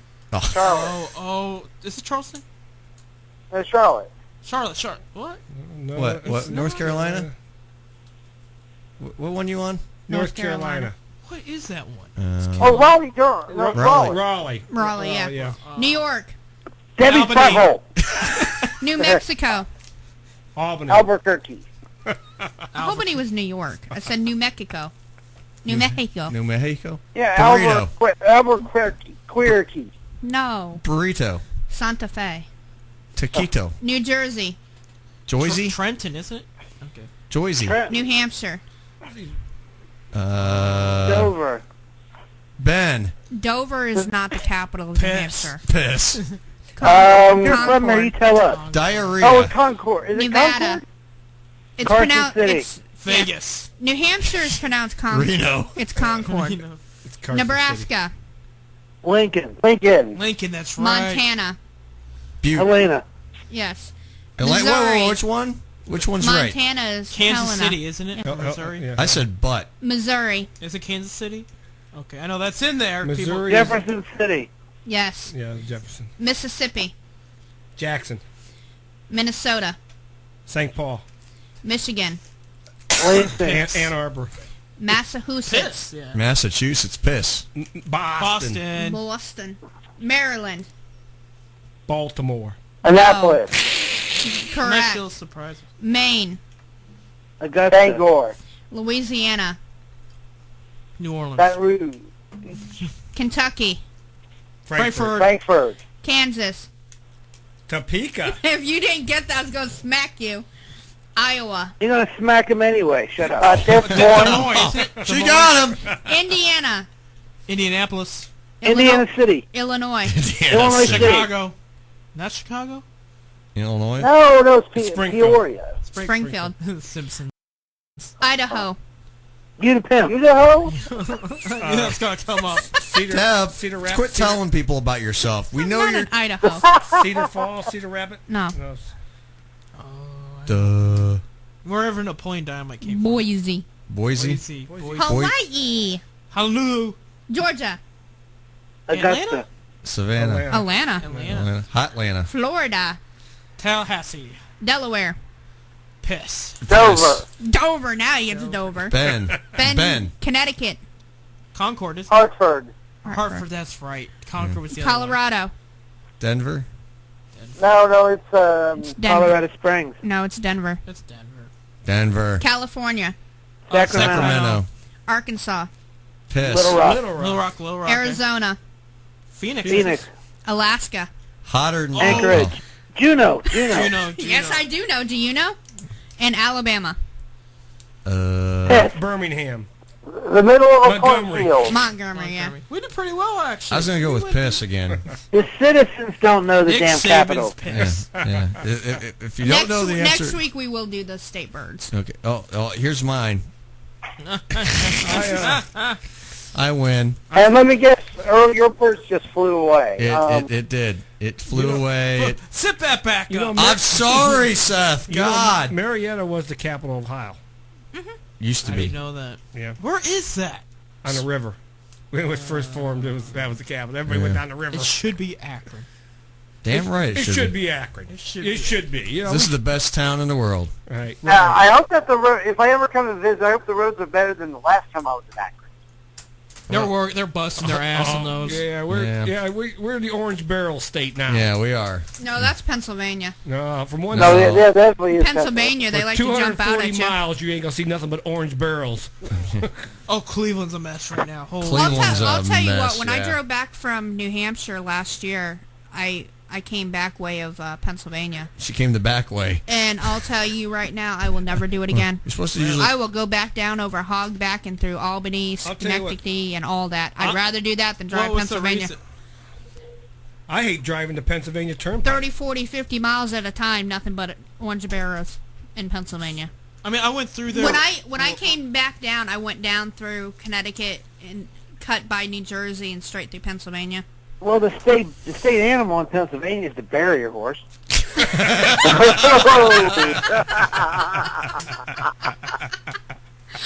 Hey, can I tell my platypus joke? Mm-hmm.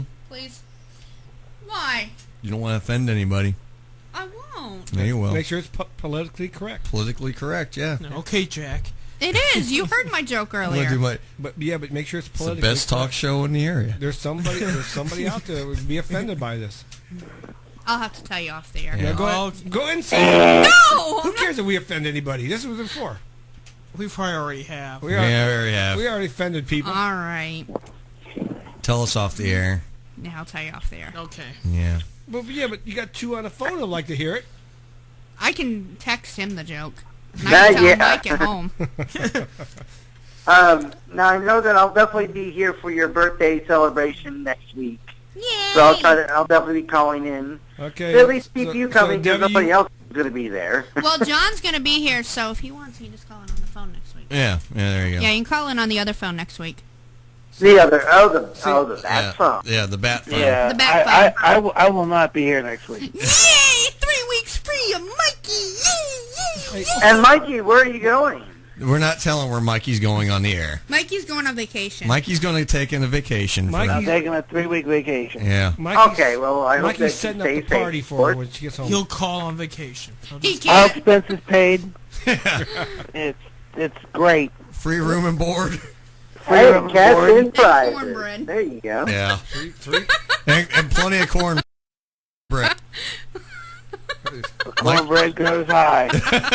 Cornbread and grain beans. Cornbread, cornbread. So, I mean, there's security everywhere, so it's pretty safe. Just watch out for the green poop. Yeah. I'll be watching out for more than the green poop. Drop the soap. Yeah, just don't drop. If someone says, do you like to do toe touch, just say, no, I'm not a bend over. Oh, yeah, I thought that was a type of elevator. Oh, my God. All right, we are down to the final 2 minutes of the night. 2-minute warning. We want to thank our caller, as always, Dr. Dougie, for calling in tonight. Thank you. Want to thank Mike for being on the line. Yeah, she tagged me for once. I want to thank Mike for recording the show as well. Yeah. Yeah, like 10 to 8, I get 3 messages at the same time. You recording the show? Want I just said no. I forgot. want to thank Bob, as always, for sitting in with us tonight. Thank you, Bob. And the phone went down. Tune in Sunday. Let Bob do his promo. That's why I'm saying. Hey, tune in Sunday 2 to 5. Bob on sports and more. We'll be talking sports and anything else you want to talk about. So give me a call. Yeah, I will be taking this Sunday off from Bob. I will be bowling a tournament, so I will not Seth be. filling in. I'll show up on Bob's show during the Yeah, Browns. best luck to you, Earl. Yeah, I'm going to need it.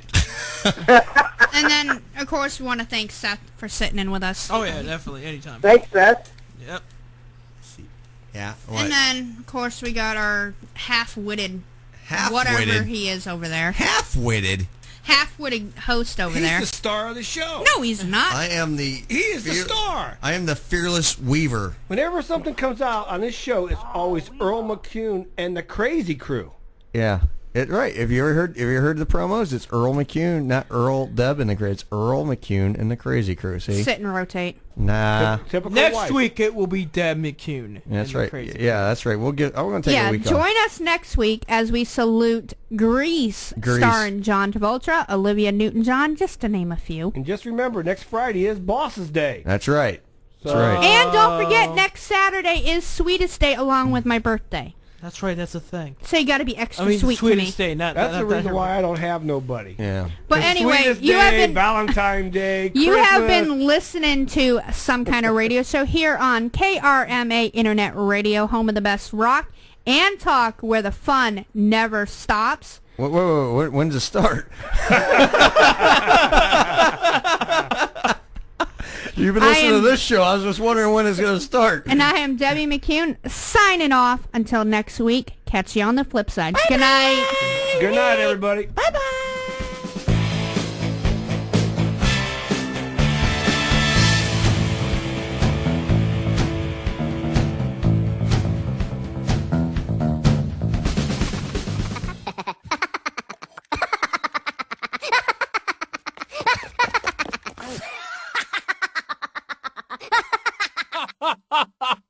Shut up.